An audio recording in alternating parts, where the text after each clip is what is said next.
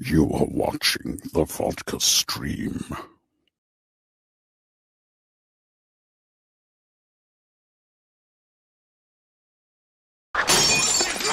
Now you want to get nuts? Come on, let's get nuts.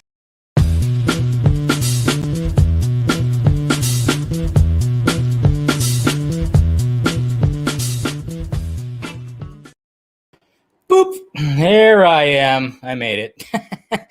I'm like, man, I gotta like organize the drops, man. I was like, where's that one? Oh, so I was scrolling like crazy. What's happening, guys? It's Friday, thank God. Tell you what, I can use a drink or 12. Man, yeah, a little bit of a rough week. Who's out there? How's everybody doing tonight? We're here. Yeah, all right. What's going on? All right, yes, your body's ready. Good. Glad to hear that. Let's see, Andrew, it's 8 o'clock and I've been at work for 11 hours. Yeesh, that's a long shift, man. Got to do that nighttime hustle, though. Hey, Tim, I know you. What's up, bud? And then we got Mr. Jason here. How you doing? Hi, Mom. We got Mama Film Junkee here. Hopefully you're doing good, Mom. Resting up, I hope. Let's see. What's up? Let's go. You got your last exam today. Well, cheers, man. I'll have a drink to you. Why are you trying to steal people's catchphrases, man? I mean, come on, Scott. Jeez, this guy. We got Mr. Eric here. What's up? Yeah, you got the, yeah, there you go. Keaton. Yeah, no, I got to organize it where it's a little bit more, or organized where I could just hit those ones because I like to do those ones for the Vodka stream. We got Jessica M here. What is happening? What's going on, Mr. Jason? How you doing, bud? Hopefully you're doing good. What's going down? Well, I mean, I got a couple of bottles there that'll be going down the gullet tonight there, Tim. So yeah, it's gonna be a fun one. What's going on, Carrie? How's it going? Hey, look at that, Steven. Steven's in the chat too. What's going on? See, Chuck, what's going on? I keep hearing Batman had a bad mouth, but Catwoman says at least he knows how to use it. Is that? Oh, you guys are crazy. I know. I mean, it's gonna be funny. I mean, I might have a drop or something that might, when we bring up that topic, which I'm sure when the panel's here. I mean, it's kind of hard to avoid that topic. That's for sure. Vodka, yeah. Sorry, you're drinking margaritas. Hey, nothing. I don't discriminate on what you got to drink. That's for sure. I mean, I got my little Tahoe vodka that has barely anything in it anymore. I've pretty much, took 2 weeks to shine that off. Got some bullet bourbon today, so I was feeling bourbon for tonight. So going fishing for the last time. I'm like, oh, well, yeah, that's pretty cool, man. We'll have some fun, Clay. We got Abel here. Play That's Cool, but you're living an effing dream world. Yeah, I know. I should play that one too. It's a good one. You're living in an effing dream world. It's been way too long, Jedi MILF. What's happening? It's all right. I get it. End of the beginning of summer. It gets a little crazy. Hello, how's it going, Raven? We got Captain. Yeah, we got Captain Gator. And we got Steph. How you doing, Steph? I know she's probably drinking vodka or wine, maybe both. Snyder haters got triggered. Yeah, a little bit. You know how it is. What's going on, Angel? What's going on, mi hermano? Interview. Dave, have you interviewed the guy from the movie Good Burger? Which guy? Which guy are you talking about? You talking about Kenan Thompson, or I forgot who the other guy is, man. I forgot his name. I remember watching that movie back in the 90s. Welcome to Good Burger, and I take your order. There, yeah. I remember that movie. Let's see. Drinking basic. See, as long as you got vodka, that's all that matters. Oh, of course he gives 0 fucks. That's why we love Zack Snyder. We love the fact that he does that, drop some things, and gives 0 fucks about fucking hard fact. All right, time to pop open. Oh man, come on. See, old man Keaton falling down. Jeez, come on, man. Stay up. Stay up. I also got this from my mom for I think for Christmas, I believe, right? I took it out of the box, but apparently, according to the rules, is you could take it out of the box. You just got to keep the box. So I was like, you know what? These Batman and Robin, 66 Batman and Robin have been in the box for, about 6 months. It was time to, it's hot. It's hot in California. So I decided to release them from their cage. So, oh, there it is. All right. Give a little pour here. Love me some Bullet Bourbon. It's been a little bit since I had it. I think it's because anytime I was watching the Giants, they had like a Bullet Bourbon billboard right behind it. When they have like, if you're watching the games, they have the billboard behind it, some kind of spot for it. And I kept seeing Bullet Bourbon. So I was like, you know what? Gonna have some bourbon. So cheers, guys. Thank you for joining. And let's have a fun one tonight. Oh, so delicious. So delicious.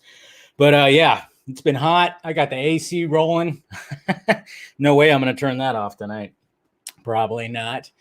That's what sucks about living on the second story is the heat rises, So I try my best. And I know we're like at peak hours right now. California is like, no, got to relax. Relax a little bit from 5 to 10, they say. It's like, man, I mean, it's not like I got a bunch of other things on. I'm not running like, I don't got a bunch of stuff going, just the AC, a light right there, and all this. So we're good. This my open sign that you can't see, that'll that doesn't take that much electricity. But yeah, this next week's gonna be pretty cool though, guys, because my computer that I ordered should be showing up, as well as the camera I ordered. That's right. There'll be a new camera, maybe a camera that can actually, you can actually eventually see the open sign, not just a light, a neon light that just like right there. Hopefully, since it's a little better quality. So very exciting week. It's going to be like Christmas for me because just upgrading the equipment, not the laptop though. Laptop will, laptop's still going strong, but it was time to upgrade it was definitely time to upgrade the computer system. And I can't wait because like I told you guys that it's, when I ordered it, I updated the processor fully, the memory, everything's going to be nice. And, I got ideas that I want to like start jumping into when it just comes to videos, because I tell you what, I think when it comes to, doing more stylized videos, like I did that Justice is Great video, but that was like a month and a half ago. One of the reasons why I didn't jump and start doing those more. It's just because my computer is just so freaking, it just slows down and it gets frustrating. So if now that I'm going to have something that's going to be very speedy, I'm going to be able to do more of those kind of videos. And I got some ideas, right there. And so we're good. Yeah, it's going to be great. Oh yeah. You like the t-shirt? Yeah. I don't know. I felt Martian-y today. I don't know. I just was like, what am I going to wear tonight? And yeah, all of a sudden those eyes started peeking out of the closet. So, why the hell not? So it's good stuff. But yeah, so yeah, next week's going to be pretty awesome. Are you worried about cirrhosis of the liver? Am I worried about cirrhosis of the liver? No, I think it's because, I'm half Mexican. And my only grandpa that is still alive, yeah, he's still alive, and he drank a lot. I mean, of course, he's home right now, and he's still kicking, and kind of like, he's up there. But I'm just kind of saying, I mean, when it comes to, comes to us Mexicans, let's face it, our livers, they're wrapped in Kevlar sometimes. I'm just saying. But but rest in peace, all my other grandpas. They're all great, but Grandpa Pena.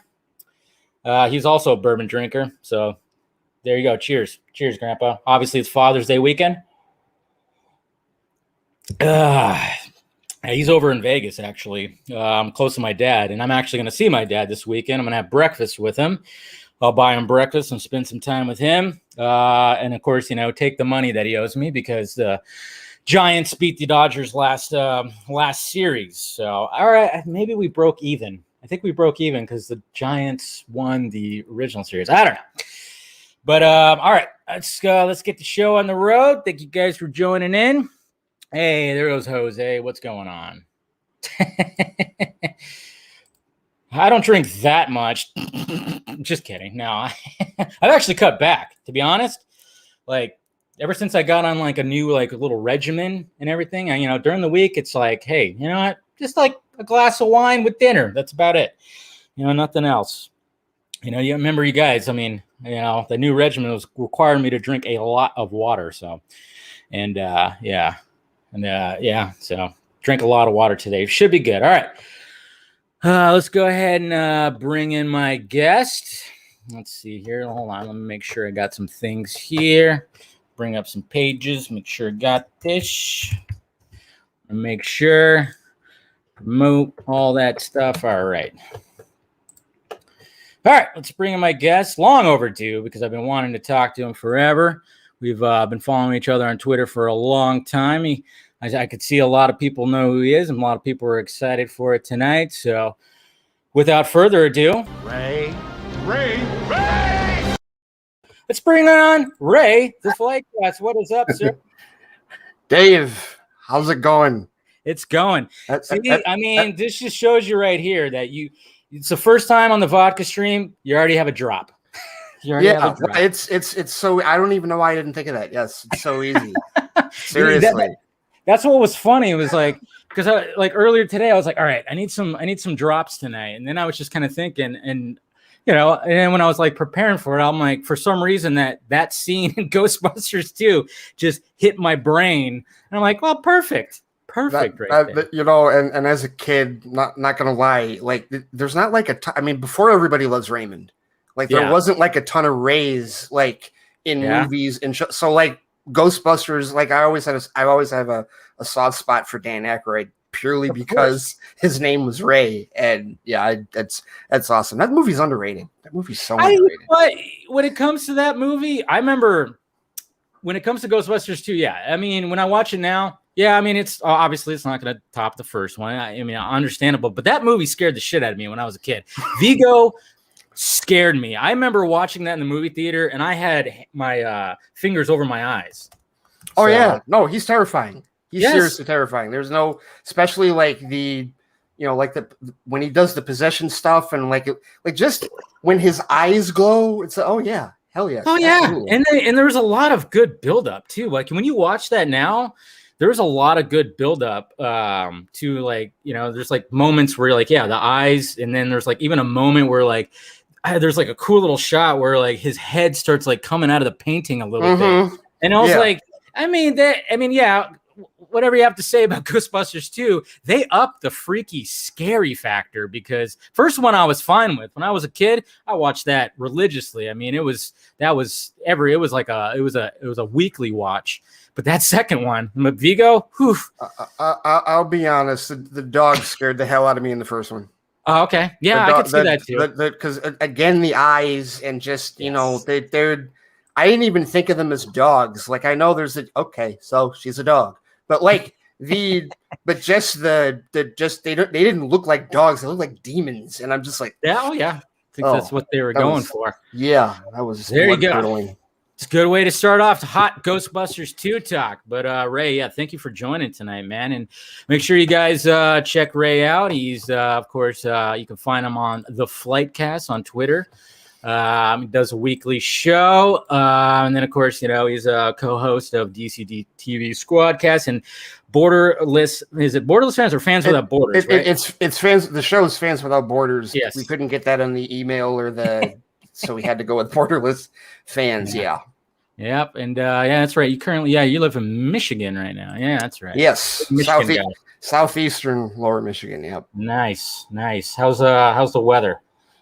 Not too different from what you're dealing with. Yes. To be honest with you, it's been, and here, I don't know if you've ever been like in this area, but like not that area now. The lakes, it's the most schizophrenic weather you will ever deal with in your life. Seriously, like, you will literally start a week with the air on and then end the week with the heat on. Yeah, that's how it works. It's been in the 80s and whatnot, like most of the week, and like right now it's 72 and it's going to get down into the 60s. So like it's starting to cool off, but no, it's just it's merciless. temperamental. Absolutely merciless. It just Very much make so. up its mind. Yeah, I mean, we're getting a heat wave over here. It's been in the hundreds. Today it was it was a brisk 96 degrees today, though. Oh, brisk. Yes. A little bit of a breeze. So, But is it the dry heat? Yes. Like, you know what? No, actually, it's been a little humid. And when I walked out to my car today, I had, a bunch of little dirty spots all over. And I went, So I guess it kind of, the humidity kind of brought in a little monsoony type weather. So, it was 96, little humid, but it did have a breeze, but it was like that hot breeze. Mm-hmm. It was, yeah, it was not that great. No, it's not fun. You like not the kind of breeze you want. No, not that good breeze. So yeah, it was a little muggy, and luckily it was just like, all right, just went and got some dinner, got the bottle, and that was it. I was like, that's fine by me. That's all I have to do today, luckily. But thank you for joining, of course, and then man, I mean, this has been a long time coming. We've talked to each other on Twitter for a bit. Of course, you guys, you, Scott, Tim, Squadcast, all that. And, first off, hey, how's it going? I'm great. No, seriously. Thank you for. What are you drinking? I'm a beer snob. So I have my cherry wheat. This is like my go-to, Samuel Adams. Oh yeah. It's like I drink a couple different Sam Adams. This is the one that I always end up going to. It's like my default basically, but I don't I'm not gonna lie, I'm a total beer snob. This is as low as I'll go, as far as the beer. So I'm the person that it just as I got older and I got into beer, it's like someone brings Dirty 30 a Bush Light or Miller. It's like no, it's not my thing. Not my thing. I know. I mean, if I'm going out somewhere or if I'm going to somebody's house, I'm not going to be bringing, hey, let's bring an 18-pack of Keystone or something like that. Those were the old days, in my early 20s when, broke and everything. And it was like, what do we got? All right, we have enough for, 18-pack of Keystone Keystone was the go-to beer for me and my friends. But now it's kind of just all right, let's try it. Well, it's either that or just not, or just, sipping on something like this now. And I'll admit it, I've even gotten into the seltzers. I know it's frowned upon sometimes, like White Claw and those. Yeah. I'm not going to lie, refreshing, not sweet, because I was worried they were going to be sweet, but man, I mean, on hot days sometimes, but that could be a little dangerous because all of a sudden you're just tossing them back. And before you know it, you're just like, whoa, I'm shit-faced, but I'm hydrated. It's like they're stronger than you think, because you don't take it's really dangerous, for sure. But seltzer has been a big thing the last couple of years. I don't listen. I don't knock anybody for whatever their hustle is as far as how they're getting it done. I don't knock that at all. I'm not anti-liquor. If there is a liquor I drink, it actually is vodka. I actually will go to vodka. A couple weeks ago, I was at a very good friend's wedding, and I was just it was open bar, and I was just loaded on vodka and cranberries all night. And there you go. I have not been that hungover the day after in a long time. That was a lot. That was a lot of fun. Yes, the vodka can sneak up on you. That's for damn sure. Yeah. So I wanted to ask you, when did you start the Flitecast? So this was 5 years ago. It literally started, I'm not even kidding when I say this, it started because I was arguing with too many people in Facebook groups about BBS. It's literally how it's... You arguing with people? No, it's not at all. I don't do that. No, I don't argue at all. No, I never look and go, wait, okay, where did this all start? And then I try to find the basis of the argument in Twitter. There's sometimes where I'm like, whoa, man, I'm digging deep in this, man. I'm trying to figure out where did this argument start, because I kind of want to jump into it. There's so many rabbit holes that I've been a part of and that I've started onto it. No, I listen, I don't shy away from it. It's not necessarily the most proud thing one can do, but no, it happens. It totally happens. Does. But that's how it was. It was I'm in all these Facebook groups because I saw the movie and we saw it opening day and like I really liked it. Even the theatrical cut I did enjoy at that time. And so did I. Just I'd get on Facebook, I'd get on social media, and my theater loved that movie. Oh yeah, like everybody loved the movie. Like nobody left the movie like they were upset or anything. And then all of a sudden, you get on the internet, and it's like, oh my god, this is the worst comic book movie that's ever been made. And it was literally just 2 months of I'm typing like paragraphs at people, and they're like typing paragraphs back at me. I'm like, this is awful. What am I doing? And I had already been thinking about doing a blog anyway. And so I said, you know what? I need to just dive headfirst into that. So let me ditch Facebook and go back to Twitter, because clearly Twitter will be safer than Facebook. Like Twitter's not a cesspool. People will be nicer on Twitter. That's how it goes. Yeah. Right. Exactly. Yeah. And I will never forget old coworker that I had, Travis, the station I used to work for. He was doing like the YouTube stuff. And I asked him, I said, listen, if I start this, like, what is your advice? What should I do as far as like getting into the digital stuff? And his advice was be as neutral and in the middle as possible to get the biggest audience. And that lasted about a week. Yeah, it's difficult. It's nearly impossible. Yeah, it really is, really especially when because I would just see so many discussions, and back then it was 140 characters. It wasn't 280, but still just like my brain just like, what am I doing? I can't. And it was just really difficult to leave it alone. And so then it kind of just started, and that's where the arguments on Twitter really started. And people started paying attention to it. People actually started following it and going like, hey, I appreciate you saying this. I agree with that opinion. And I was like, oh, all right. Well, that's good to finally find people that agree with me on this. Yeah. And so, and it just kind of spun out of that. And I think like it was months. It was that fall that I got involved with Squadcast. It was Suicide Squadcast back then, because Tim had put out the call to do podcasting, and it was for DC TV because I wanted to do a DC TV show, and the rest is history. It all started there. So this all started with BVS. Yeah, amazingly enough. I mean, it is kind of funny how, I mean, even though I started prior to that, I mean, once BVS was announced, I mean, that's when I was like, all right, I'm going to cover everything about this movie, every set, leak, picture, information. I don't care, and that's kind of where I just like went full force. I mean, so it is kind of funny, like how, talking to people and stuff like that, like you and Scott and Steven. And so, I mean, we all just kind of found each other when it came to just defending. First off, it was like defending. We just all kind of went like, it reminds me of when I go to, when I go to Dodgers games when they play the Giants. And let's face facts, it's a little bit of a rough crowd when you're the visiting team, especially in LA. So anytime you spot a Giants fan, I mean, you just kind of look at each other and go, "You good?" You're like, "How you doing? How you holding out? You need some?" It can get like that. I mean, it's pretty funny because it'll happen. You'll just be waiting in line, and there'll be somebody, with a Giants hat or something, and they'll just be like, "How you holding out?" It's like, "How's it going in your section?" A little rough.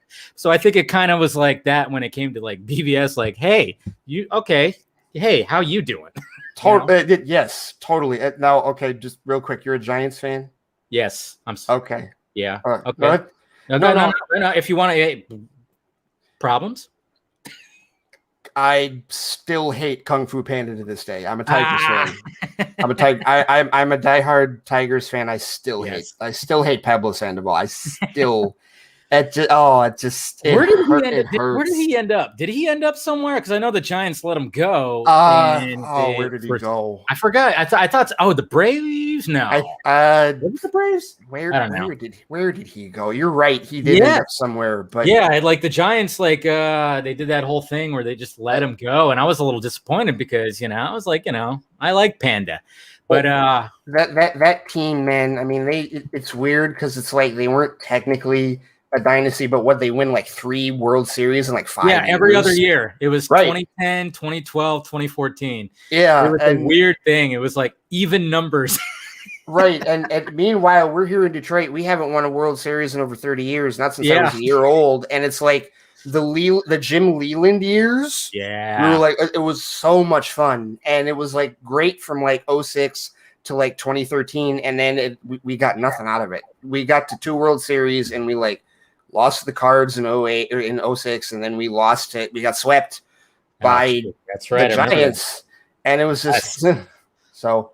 I don't hold it. I don't listen when it comes to fandoms. I don't hold people's fandoms against them. I will just be honest with you. No, I that 2017 or 2012 is still raw to me, man. It's You're still feeling it. You still got a little scar right there. It's still still a little soft. Not hadn't fully healed yet. Nope. I get it. It's fine. No, you know how it is. Sandoval is with the Braves, by the way. There it is. Okay, I thought it was the Braves. Yep, Very he is in interesting. Atlanta. Yeah. Man, I don't know. I don't know. When it comes to the Giants, I sometimes wonder like some of the decisions, and then going into this year, I was going, well, this is going to be another, team building year, like last year, year before, whatever the fuck. We got Gabe Kapler, but then all of a sudden it was like, well, hold on, these guys they're winning. What the hell, So can't complain, I guess. Even though I question sometimes when they, make some decisions, but I don't know. It seems to be working. Something's happening. How are the Tigers doing this year? Don't ask. Don't ask. That's It was horrible GM, and we can't field worth a damn. We've got some really nice young pitchers, but it's like that case where, like, really awesome young pitcher, 7 innings of 3 hit balls, scatters a couple of walks, and 7 or 8 strikeouts, and then the bullpen just destroys everything at the end. And it's just that was the problem with the Giants for a while.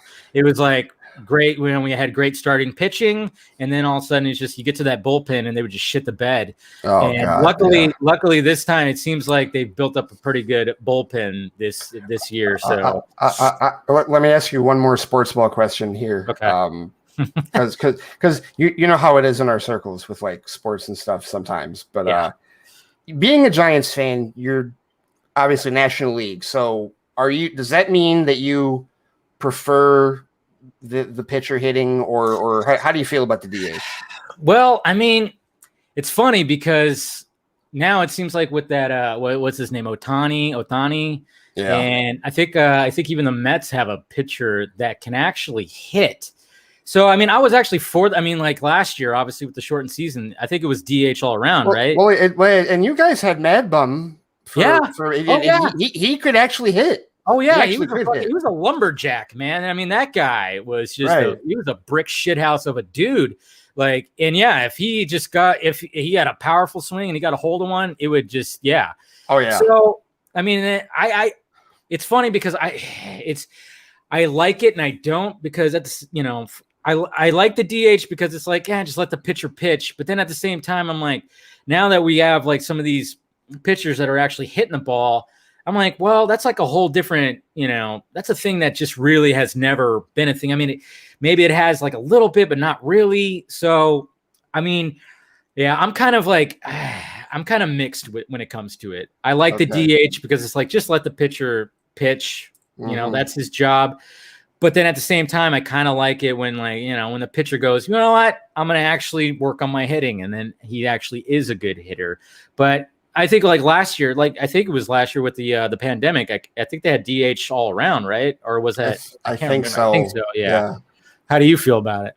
I'm 100% DH. Yeah. Because I do believe in like the pitcher focusing on pitching. I totally believe in that. And also like I like the idea that if you're somebody, this happens a lot in the American League where like, you were a fielder and you can still rake, but the legs aren't there and you can't necessarily get around it's not, defense is not your strong suit. And so what do they normally do? They stick the dude at first base, which is what we did with Miggy. It's what the Red Sox did with Ortiz. It's like, all right. Yeah. And it's like first base becomes this turnstile of a position. And then after they really can't play first base, but they can still hit the ball out of the park. DH. And you know what? And that lets guys play into like their 40s. Sometimes they can still rake. True that. And you know what? Another thing that just hit me that's in favor of the DH actually that I think I was just watching a game sometime this year. I think when the game's like when it's a close game, and maybe it's like in the 5th inning or something like that, and the pitcher is going to come up, but there's 2 men on, like men on 3rd or 2nd. It's like the pitcher's pitching a good game, but you want a hitter up there because you want to get the run in. So I actually saw it where like I don't think it was the Giants, it was whoever they were playing. They took their pitcher out who was doing very well. Yeah. But they had to take him out because it was just like such a close game. And then they ended up losing, which, good for the Giants. But at the same time, it was like just because they had to go to their bullpen 5th inning, even though the pitcher was doing a great job. So, yeah, I mean, I would say like just with that scenario that just came to me, that pushes me more towards, it'd be better to have the DH because then you have like that extra hitter and then you don't have to take your pitcher out because, you want to, get some runs on the board in a very close, in a good inning. So, yeah. I argue with my uncle about this. I've argued with him for years because he's like, the National League is the purest form of baseball. The pitcher hits all the time. It's like what's the average of all pitchers in the National League? 72. It's like there's. But you're right. Ohtani and some of these others are raking. I don't know. I'm American League anyway. So DH. Yeah. No. I think I actually agree with you because there's always just, that 9th spot. It's always going to be that, okay, he's going to put out a bunt, right? Bunt. Mm-hmm. I mean, before I, went live, I had the game on, Cueto's pitching he's pitching. And then of course he was up and it's just like, of course he's showing bunt, even on like strike 2, he's showing a bunt again and he just fouls it back and he's out. It's just like, all right. There you go, Cueto. Right, and that's like 9 times out of 10 when the pitcher's up and anyone's on base that he's not swinging away. No, you're looking right. I was watching. It was Cardinals Cubs the other day, and bases loaded. I think it was actually runs the 1st and 2nd. Pitcher comes up, and the Cubs pitcher was only the 2nd or 3rd inning, but he was doing really well. And the first bunt.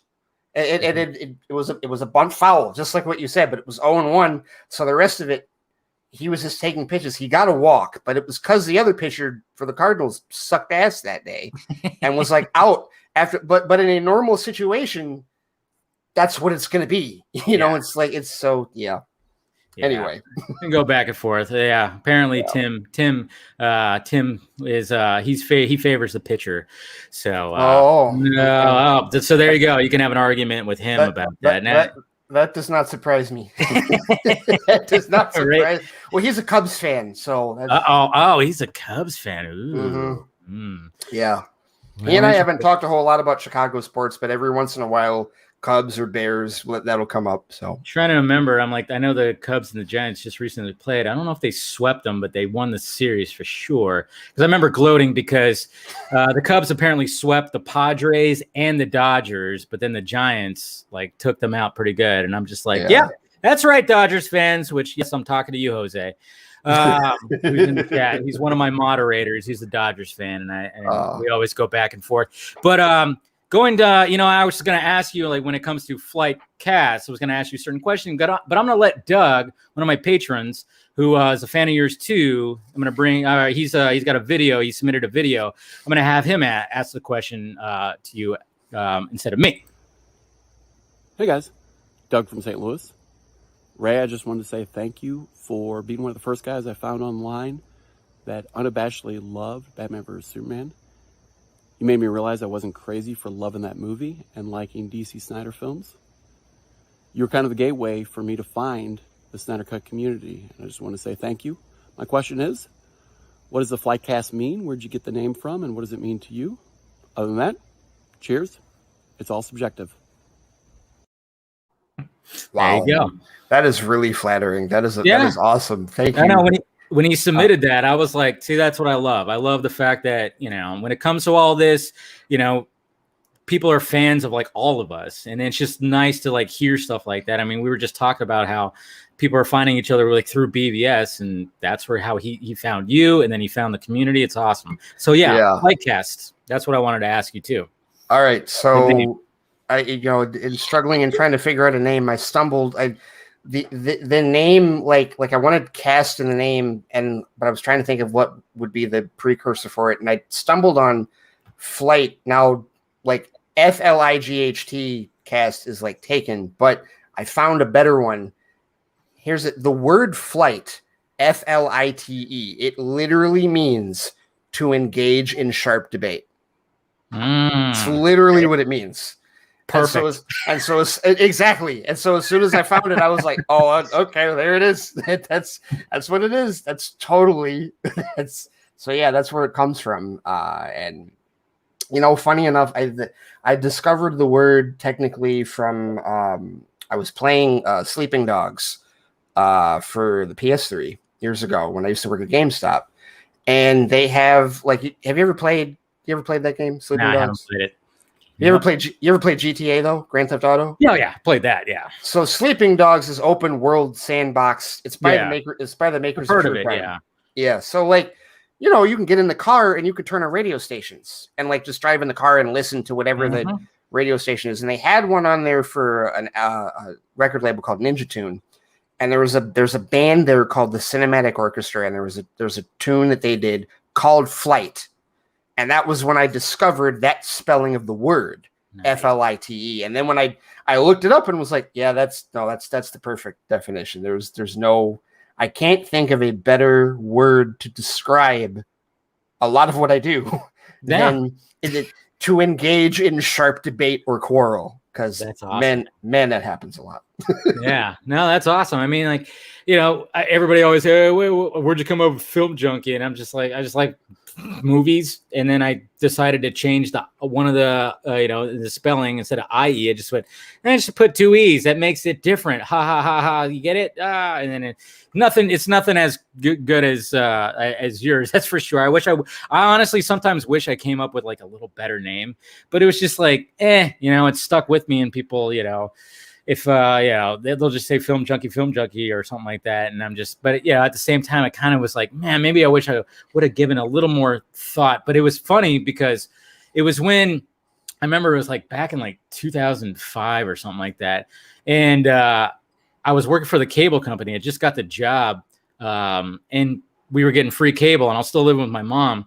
And I was like, all right, I'm going to put it in my name, cancel the stuff. But we had to come up with new email addresses.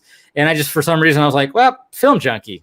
Obviously I'm a movie buff. It's stuff like this. So why not? And then that's where it just kind of came from. But I did spell it IE. And then when I came up to YouTube, I was like, nah, make it EE. It'll make it look different.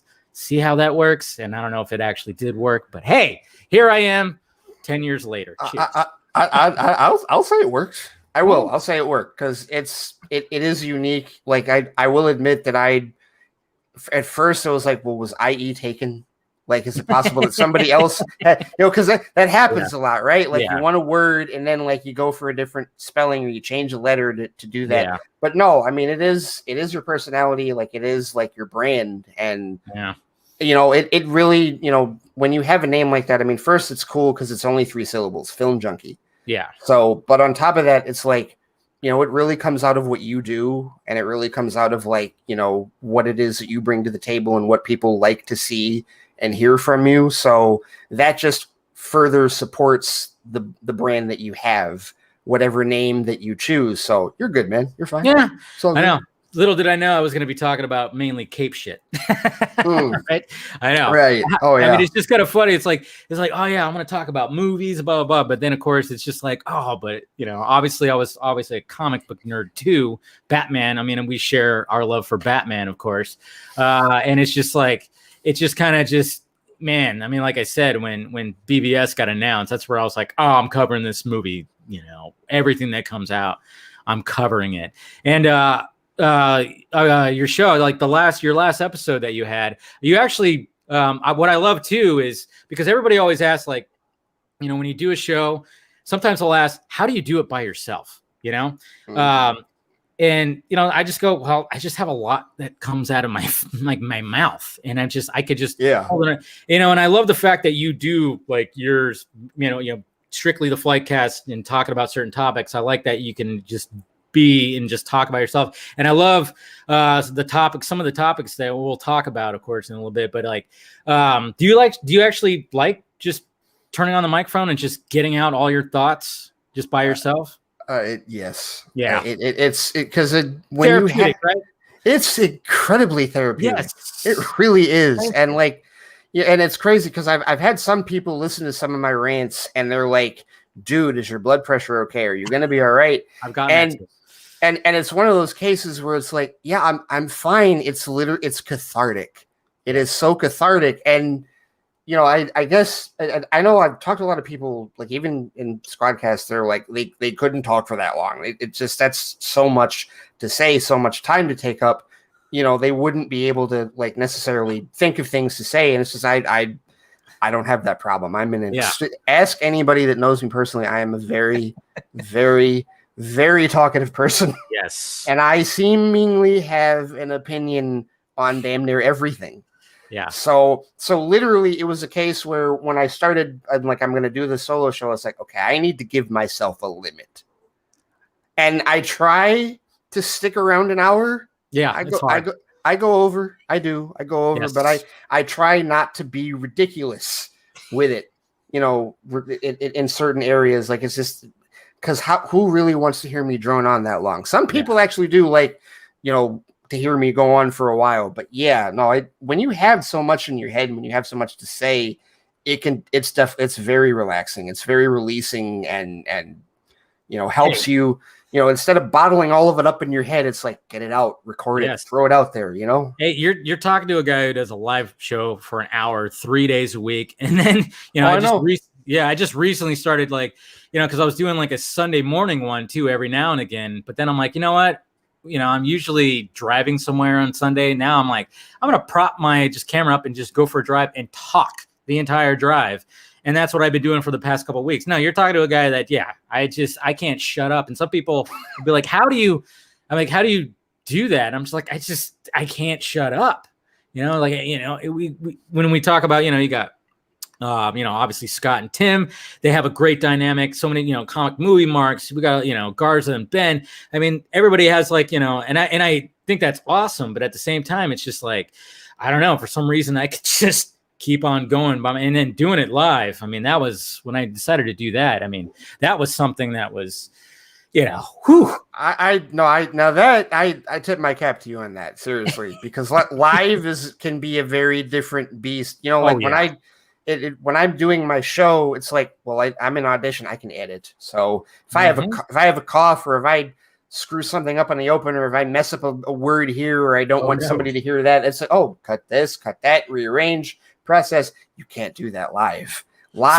Everybody sees all your shit, you know, like everything that you do. Exactly. And what I like about you and, like, you know, the Squadcast is when I listen, oh man, sometimes I'm just like, I just kind of go like, God, this is so well produced. I mean, I always tip my hat to Scott and, you know, and stuff. And you know, I just listen to it. I'm like, man, it's just boom. Like, you guys are it's so well produced. There's no there's no, you know, I think there was even like a joke too when Mr. Colbert was on with Squadcast, and then we made the joke about a lot of that they had like, and you know what? And that's just part of it. Sometimes, you know, when I've even talked, you know, doing live shows, you know, you know, when getting feedback, even if it's from my mom or something like that, oh, you said like a lot. And I'm like, you know, I kind of get, you know, that's the bad part about, like I said, when it comes to live, I mean, it's just, once it's recording, it's just out there. It's done. And there's been many times where I'm like, maybe I shouldn't have said that. You know, you just right. Yeah. The second guessing crossing your head, like, oh, that might not have been the right thing to say. Yeah. Totally. No, and honestly, the editing part of all that, you know, the part of the reason a big reason I wanted to join up with them with Squadcast Media was to learn how to do it, because I was interested in podcasting. I was interested in doing that stuff, and all the editing and all that stuff, I had no experience. So literally, I learned through what Tim, Scott, and Brent and the others did. It's like, okay, how are so like a couple of years, like, how are they putting this together, like, how's it going? And then I started doing, you know, some editing myself on my end with Adobe, and I was like, okay, I'm good, I can do this on my own now. And so it was totally. But I hear you on the edited stuff, but the live shows, No, man, that's you get props on that one. Oh seriously. man, I mean, it's sometimes I'm just like, oh, was that good? Was that It's you start second guessing. A lot of that happens, but at the same time, it's always just a lot of it's just a lot of fun,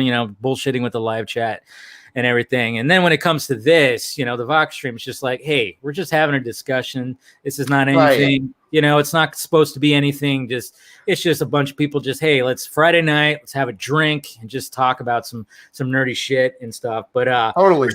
There's something that you brought up that I actually wanted to talk about too is, and I totally agreed with you, because when there was the announcement of Blue Beetle coming to HBO Max, there was some puffiness happening in Twitter where they were like, what the hell? This is the first, it's the first Latino hero that we're getting, and they're going to put him on, HBO Max, of course, Warner Brothers, blah, blah, blah. And I was just like, well, wait a minute. Why is that a bad thing? And you totally agreed with the fact that it's like, HBO Max is not a bad thing. And I know we've always shared a similar perspective when it comes to the streaming wars. You've always talked about the streaming wars. I've always talked about the streaming wars. I mean, we're in the thick of it.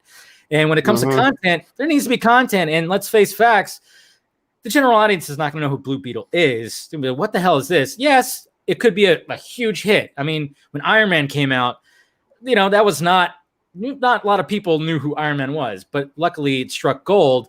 But, now that we're such in the thick of so much superhero content, now you get somebody like Blue Beetle, which is a very interesting character. And yes, it's not, it's an inclusive character, which is great. But then it's like more eyes, like I agreed with you, like more eyes are essentially going to probably see it more on the comfort of their own home, as opposed to just going to the theater and watching the movie. Yeah, and that was so. At one of the examples, like you brought up Iron Man. Well, that came out in 2008. Yeah, before the big boom. Right, no streaming either. Yeah, before the big boom. You're right, but also before the streaming wars even really picked up. I mean, even Netflix wasn't as big then as they are now. They were sending people DVDs in the mail.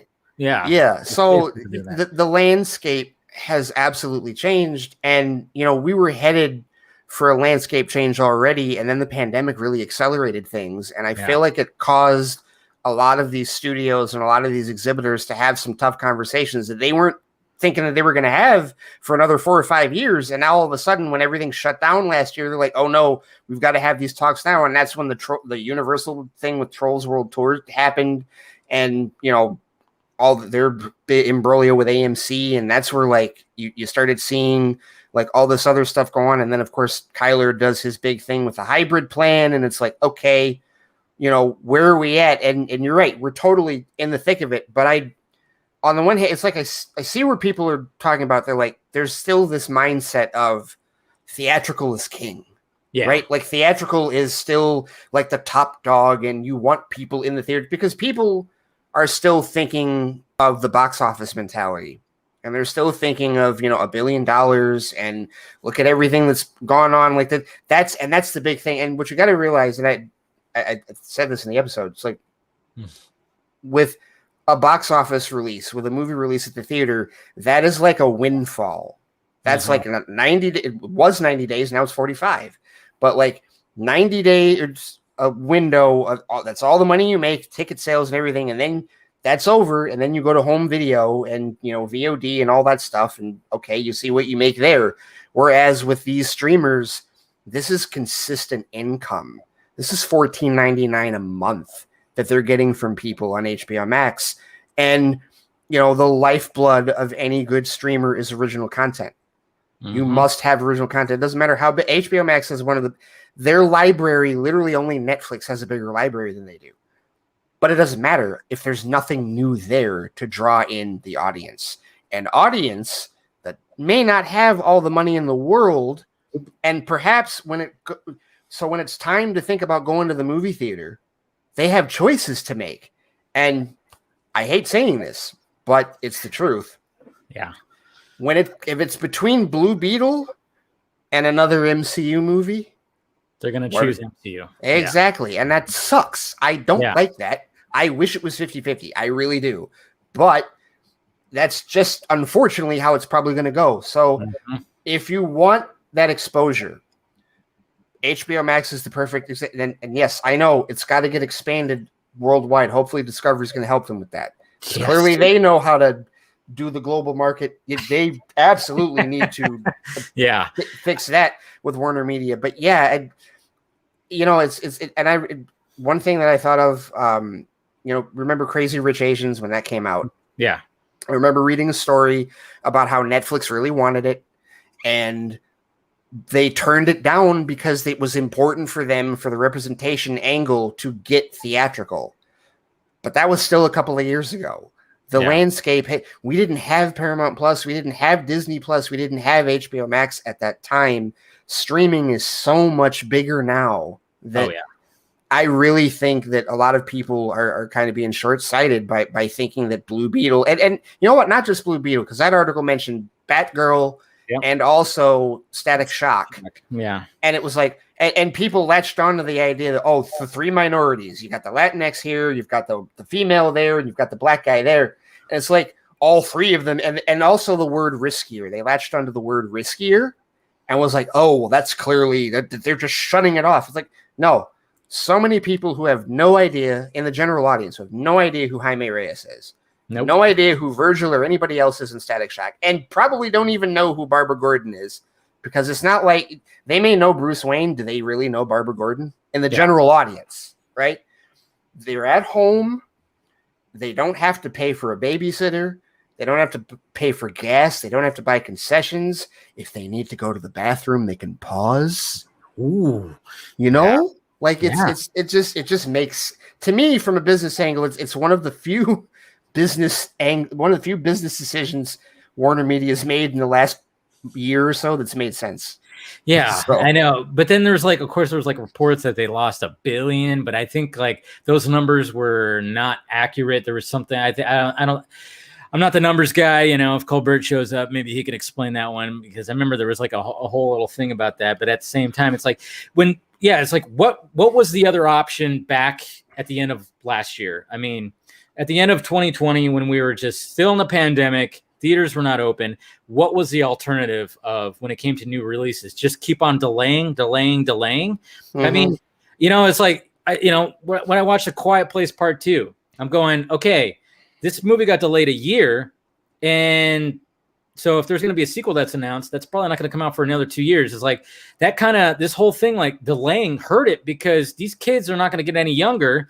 So you can't just make a movie that just takes place right after part 2, because now all of a sudden the son is going to be shooting up 5 inches and his voice is going to be all deep, because let's face it, in the second one, I don't know if you saw it, he had the puberty squeaks going on when he was screaming. I was like, yeah, the last movie, he was still very much had the young voice, but then in this one, you could start hearing the puberty was setting in, because it was already a couple years later. So now if they're going to try to jump to a part 3, it's I don't know if they can really just take place right after, because there was a whole other extra year that delayed the movie.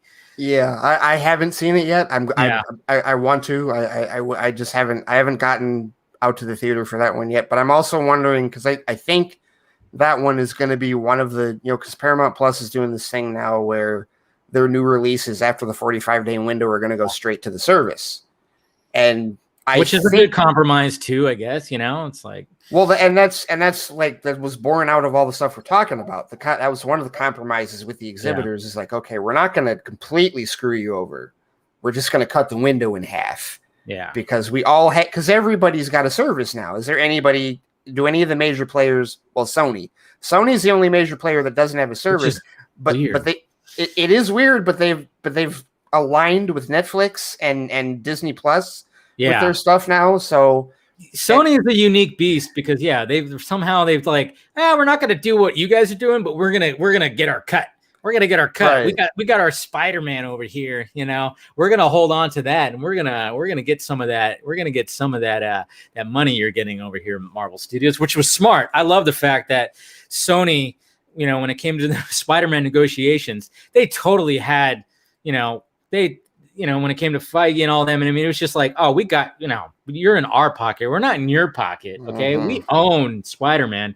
When, the solo Spider-Man movie, that's us. We're marketing it. They say you're just getting a little piece, but this is completely us. And then, of course, releasing Into the Spideyverse. I mean, Jesus Christ. I mean, that thing to win an Academy Award and that. Such a fantastic movie. Phenomenal movie. Seriously, just absolutely outstanding. Can't wait for the sequel. But yeah, so man. All right, so like with respect to Blue Beetle, so you agree then? Like it, and I'm specifically asking you because Blue Beetle is part of your demographic. Yeah. Like as far as so when we talk, that's what happens when you have like cultural discussions. It's like, okay, talk to the person. What does the person in the demographic have to say? Yeah. So you see no problem. And I think like if anybody in the community would be like, well, yeah, I could actually just stay home, watch it, and I have to like because I mean people. I get this a lot where it's like you got people that are going to take like their families to these movies. I mean that's a half a day at least. That's how many tickets, depending on how big your family is, that's popcorn, that's I mean, those things ain't cheap. I mean, Jesus Christ. I mean, we know how expensive, when you want to get a popcorn or some food or a drink or something like that, it's expensive when it comes to go. It is like, if you're going to take a family of 4, that's going to be very pricey. And then the fact of the matter is, if you have kids, obviously, right. I mean, I'll gripe sometimes when I'm like, I only gripe when it's like a movie that an infant shouldn't be there. I'm like, anytime I hear like a baby cry, I'm like, it's just The Conjuring 2. What the hell?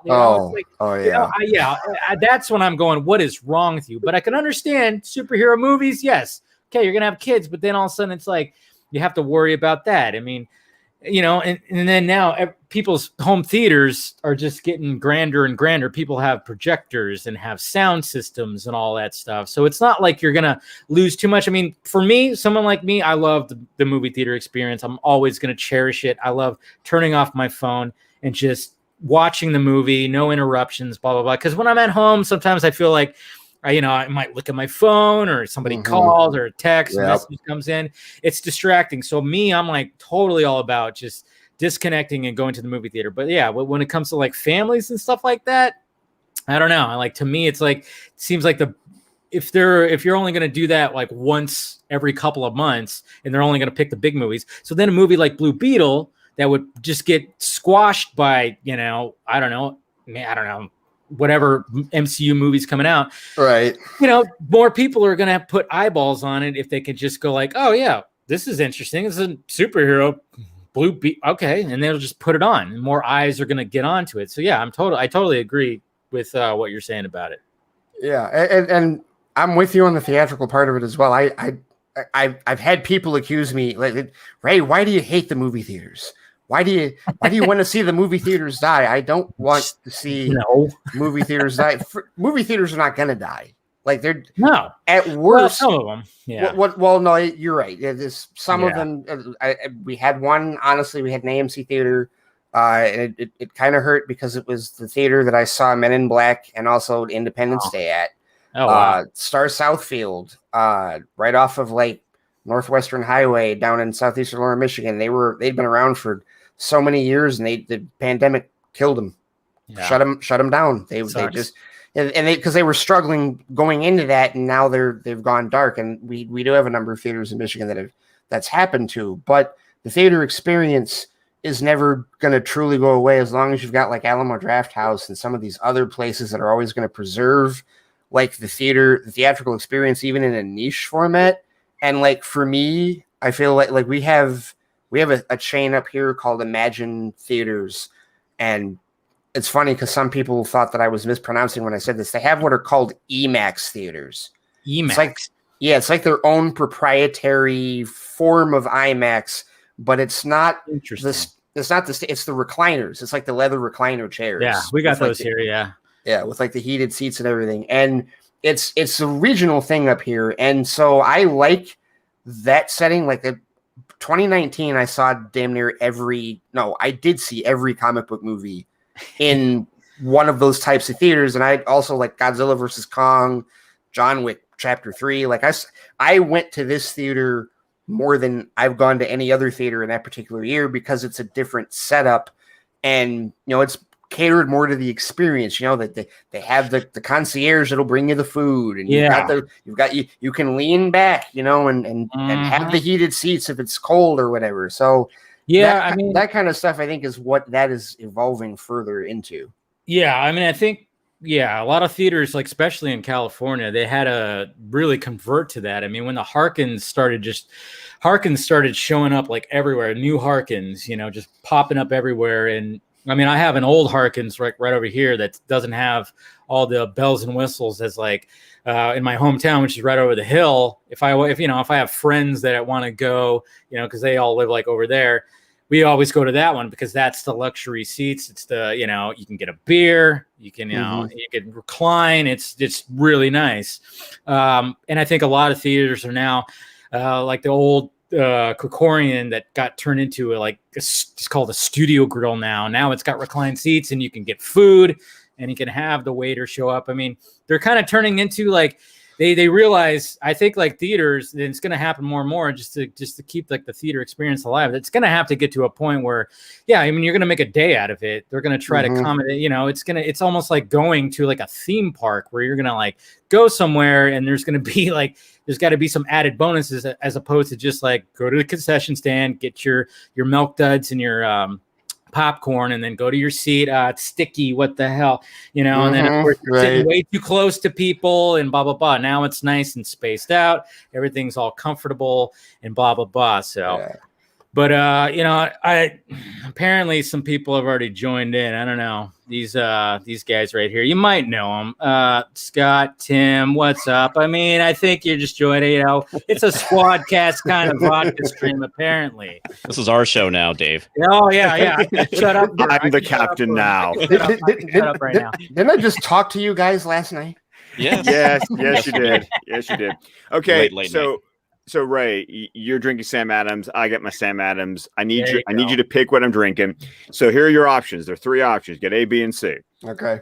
We got Porch Rocker. We've got Summer Ale. And we've got a lawn chair lager. It's just Summer Ale. Okay, done. Summer Ale. Yep. Not big on lagers. Oh, I love lagers. Yeah. Lagers and ales are my go-tos. I haven't tried the Summer Ale is not bad. I haven't tried the Porch Rocker yet. Porch Rocker is very fruity and lemony. It's like drinking. It's basically like drinking an alcoholic Sprite. Do you guys have Leinenkugel down there? I don't know. I'd have to look at the beer aisle at Publix to answer that question. Because they have one called Summer Shandy that is but it's like a citrusy kind of. My sister loves it. It's more of a like a summer beer. It's like a more like citrusy feel. So yeah. Yeah, we were literally all 3 of us together last night talking. What else did we discuss, gentlemen? We talked about Batman going down.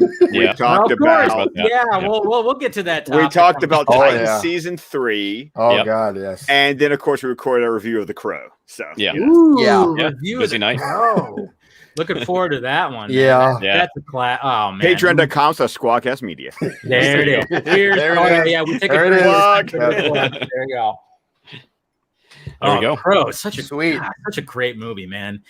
I mean, there's just something. I mean, the aesthetics and the tone of that movie, and I mean, of course, be it that is Brandon Lee's last movie, and that was very tragic and everything. But it's just, man, you could tell that if that accident didn't happen, he was gonna break out and be the next action star. I mean, he was already getting there. He had a couple other movies too I think there was a movie called Rapid Fire, and then there was a movie that he did with Dolph Lundgren too. I forgot what it was called. Showdown in Little China or something, like Little Tokyo or something like that. Yeah, I don't know, but The Crow really kind of just showed like, hey, look at this guy. I mean, yeah, I know he's got the burden of being Bruce Lee's kid, but at the same time, it was just like that movie really kind of just showed, hey, he could like pull this thing off. He's not doing just like some cheesy. I mean, he's playing this dark hero in this dark movie. you know, and you got Ernie Hudson, man. I mean, I love me some anytime Ernie Hudson's in a movie. Come on. Yeah, he was great. And you're going to enjoy the review because I do lavish. I lavish untowards amount of praise towards Ernie Hudson. Oh yeah, man. Oh yeah, I love it. Oh, yeah, We hit. I tell you what, though, Dave, we had a lot of interesting opinions about that film. I mean, this thing is it's a film that's about a little bit over 25 years old, right? So, and for our patrons, they'll of course hear my views on it, but I'll just give you a little preview. I mean, this was a film that was like I was all about because man, I was like part of the goth scene. I was I was all in that alternative scene at the time. I even shared with these guys yesterday. We saw pictures. Yes, we did. Yes, we did. Those pictures. I was watching to make sure they weren't hitting like print screen or anything. To capture like, wait a minute. Right. Yeah. But it was like in the music, you know. I mean, a band I love, My Life with a Thrill Kill Cult's in it. They do a little performance in it, so it's like the whole music scene I was all about. But man, it didn't hold up with me. Really? Yeah, I was kind of surprised. Ooh, interesting. Okay, I'm gonna have to definitely listen. And it was a first view for me. Oh, Scott. It was a repeat viewing for me, and I don't come down completely on Tim's side with this. I'll say that. Not completely. Okay. Who's the director? Is that Alex Proyas? Yes, because I immediately make a connection to Dark City. Oh yeah. Which he did later. Like I think he did that about 4 or 5 years later. Yeah, it was 98. 98. Okay, yeah. 98 was when that came out. But also Darius Volsky, who is his DP for both movies. Yes. So and the visual style is definitely similar. Absolutely, no question. Yeah. And so Chad Stahelski was in it as well. Yes, he was. Yes. I didn't know that until literally yesterday. Yeah. He was his stunt double. So he was Brandon Lee's stunt double. Jeez, man. I mean, but talking about Dark City, I think Scott and I have talked about that too. It's like, yes. I mean, there's just something it's such an underrated movie that doesn't get talked about enough when it comes to just something unique. I mean, it's a creepy movie. It's like, what the hell is going on? It's a mind fuck. It's like, what? You know, and then, you know, and it's got such a great cast. You got your William Hurt, you got your Kiefer Sutherland. I mean, it's Jennifer Connelly. My God. I mean, it's such a great cast. And but then Alex Proyas, didn't he like get upset about what movie did he do that like he got upset for people not liking or something like that? I forgot what it was. I don't know. I had to look it up, but I remember reading about him, like one of his later movies. Maybe somebody in the super chat will remind me which one it was. It was something that had to do with gods and stuff like that. Oh, Gods of Egypt. Yes. Was it that? Oh, well, okay. Yeah. There's a reason. There's a reason. I get the yes. I saw it too. It's not. I haven't seen it. I saw the trailer and it was enough to go. No, it's not good. I'm good. No, it's not good, and it got. I mean, like the critics just ripped it apart, and he ripped apart the critics, and it was like, dude. Did you not? I mean, you've made some. I mean, you have some classic movies, like you know, you do. But this, sorry, I don't know what was going on. Not a classic. Sorry, not at all. Even the best ones are allowed a strikeout here or there. It happens. Yes. It happens. It does. I was talking with somebody not too long ago about how like Ridley Scott's. They actually called Ridley Scott's career hit or miss. And for me, I'm like, well, I think he has more hits than misses. Oh yeah, but he's got a few misses. He whiffs the ball occasionally. He does. Mm-hmm. He does. Yeah, no, but I'm not going to take away from how great of a director he is. But see, the thing is like when we talked about that, like right now, I'm going, what were the whiffs? Because I'm too busy thinking about all the fucking, you know. I haven't seen the director's cut of Robin Hood. The theatrical release of Robin Hood was a whiff. Yeah, that was a whiff. Well, I mean, I mean, nothing's gonna beat that Prince of Thieves movie, man. I would just watch that. I watched that a couple of weeks ago, tweeted about it, and like, you know, a lot of people agreed. I'm like, this is still. When it comes to live action Robin Hoods, you know, even though Kevin Costner's, you know, accent sucks, yes, I get it. Very noticeable, but still. Okay, so Dave, I got to tell you, I can tell all you this. Like, I here's my thing about Kevin Costner. Okay. Kevin Costner works when he has a supporting cast that is strong enough to save him from himself. You could be right. And Robin Hood, Prince of Thieves is a perfect example. How do you fail when Morgan Freeman is your sidekick and Alan Rickman is your villain? You can't fail. You See, nobody talks about it enough. Everybody talks about, Hans Gruber when it comes to the villain Alan Rickman. But when it comes to playing the sheriff, oh my God! I mean, it's like it does not get talked about. And cancel Christmas. I mean, just like, there's that scene when he's like, when he got cut on the cheek, and then just the way he's just like, explaining to his cousin about like why he would like cut somebody's heart out with a spoon. He's all, "Cause it will hurt more." What? Yeah, that was Scott. That was Michael Wincott. Right. Okay. That was totally also on the Crow. Yeah. Right. Exactly. Totally. Yeah. No, but that's No, it was. Oh no. I love it when Rickman points to the women. It's like, you now, you two, in an hour. Bring a friend. Right. Bring a friend. Right. Yeah. You 9-2. You 10:45. Bring a friend. Right. I mean, Alan Rickman. It just shows you how much of a powerhouse that man was, because But then it's just nobody really talks about the sheriff. When it comes to him, they always go to Hans Gruber. It's like, yes, obviously one of the best villains in cinema ever, but I'm like, but don't sleep on the Sheriff of Nottingham. It's so many good lines. But that was the first movie I saw him in. I saw Die Hard after Prince of Thieves. Oh wow, yeah. So I found out about Hans Gruber later. The Sheriff of Nottingham was my Alan Rickman introduction. So but that's the thing with Costner is like you surround him with a good enough supporting cast. Another example is The Untouchables. You cannot fail. True. When Sean Connery is your sidekick and Robert De Niro is your ultimate villain. You can't. How do you fail? You can't. Yeah. It doesn't work. Because there's no I in team. You know what I love? Baseball. A man stands at a plate. But see, I'm almost kind of thinking that when it comes to Kevin Costner really, taking on a movie and putting it on its back, maybe it has to do with baseball, because you got your Bull Durham, but then again you got Tim Robbins, you got a young Tim Robbins, you got a Susan Sarandon in that movie, which I think that movie just had its anniversary, and then you got Field of Dreams. James Earl Jones kind of. I guess that could be like the big name, and then For Love of the Game. Do not sleep on For Love of the Game. I still have not seen that. Sam Raimi, man. Sam Raimi, who is a Michigan native.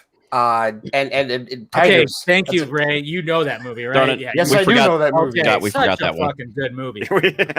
Yes, such a good movie. I remember when that came out. I saw it in the movie theater, and I remember just like, it's just a movie where it's like you got a pitcher who's like, in his golden years, he's pitching a no-hitter, doesn't really even know it, and it's just constantly flashing back throughout his life. And it's a love story with Kelly Preston. My God, Kelly Preston. May she, of course, rest in peace. My God. Yeah. But man, was she just like? That woman was man. But yeah. Do yourself a favor, Scott, Tim, if you haven't seen it, watch For Love of the Game. Really good movie. Yeah. Okay. Really good. It'll be on my list. It's on the list. Wait, it's on the list. It's on the list. Does that count or no? I know. I said it. Ray didn't. Okay. Dave, I think you have to introduce the game that we came up with. All right. Do you have it ready to go? I'm ready to go. Yeah, that's right. That's right. You did send it to me right now. Yeah. Ray, Scott, of course, did provide me with the game, the bingo game. Apparently. Okay. We have the official Flitecast bingo card. Oh boy. Here we go. You can play along at home, folks. Yep. It's available. I think we'll get another player in here. We got Mr. Stephen Colbert, who's just putting back on his glasses. Perfect timing. Hi. Yeah. Hey. Turn up your mic a little bit. I think it's a little low. All right. We couldn't have coordinated that better. How's that? It clearly tells you backstage to be ready. So yeah. If it was 10 seconds earlier, I would have been picking my nose. Like that would have been like really. I was waiting for that moment, but sadly I didn't quite get it, man. But it's okay. Sadly, when Scott came in, I have a drop for Scott. Scott! And then of course I gotta, when Steven comes in. Throw a knife at Steven. Yeah. That's always gonna be that. Tim, I don't have one for you yet. That's fine. I don't need one. The next time you show up, I swear I'll have one. I thought for me, you were gonna get the Bo Burnham can any one person, just for 1 second, can any one person please just shut the fuck up? any one person, just shut the fuck up. Yeah. Dude, that Bo Burnham. That's a great one. You need that one for like when the conversation is just like going off the rails. You just drop that one. Don't let Tim or Scott get that. They'll drop that on me every 5 minutes. Oh my god! My god! Oh my god! When we're waiting to record the episode for 45 minutes, because just one more thing, really quick. No, literally last night, Scott. How long did I say? Okay, I got to get going. I'm dead tired. How long was it before I got off? At least an hour. I think an hour after that. Was it really an hour? Oh, yeah. It was about an hour. It was about an hour. Yes, it was. We were having a good discussion. All right, so I'm gonna read the Flitecast bingo right now. All right. So safety first before you print all your bingo cards, please. Does all that little safety thing, whatever. But play. Okay, we'll get to the places. Once you've checked they are printing correctly, print off your bingo cards and start playing on the next page. Okay, so virtual bingo. Yeah, we got all that. Help. And then where's the... Get to the caller card. There you go. It's a what? Oh, yeah. Wait, what? It's the one. It's page 2. Get to page 2. Bingo page caller's 2. Card. All right, yeah, there you go. Sorry. Bingo's caller. Okay, so use the bingo caller's card to call the bingo and keep track of which words you have already called. Print 2 copies of the caller's card. Copy 1. Fold the square. I should probably share the screen, huh? So I was gonna say. That would probably. Yeah, I mean, I'm being a bad host. I get it. Yeah. Okay, so here's the bingo card right here. Okay, so great when picture. You have by the way. There you go. So when you... Oh, my God.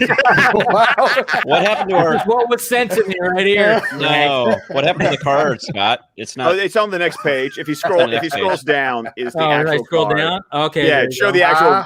But you can't read it that way. I see. Yeah. Okay. Yeah, go back up. Yeah, I know. I was about to say, I was like, it's a little closer with this. Well, I could actually zoom in right here. Okay. There you go. There we go. That's better. Wow. All right. So mentions runtime, blue check marks, verified. Sun. I love how big the text for sun is. And also, I don't always. My tolerance for BS is like so much lower than it used to be, which was not very high to start with. And so like I don't follow all of the like debates or get involved in them even as much anymore when I see them on your timeline. But I'll see something pop up where you're like, son, I'm like, I gotta get back to the beginning of this one. literally we did a patron thing where we just had some of our patrons together and we just hung out one night and we started talking about how Ray uses sun all the time. It's getting real as soon as like Ray starts dropping sun. So I went into Twitter and I say from the Flitecast and I just put the word sun and I was scrolling for 10 minutes through his Twitter feed, like every time he would just get to the point where like it crossed that line and he dropped the word sun. Oh, it was just beautiful. It's good stuff, man. Yeah. There's a Facebook origin story with that one too, Dave. Is there? There is. Okay, explain. Well, so you get on Twitter, and obviously people always those slick buddy, like they always use those like terms like to like denigrate you, like or be condescending at the end, right? And what happened was Pal. Yeah, exactly right. Mm-hmm. And so I'm like, well, I'd like one. Like, let me think of one, but I didn't want to go with like. I didn't want to be like too inflammatory. And I remembered I had a Facebook conversation with a former Facebook friend who I just decided like he was being condescending about something. And I just decided to throw that at him. And he got really pissed off. Like he got really offended and was like, never call me son ever again. And I'm like, might have struck a chord with this one. And then, and of course, like from Avengers, son, just don't. So like that, so that's just like, how like if it gets to that point, like and it's not like I use it for everybody, but it's like if you have just reached a point of condescension, or if you just started arrogant and like whatever you said was that I used it today actually. What did I I'm say? shocked. No. I am shocked. So Ray, as you're thinking about that, I have a question. Like, if you get in one of these like kind of heated discussions and debates, flights, if you will, with a female, Flights of fancy. Yeah. With a female, what do you use? I mean, does that like kind of like throw you off and like you lose your game at that point, or what? That's a very good point, Tim, because I don't use it. I don't use it with women. I generally speaking, I don't use anything like that with women because I you don't use anything. As far as not, I don't think not Batman. Daughter, Not Batman, yeah, heroes don't do that, guys. No, heroes don't do that. That is right.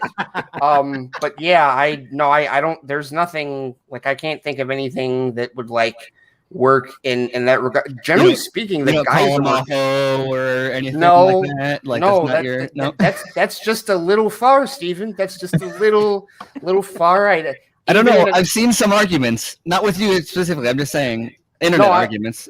I've been called that, but I've never called anybody else that. No, that's there actually, believe it or not, there actually is some level of decorum with my arguments on Twitter, unless somebody goes off the rails, and then if I'm really heated, then yes, I may throw some curses or anything back at them. But no, I don't really have anything to. I don't really have a word like that for a women argument. But I also don't think I argue with women nearly as much as I argue with guys. I don't. I think most of the time guys are the ones starting shit. Truthfully. Yeah, we suck. Yeah. No, but I mean, hold on. Let's see. Took it down. Okay, yeah. Steve, I think Steven, yeah, your audio was like a little too much, but I think you're good. You good? Test it. I was trying to get the like screaming thing going. I thought, I know. Yeah, we needed to get. Sorry, I couldn't help being a producer. I'm sorry, Dave. No, it's fine. It's fine. Like I said, I mean, like I was talking about earlier. I mean, when I listen to your guys' podcast, I'm like, God, it's so well produced. Scott does excellent with the production. Yes. Oh yeah, that was fun. Yeah. Tim's my producer. I understand. I only produce when Steven has to say for 2 minutes. That's just when that happens. I feel for Andrew Dice. Well, for Army of the Dead by the Minute, I'm editing those. And Dice listened to like the first one. It's not like Dice is listening. Oh wait. He was like, I am. I don't know what do you say? I am raging at the number of ums you left in the first 2 minutes of episode 0. It's like, I'm trying to think, Steven, when you were up here, like a couple months ago, did you say a lot when we were talking? Because I feel like I talked to you more than anybody else. Like I talked to everybody, but you and I had some really good conversations that night. And I'm like, did you say a lot? I don't know. Probably. In person, I'll sit silently for like an hour, and then all of a sudden I'll just like start talking and won't stop for like the rest of the. So I may have saved it. I don't think I heard a single when I met you, Steven. So see, there you go. Oh, that's right. You guys. Laugh. I think we've all balls. We've all met Steven, right? Who hasn't met Steven? No, Dave. I have not met him in real life. No. Okay. Yeah. Oh wow. Okay. No, but the beauty is that Steven has met the men that I have spent the last 5 to 6 years, working with. And that's funny. Oh no! Amanda tweeted that day going, "Everyone be kind to Scott today." I was like, "Fuck you, Amanda. Thanks so much." Yeah. Like, how dare you? That's right. Tim, you showed up to their house, right? Yeah. Yeah. This is his. Help me out, Steven. It's my aunt and uncle. Your aunt and uncle literally live like 2 minutes from me, like literally across the road from my subdivision to another subdivision is where his aunt and uncle live. Nice. Yeah, that's cool. So. Yeah. Well, hopefully, maybe I don't know when it comes to October if the SnyderCon thing happens. Still waiting for the official word on that. That would be. I mean, my wife is down. Like it's just good. I'm saving the money, and it's like I need a date so I can buy airplane tickets and a hotel room. Yeah, I mean, hopefully in a couple of weeks we'll figure that out, and then we'll see what happens, and then we can have some fun. Definitely some fun. Maybe do I brought up the idea of doing a live vodka stream, so. That could be cool. I don't know. I don't know exactly where. It's just an idea. Steve and I have talked about it. You know, I think you need to do it at Zach's place. I know, right? Just Hey, Zach, can in the driveway. Yeah, In the driveway. There you go. Driveway studios. Yes. And I mean, you can have some green screens. You put some green screens up. You know, It'll just be a green screen into anything. It's Well, gonna it'll be a desk, but it it'll could be be anything. It'll be a green screen of literally Dave's, backdrop right there. But exactly. Yeah, It'll just be like the Vodka Stream lounge. The camera pans out and it's on the driveway. God, it'd be cool. Yeah, we get like some crazy drone shot. Yeah. See, we're already thinking. There we go. But if Deb was not a fan of having a handful of people there on the driveway doing a production, I doubt she'd like a live episode of the film Junkee. Right. Oh man. But you know what? I mean, well, so the title of the Vodka Stream is called Canon. So I guess naturally we're gonna have to talk about We get it. You know I'm good at it. I do the alphabet. A is for Alfred. B is for Bats. It's a clitoris. I get it. Oh, that's Pete Holmes, right? Pete Holmes. Yeah, that guy is Christian. fantastic. Christian Bale. Don't you remember that? Yeah, if you guys haven't watched those sketches, my God. Oh yes. That Pete Holmes one where he's like he's up there with Gordon on the rooftop. The one on the roof, yes. And Totally, Gordon takes off his glasses and he goes, "Where's Commissioner Gordon?" Yes. Well, Who it's are just you? The fact that he still got the eye makeup on. Yeah. I mean, Jesus Christ, it's so good. Yeah. It's so good. Man. It's funny because it's an example of one that, like, when it came out, I did not think it was super funny. I was just like, I don't know, I just thought it was like obnoxious or whatever. Oh, but like it aged very well. Very Like, well. It's so funny. Yeah. Holmes is actually a funny stand-up comedian. Oh, Like, he's if you've ever seen any of his stand-ups, yeah. I love how he describes himself as a lesbian Val Kilmer. He always talks That's about about that. right. Like, That's about yeah, right. yeah, I mean, that's a perfect description of. I mean, like he would always say that on his podcast when he's talking about like himself. He's like, yeah, it's just a lesbian Val Kilmer. It's like, yeah, I could totally see that. But yeah, so one of the topics, of course, we was going to be talking about tonight is the fact that Mr. Zack Snyder decided to go. Well, I mean, first, what was it, Monday that it was talked about? It was Monday because I was cleaning my garage, and I was just like, it's one of those things where like you're throwing out crap, you're sweeping, and you just look at your phone, you go, "Thank you, I needed that today." Yeah. Yes. So yeah, obviously about the Harley Quinn season 3, where apparently there was a scene that DC was not okay with, which was Batman going down on Catwoman. And so of course the conversation was talked about, and then of course, and then Zach, in true fashion, 3 days later, just posts that image. And then says, Canon, I can't show the image. It's funny when I did my video last night. At first, I showed the image. I went, wait a minute, what am I doing? This is not like, I can't show this. I'm going to get freaking. So I had to like re-record the video. And I'm like, yeah, don't show the image, obviously, because even though you don't really see things, it's very, You very. mean the images? The images? Images. Yeah. Right. Yeah. Oh. Man. Oh. Hey, what? That's a Dave thing. What are you trying to do? Dave Yeah. thing. Oh, you're gonna blame it on no. Dave. You said it 3 times. Yeah. 3 times. Yeah, I know. I don't know if that's going to make it on a t-shirt or anything, but You explained that joke more times than Loki explains any of its jokes. Ah. Oh, jeez. No, but like, obviously he posted that and he said Canon. And what I think I love most about it is like when I first saw it at first, obviously it was on Vero, and then everybody screenshot and put it on Twitter. And then he went ahead and said, "Nah, I got to put this on Twitter," because sometimes he doesn't do that. Whenever that happens, I know someone texted and was like, "Dude, that's gonna." I mean, it has like 250,000 likes. Right. Isn't it like his most liked tweet? Oh, It's like his most liked by far. Yes. Yeah. Yeah, I mean, like, how brilliant was that? I mean, I was like literally at my mom's house, and I saw the image, and I started laughing. I'm like, I'm not going to show her that. I'm not. And I just kind of put my phone down, like, okay. And then, as I'm just like sitting there with her, and then all of a sudden I'm scrolling through, and then he posted on Twitter. I'm like, brilliant. Okay, whoever suggested that, or if he thought of that, that was perfect because, yeah, I mean, the screenshot alone would have made he would have trended anyways. But the fact that he said, no, fuck it, I'm gonna put it out myself. Brilliant. They were mainstream, like movie sites and stuff that were already posting the screenshot, which usually doesn't always happen with Navarro. And it wasn't like writing articles about it. It was like resharing the actual screenshot, which is another level of like, we got to get this out there. Yeah. I loved IGN just wrote Zack Snyder's latest tweet. Yeah, that is all. That is all.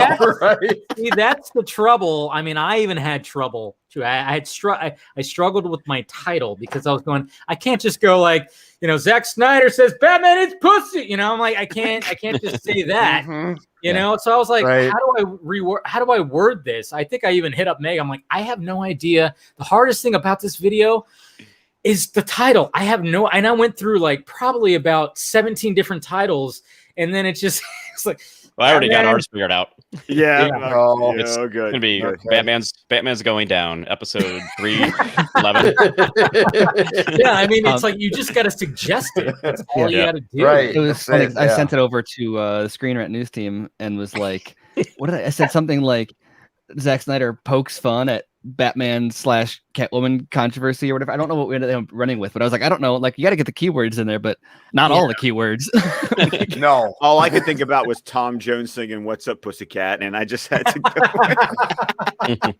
I know. I was like, how do I incorporate that? And I couldn't. And then I was just like, well, I think oral is fine. It was amazing when he posted it, because I remember that when the story first came out, the thing that I thought was, that's hilarious because that Zach heard that exact same phrase. The explanation of heroes don't do that. I was like, yes. Wow. Like, if Zach hasn't said that specifically, like verbatim, that they told him that. And it's funny because I remember he said on like multiple occasions that if you tell me that there's a rule that something you can't do with the character, the most compelling story immediately is breaking that rule. Yeah. And so the two things that go through my head are one, Zach was told that a million times, and two, that when they say Batman doesn't go down, Zach is like, well, now Batman's got to go down. Like, that's just that's obvious. That is the story. Like, the story about Batman going down is like the defining Batman story now. And by the way, I went down a rabbit hole today of a Pinterest board of Batcat images, 900 plus images. Oh. I'm going to tell you, Batman and Catwoman, if you're trying to tell me that heroes don't do that, dear God, they do everything else. And it is canon. And it has been published in a monthly book. I am sorry, because I have seen it with my eyes. At least 900 times. At least 900 times, yes. And that was the day the story came out. That was like part of the most incredulous part of the story. It wasn't just the heroes don't do that. It was also the whole we're trying to sell toys. And and I'm like, listen, I had toys from the movie where he openly blows away 17 guys. Not just including the Joker. Not just that. Go back to Batman 1989. Vicky Vale is very much implied and pretty much shows her giving Joker a blowjob. She goes. Yeah, she goes down. Yeah. She does like. Yeah, and then he's like, and then of course she just kind of does that just to like distract him, obviously. Before, Batman comes in and punches him, and of course says the line, but it's just like, yeah, you're right. It's just like there's an implication there. There's something.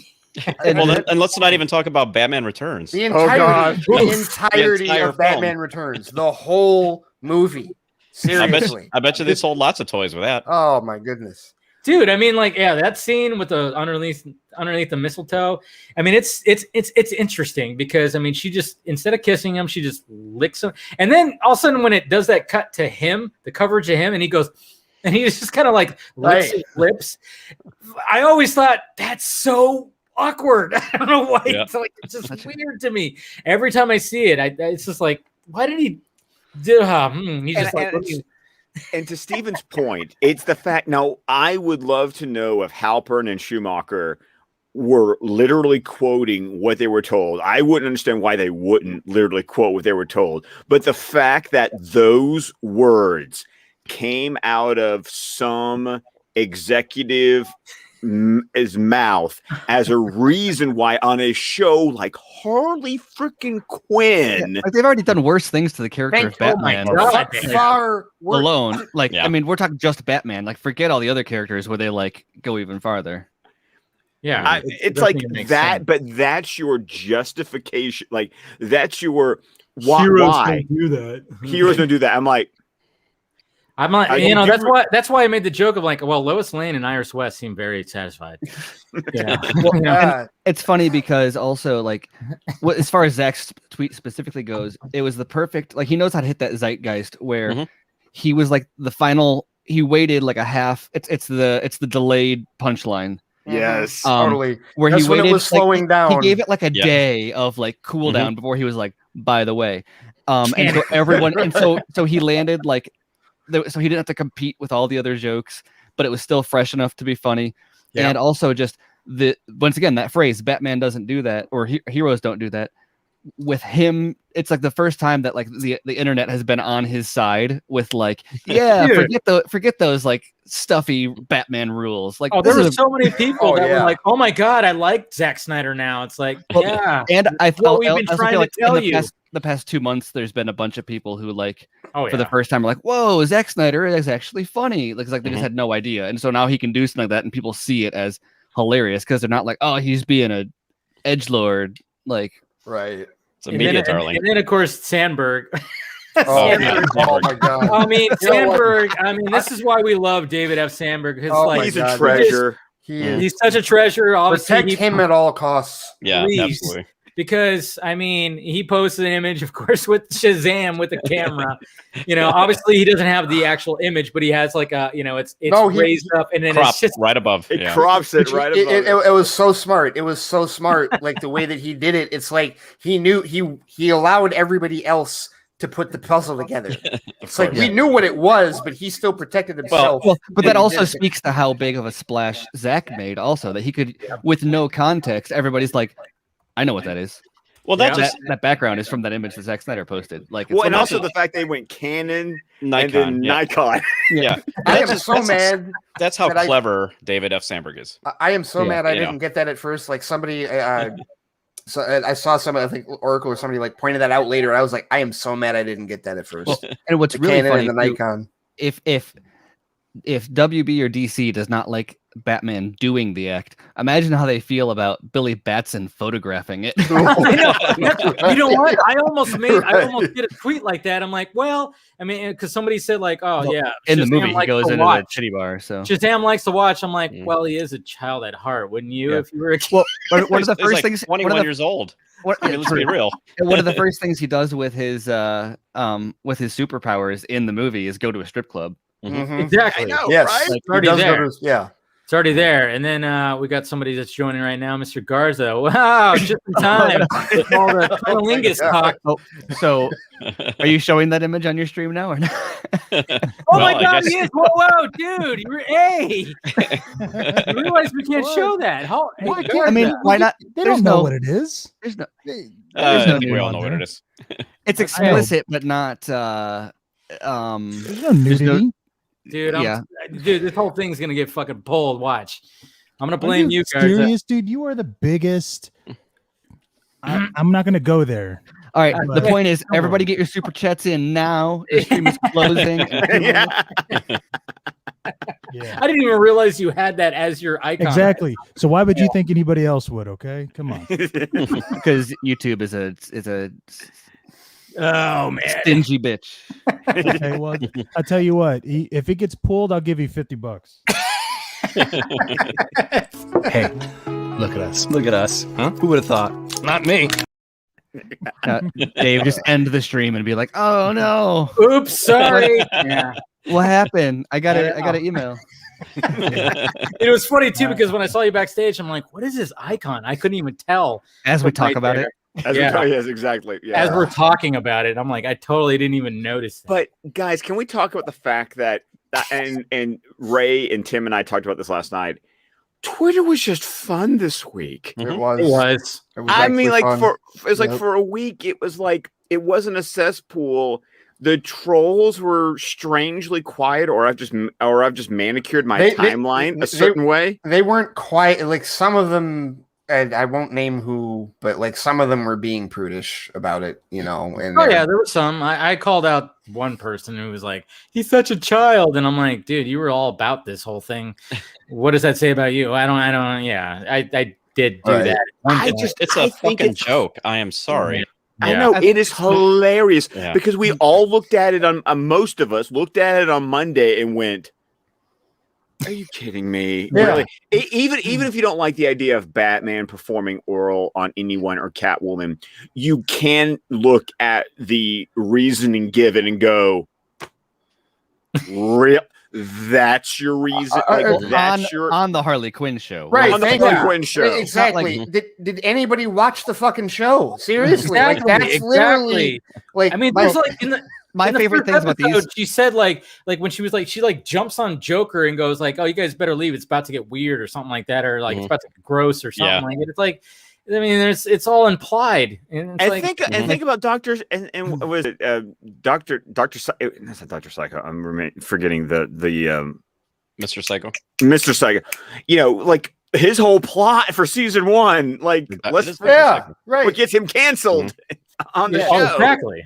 Yeah. Well, the thing that's the most funny to me about any situation like this is always role playing the bureaucracy in my head about like, okay, so how did this get from Patrick Schumacher or whoever was writing it, and or how did it get from like there was a word on the page of a script up to like a memo or a voicemail or something from an executive like, yeah, man, heroes don't do that. Like there's a chain of there's a whisper. I like to imagine a like, hey, did you hear they're gonna have Batman go down? Well, the way it is, the way it works, and the only reason why I know this is because I've been listening and I binged it, so it's whatever. But Victory, the podcast, it's from Doug Ellen, who is the creator of Entourage.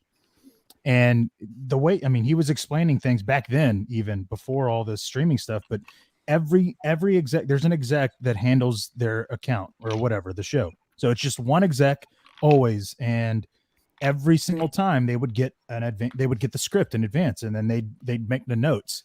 So it had to have just been one person's, opinion of saying, no, heroes don't do that. You know what I mean? Because that's it. Well, like at that executive level, it's that choice. But did it go up the chain though? Like I need I need executives to like have an email thread going on about like, well, just tell them heroes don't do that. Like we can't.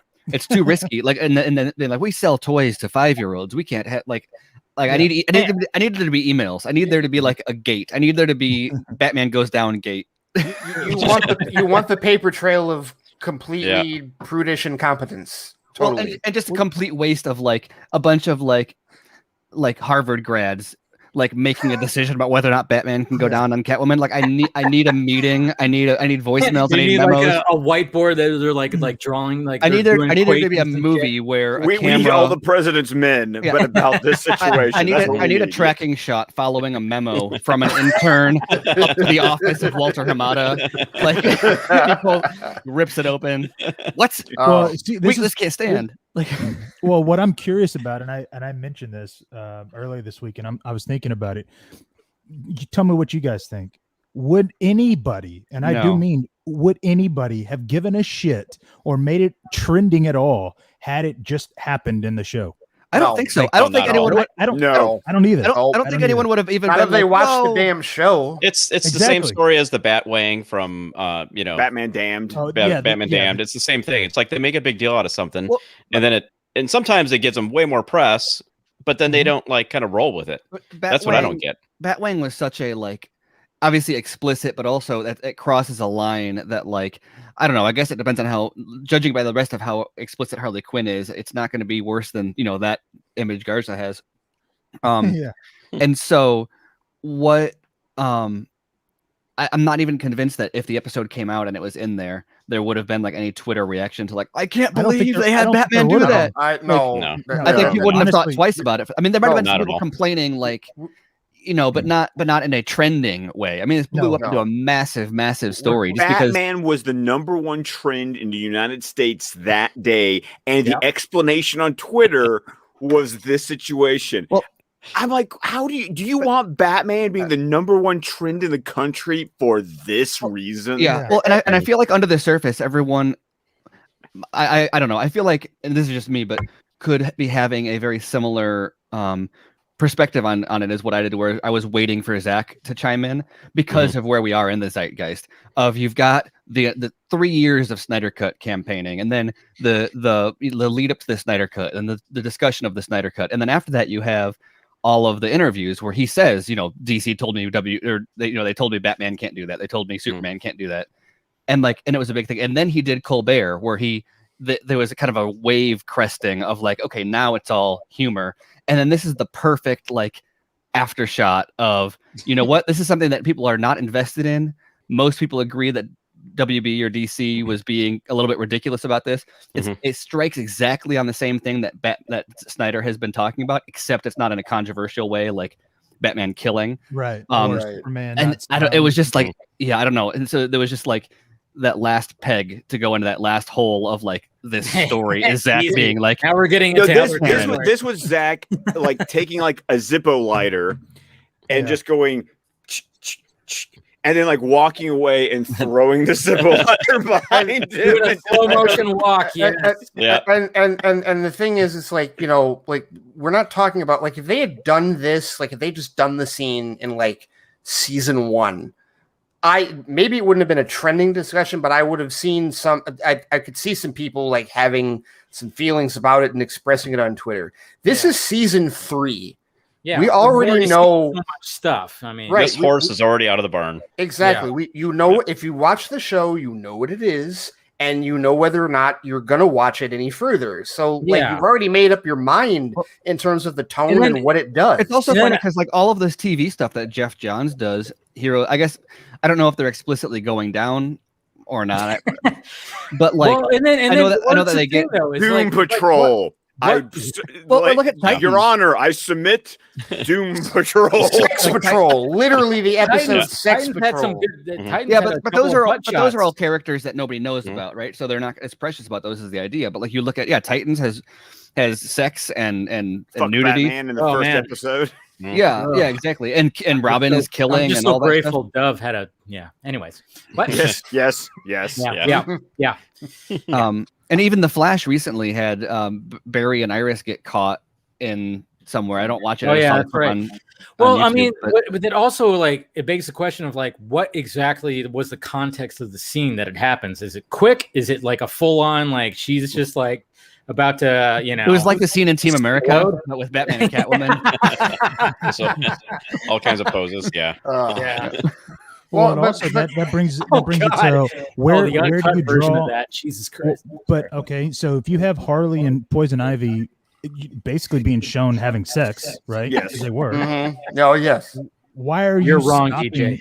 Well, why are you stopping, or why are you drawing a line, and where and now is that line drawn for everybody now? So that's now the thing that, you're not showing sex.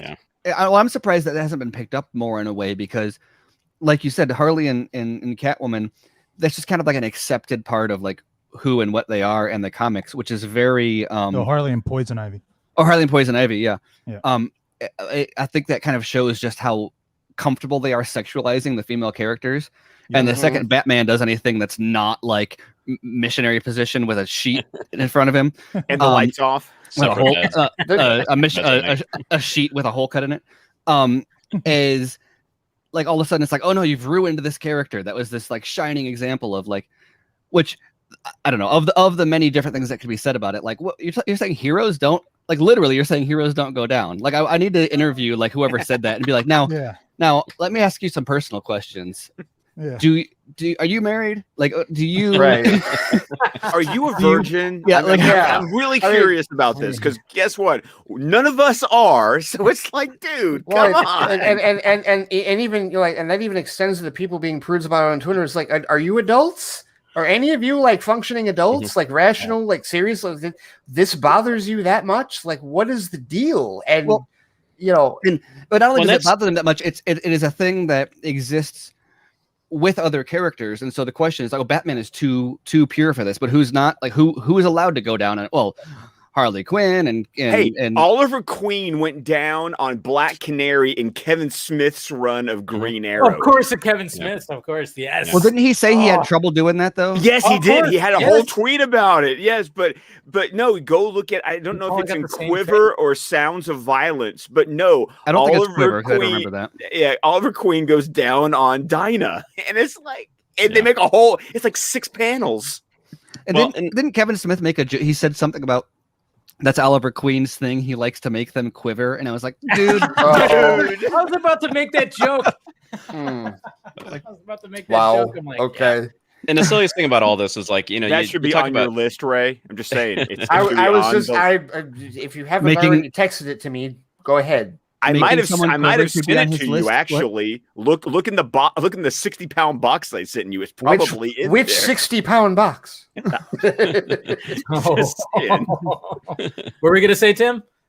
Oh, I was gonna say, like the silly thing about all this is like, of all the controversies about Batman, of course, like you're okay with Batman killing in every single movie that we have of him, right? Except for Zack Snyder's. Yeah, except for Zack Snyder's, then it's an issue. Right. But like, so you never have an issue with that with Batman killing and lighting people on fire and pushing them over cliffs or over buildings, and you could sell toys with all that. But then like this is the line that you draw, which is like not even offensive. Well, it's not. Well, this is the bigger thing.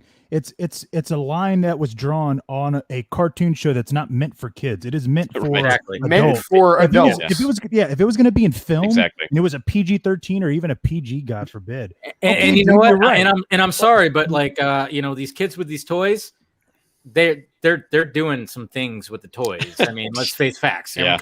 I still love Scott. What do you mean by Scott Snyder had a great tweet that I loved, because that was the thing. Everyone jumped in on this. Oh yeah, even Jay Oliva. Jay Oliva was like Val Kilmer jumped in. Val Kilmer. That was like one of the best. Other than Zach's, that was like one of the best ones. It was like Kilmer. Scott Snyder even said, "Oh, I really prefer this over whether Batman should kill the Joker. I really like people are like, this is an argument I want to have. Like everyone was like, I'm down. Sorry, I can't." And you know, one of the writers of The Boys season 3. They're probably like, "Hey, we should probably put this in here." If it's not,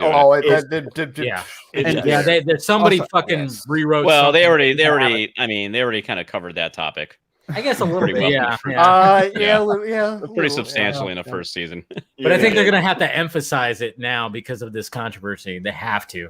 Somebody's going to have to do it. But we'll put it in the context of the movie. Look at the jabs at Whedon they took last year. Yes. So like, take it from that side. Like, producer notes on the what is it called? The 7.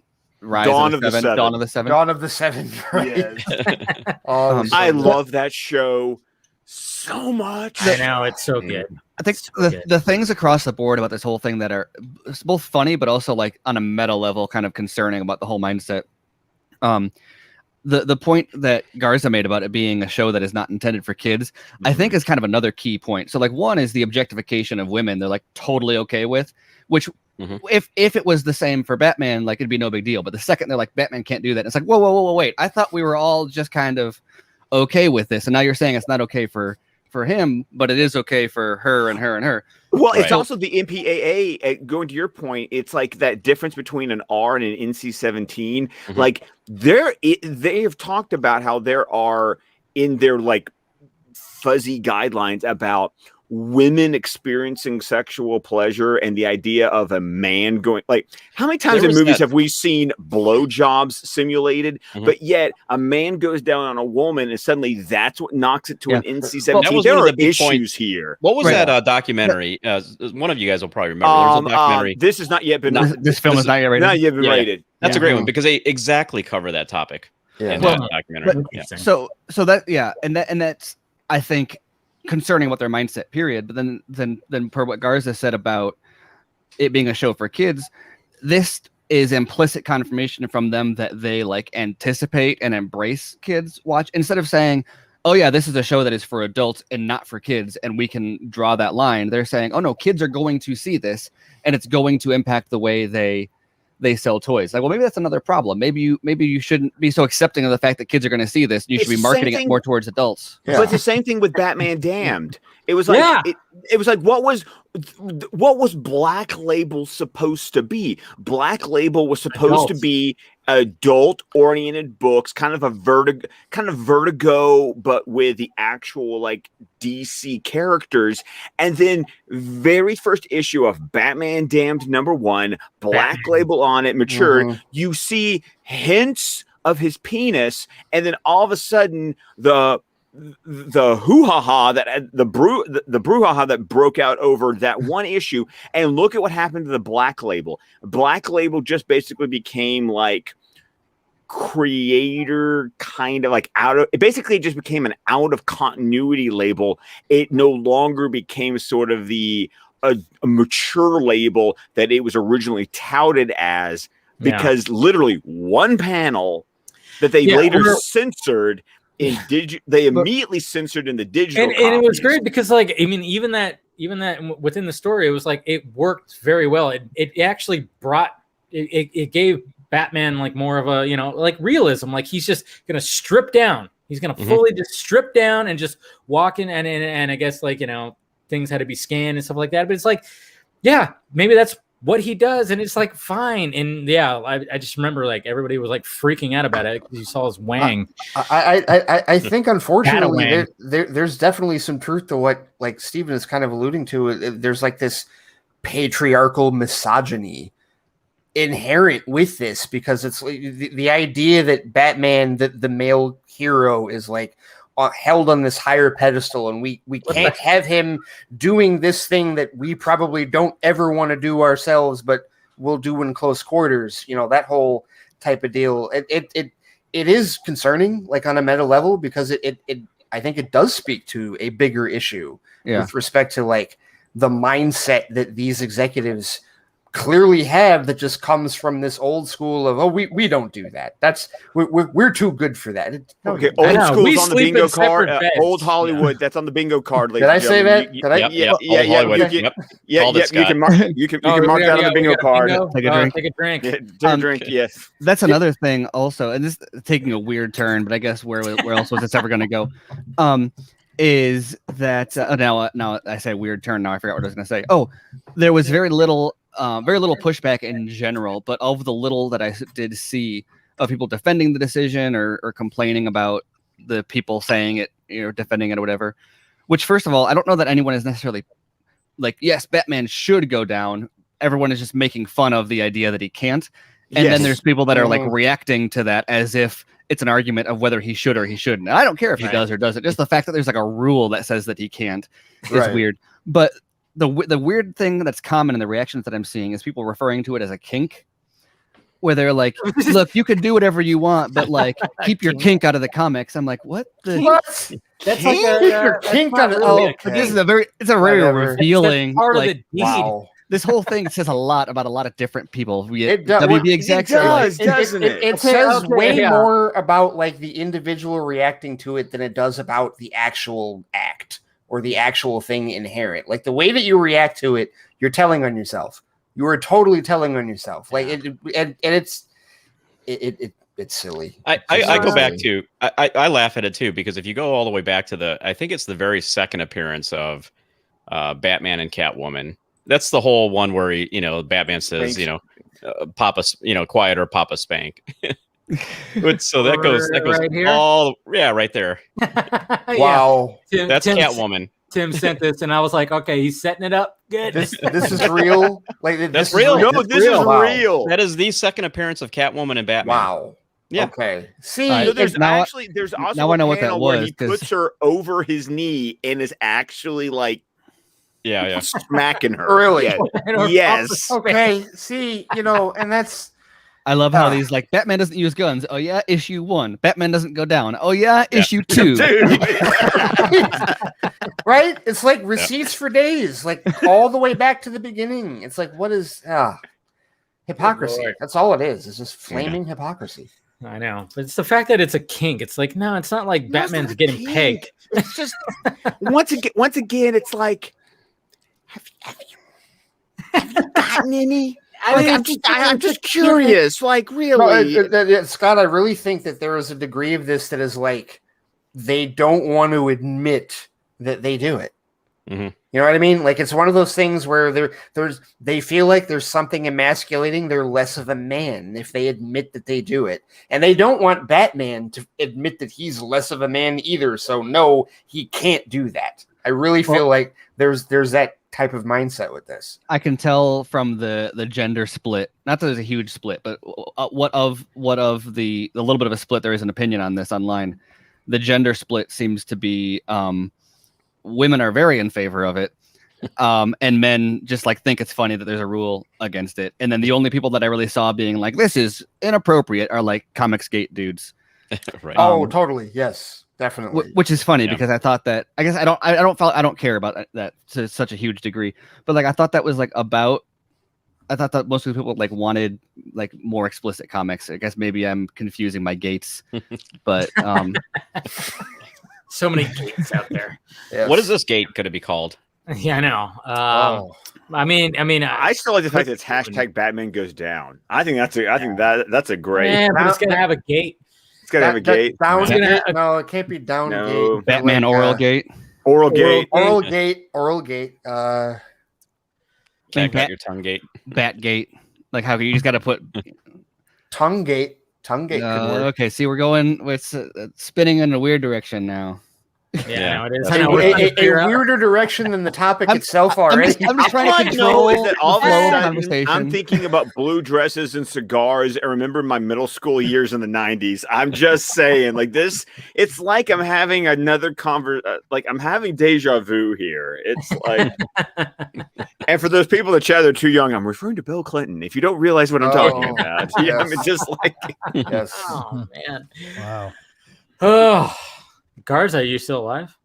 Yeah. No, Okay. I don't know. I don't even know what you would call it. Like, you know, if you're gonna have, I mean, gate in obviously, it, I feel like, Pussycat gate. Somebody Pussygate. said Pussygate would be something, but that's too. You know, people would be like, Yeah, can't go. how dare you Too say the P covers too word? many topics. Yeah. Yeah. Well, but the other thing too that's kind of interesting that I've kind of that's really interesting about this whole thing is that, I mean, I've never. You know, I've never seen it the opposite way. Like, oh well, does Harley suck Joker's dick? I mean, yeah, you know, it's always a double standard. Yeah. Yes, right. exactly. It's like exactly. It's like if that were to come out, would would women be like, oh no, that's not cool? No, they wouldn't be. Just like we wouldn't be. Just like what the fuck? It's okay, man. It just reminds me of in what's it called? Is it? Oh yeah, Forgetting Sarah Marshall. when that guy's like, if God made our mouths or something like that to not do those things, and that's all she wants. You know what I'm talking about, right? Like I know. Wouldn't put a recreation next to a sewage dump sewage or something. Yeah, and he's like, right. She just, she puts her mouth places that she's not supposed to. It's like, God damn, dude. No, but that's what I think of these people. It's a valid point though, because if that Mad Love movie ever happened, like if that Harley Joker movie ever happened, they'd have no problem with her going down on him. Well, no problem whatsoever. And revving your Harley, and let's talk about all the jokes that are in the actual Mad Love comic book. Mm-hmm. There it I'm is. just saying, yeah, a kid's little comic book. Oh, a tie into the animated series, right? That has the Rev or Ryger. I think he actually says Ryger Harley in the comic, and they censored it for the episode of the animated series that Dave and I on the Fanimated stream will eventually get to. Plug. Yes. Cheers.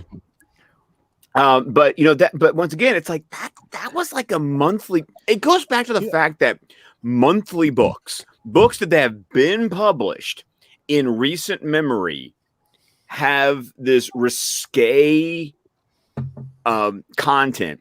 But once again, this is where you draw the line in the sand. Like that's the part that makes me go.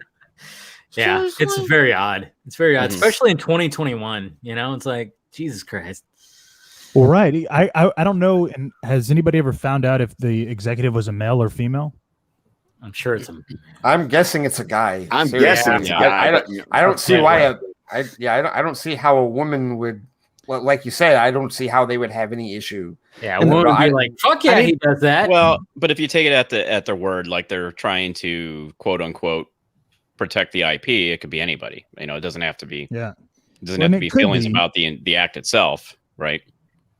Well, but that's the reason why they're saying no to the act, right? They're saying no because children, you know, they buy toys. We can't have them doing that. Well, you know, at that point in time, you go, are there Harley Quinn show toys? Are there no? They're not. No, they're not. There aren't. And who cares?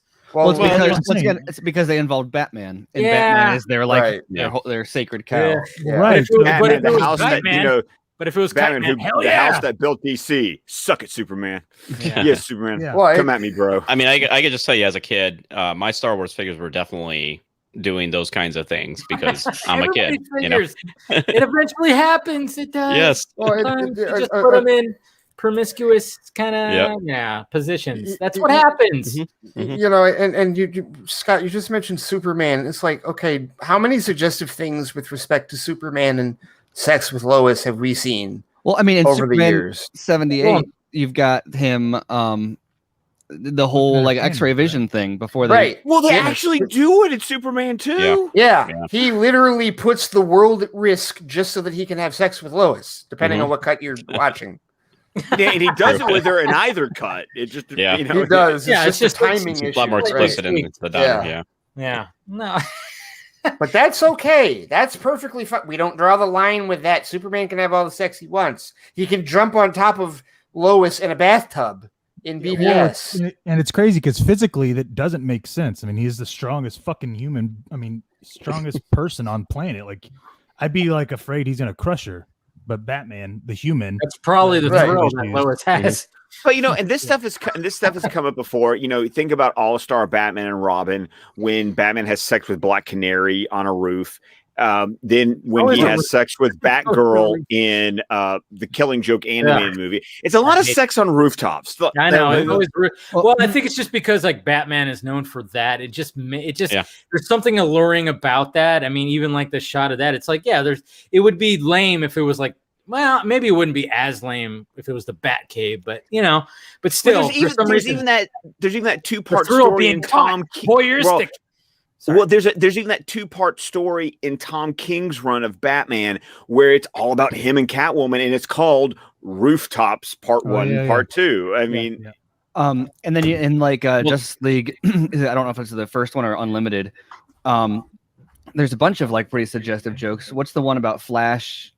Being too fast or something, I remember, is the one that always sticks out. Yeah, right. Yeah. But there's a bunch of like not super veiled, jokes that I got when I was, a young teen, and so it's just it's funny that's why I need a paper trail. I need email chains. Like I need this to be like a thing that a bunch of execs talked about. You need Redford and Hoffman digging through like the. But then it's like you realize that Flash can literally like when he phases. I mean, he's literally vibrating like big time. It's like, hey, I mean, you kind of could do something right there. Iris, and then let's not even talk about Plastic Man. Yeah. I mean, Jesus Christ. No, not just Plastic Man, the elongated man. The elongated man, yeah. Let's be a little bit more explicit. Yes. And then what going back to Kevin Smith, I mean, we even played it, I think like, months ago on the Vodka stream where he talks about like, Superman and Lois having sex, and then he's just like, in Mallrats, in Mallrats, and Brody is just like, hey, he's all like I guarantee he blows a load like a shotgun through her back. And then he's just like, he's all, he's explaining why it can't happen. Why Lois couldn't carry his kid. Only Wonder Woman could carry his kid. He's like, it's just, and he brings up some good points, even down to the point where it's like, hey, if she gets a tan, the kid could kick right through her. It's like, yeah, I mean, there's a lot of things, and what I always found funny about Mallrats is, and even like there's even a line where Stephen King, Jesus Christ, Stanley, I said Stephen King, the bourbon's really kicking in. Pretty close. Yeah. But Stanley, it'd be hilarious if there's an alternate version of the script where it's like Stephen King instead. Yeah. Just right. No, but like he even talks to TS, his friend. He's all, he seems to have a fascination with superhero sex organs, and it's like, Yeah, but it's like, well, he's just asking questions because there is a part where he's literally asking Stan Lee, like, he's all the thing. Is his dork made of the orange rock, just like the rest of his body? Stuff like that. I mean, he's We've all thought asking that, these though. questions, and let's face facts. We've all had these questions. Will we actually ask these creators those if we actually met them? Probably not. But it's exactly what Alan Moore writes about. Well, I guess I'm not using Alan Moore to like justify the Harley Quinn thing. That's just funny. But the idea is exactly what Alan Moore wrote about in the foreword to Dark Knight Returns, where he talked about like as these stories get older and the audience that reads them like matures, there are questions about like the way they behave or the way this impacts them and the way their significance in the world that like you're not going to ask. Like the implications of reading a story like Tarzan, changes drastically when an adult is reading it versus like if a kid is reading it, not just because of like the subject matter specifically, but just because of like the nature of is it like a escapist fantasy for a child, or is it something for an adult where you're going to ask more questions about like how different how everything works, and it's it gets down to whether or not you need to explain who puts air in the tires of the Batmobile if you're going to borrow from Grant Morrison, but I don't know. And so it feels like, especially with movies, you get to this place where you have this like sanitized PG-13 where it's like, okay, we need to present things as if it's, we'll have the violence and we'll have mild language and we'll suggest that, sexual things, but like you can't show it. Like nobody actually sleeps with each other. Nobody actually, or it happens off screen. While we're getting Michelle Pfeiffer and Nicole Kidman like throwing themselves at Michael Keaton and Val Kilmer. Oh my God, that scene in fucking Batman Forever. Forever. Oh my God. When he visits her and she's just like, I'm just going to sleep naked in my fucking white sheets. Well, and it's fascinating now because you've got Bruce wakes up with the woman in his bed in BVS, and then there's like the shower scene of him that shows his butt. But then you've got, and also in BVS, you've got Clark and Lois in the bathtub. And so when this happened, I thought back to that. And I was like, that's a little bit funny. I wonder how hard he had to fight for that. Which made me think, I'm like, sure I bet pushback. but I bet the thing, and I don't know, because all that got changed and that was a controversial thing. But I bet he would have had a lot harder time getting that in if he didn't say like, oh no, this is going to be important in Justice League 2. Right, because because he's had to go. Think about how this is when she gets pregnant. Even if it's not that time, it's a little bit weird to have like an apparently sexless relationship and then be like, oh, there's a kid. Not that anyone like doubted that they were doing it, but you got to kind of suggest that they were. Well, that's what's so great about that. I mean, and people had a problem with that too. It's like, I remember there was like a Huffy Puppy, like, oh my God, look at, she's in a bathtub. You can almost see like, it's like, well, okay, what is wrong with Lois Lane taking a bath? And then Clark comes home and then he's like, let's do this. It's one of those things that's funny because it's because it's a Batman Superman movie. Like if that was Amy Adams in a tub in any other movie, it would be like the Wolf of Wall Street has a bathtub with Wolf of Wall Street. Margot. Is it Wolf of Wall Street? I thought it was Big Short. Oh no, it's Big Short. Thank you. Yeah, Big Short. When she explains Wolf of Wall Street. Wolf of Wall Street showed a lot. Yeah, Wolf of Wall Street. Wolf of Wall Street. I don't know how that movie wasn't NC-17. Yeah, seriously, I mean, that movie is insane. He literally out of yeah. 5 minutes into the movie. Yeah. It's crazy. Very early. But the point is like you got it's this, Margot Robbie in a tub, Amy Adams in a tub. One is like internet famous. The other is how dare they? That's like not appropriate. And I guess that's not as controversial of a scene, so people aren't totally against it. But it's always been this weird thing that people bring up where if it was not a superhero movie, I don't think any would. I think it'd be a much more famous scene because of the way people would react to Amy Adams. Well, let's think about it. Amy Adams being in the bathtub and then what happens later in the scene actually serves like a plot purpose. Margot Robbie in the tub in The Big Short is just something provocative as she's explaining shorting stocks. Well, it's plot relevant, but like you could have communicated that without. You could literally like, and now Margot Robbie in a tub explaining how to stock shorting works. Yeah, exactly. It's like it's explicitly. I have no idea what she said. Yeah, sorry. What? Yeah.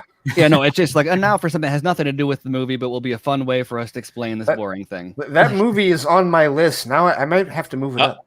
Yeah, you should. Nope. On the list is a bingo card. Bingo card right there. All right, definitely move on it my up. list. It was one of my favorites. That what year was that? 15, 16, something like that. Yeah, I think so. It would. Yeah, it's gonna be like 2012, and I'm gonna be mad. I don't know. I'm checking. I'm being the ombudsman right now. 2015. 2015. Okay. No way it was 2012. No way. No, I knew it wasn't, but it was like I don't know. It's one. I'm at that age where I'll like underestimate a decade. I'll be like, it was like 3 years ago. Like, oh no, that was a decade ago. Yeah, that does happen. that definitely, yes, that definitely happens. That definitely does for happen. sure. It's crazy. But I mean, like going back to the whole, like, yeah, I mean, what you said, Scott, like, I mean, in Batman Returns and even, Forever, it's like they were like throwing themselves at, I mean, I'm going to do a live watch, by the way, live watch Batman Forever. Anybody wants to join 8:00 my time tomorrow. I'm going to do it because the anniversary happened, release the Schumacher cut trended. I'm like, let's fucking watch. And yeah, there's, I mean, as a professional that Chase Meridian actually was, holy shit, did she just go fuck all when Batman's around? When Batman's around, I'm just gonna be like, look at this, and I mean, I mean, my crush on Nicole Kidman began with that movie. Yes, me too. Well, okay. Yes, because other than that, like there was what, Days of Thunder, and Far and Away, and out of those three, what's the? It's not even a question. Batman Forever.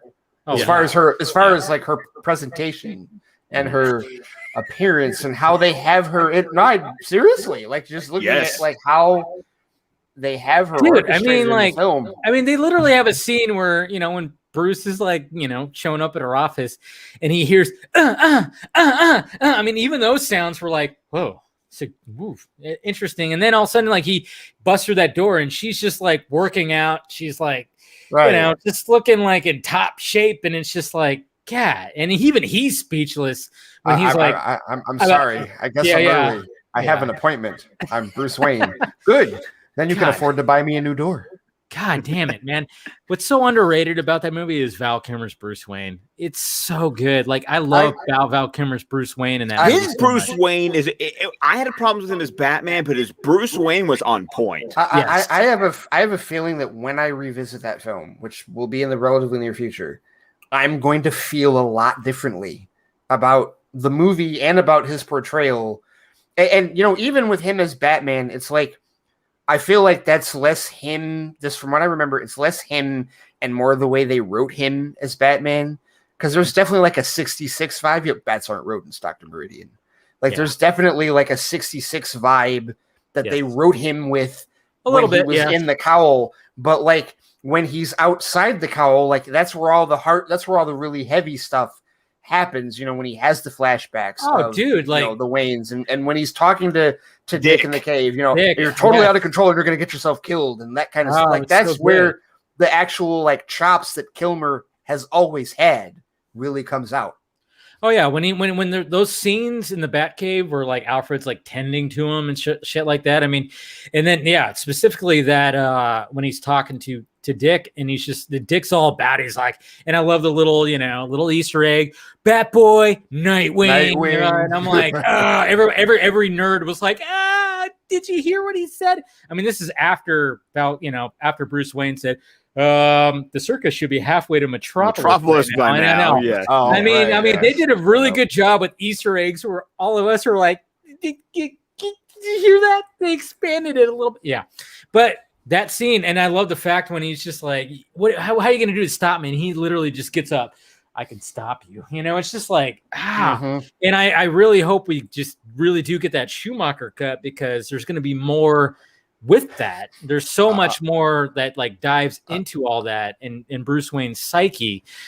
Batman Forever is a Bruce Wayne heavy fucking movie. I gotta tell you, like, since release the Schumacher cut started, like, that's like the first time I've seen like the deleted clips and like all the other stuff that was kind of the movie. And the more I watch them, I'm like, I really need to see that version. Yes. I really need to see the more serious version of that film because it just really feels like Warner Brothers was interested in selling toys again. And well, you know what's funny? I mean, what's funny about that movie is like they got rid of Tim Burton because it was too dark. It's too dark, and they brought in Schumacher, and then Schumacher was like, "Well, I'm giving you a dark movie too. I want to make, because Schumacher before that, I mean, he had like, he wasn't exactly like this, falling down and falling down. I mean, come on. No, falling down was like what, a couple years before. It was 93. Oh, was it 92? I think 92, 93. Yeah. Okay. Yeah. I mean, and then and then, of course he did. What's the vampire movie? Oh, Lost Boys. Lost Boys. Jesus yes. Christ.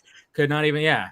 Yeah. And then, I mean, like he's always, I mean, even though that was, a little campy, 80s campy, but still, I mean, like Schumacher was always never like this, like that kind of guy where it's like flashy and blah, blah, blah. And it's like Warner Brothers turned him into that.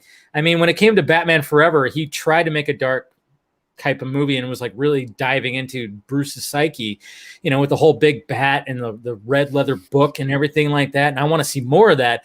And then of course they like said, no, you got to rearrange that. And then Batman and Robin was just straight up just a fucking, 6'6" Batman almost adaptation, pretty much. But yeah, man, I really hope that Schumacher cut is really actually coming out. And it sounds like it is. It does. I mean, there's a lot of smoke with it. There's a ton of smoke with it, and I forget who was it, that producer that was saying that there was going to be. It was the screenwriter. It was Akiva Goldsman. Oh, that was Goldsman himself. Yeah, okay, right. yeah. Like he said he recently saw it. I mean, this was like weeks ago, right. but he said he recently saw and it. I'm sorry. Look at Schumacher's filmography. I mean, it's Phone like booth. Oh, I love phone it. booth. Exactly. A time to kill. Time The to kill. Client, Yeah. Falling down, dying young. Veronica, like literally. Batman Forever and Batman and Robin, why that sullied his career? Like those are like the outliers, major outliers. Yes, major outliers when you look at his career. The number 23 with That's right, with Jim Carrey, which is so underrated. It was so weird because I remember when we saw like Forever and Batman and Robin like years ago when they came out, like it was almost like after we paid attention to Schumacher as a director afterwards. Yeah. And we were like, this is not the same guy. This guy actually understands like the seriousness and tone, and has like those movies were not indicative of his career at all. And we didn't figure that out until later. Till we started seeing his other stuff. It was really, I think it was after Phone Booth. I know Phone Booth. I mean, don't sleep on. I mean, that's a real time movie. Like That's I love very movies. Tense movie. Oh, it's so intense. I mean, the fact that it's just shot in perfectly like real time. I mean, when you see Colin Farrell start off and then he gets in that phone booth, it's just the minutes are passing as we're watching. I mean, that whole entire thing is in real time. And then you got Kiefer Sutherland who's playing like the voice that he's talking to. Perfect voice. Oh my God. It's such a fucking good movie. I mean, and this brings up an excellent point. It's a pet peeve of mine when one or two movies suddenly sullies a director's career, when if you would take a more holistic approach and watch a few damn movies and realize, no, the thing you're judging him by, the thing that you're making him you've turned Schumacher and anyone like him into a joke based on this movie or this movie. No, realize those movies are the outliers and look at the rest of his filmography and realize how many fantastic freaking movies there are for you to enjoy. Stop bashing him. It's like George Clooney needs to stop apologizing for Batman and Robin. It's not Clooney's problem. Not his fault at all. Nope. That was totally how he was written. Oh yeah. Yeah, I mean, well, it's Batman not Robin funny was anymore either. It was like funny one or two times, and then well, here's what I'm hoping for. This is and I've said this numerous times, so don't act surprised when I say this. But listen, if Zach does his Dark Knight adaptation, I want fucking Clooney to be the old Batman, because that would be the best like redemption fucking just because if you watched him in Midnight Sky, where he's just I all haven't. grizzled He's and in all- my queue, though. That's the Netflix one, right? Yes, I it haven't is. watched Yeah. that yet either. He's so great in that, and you go, dude, he would be perfect for this Batman, this old, basically decrepit, dying Batman. And how badass would that be to be like redeemed as the Cape Crusader from when he's pulling out his fucking card. I think what Zach said is that he would want was it John Cena meets Robert De Niro? Did anybody listen to that podcast?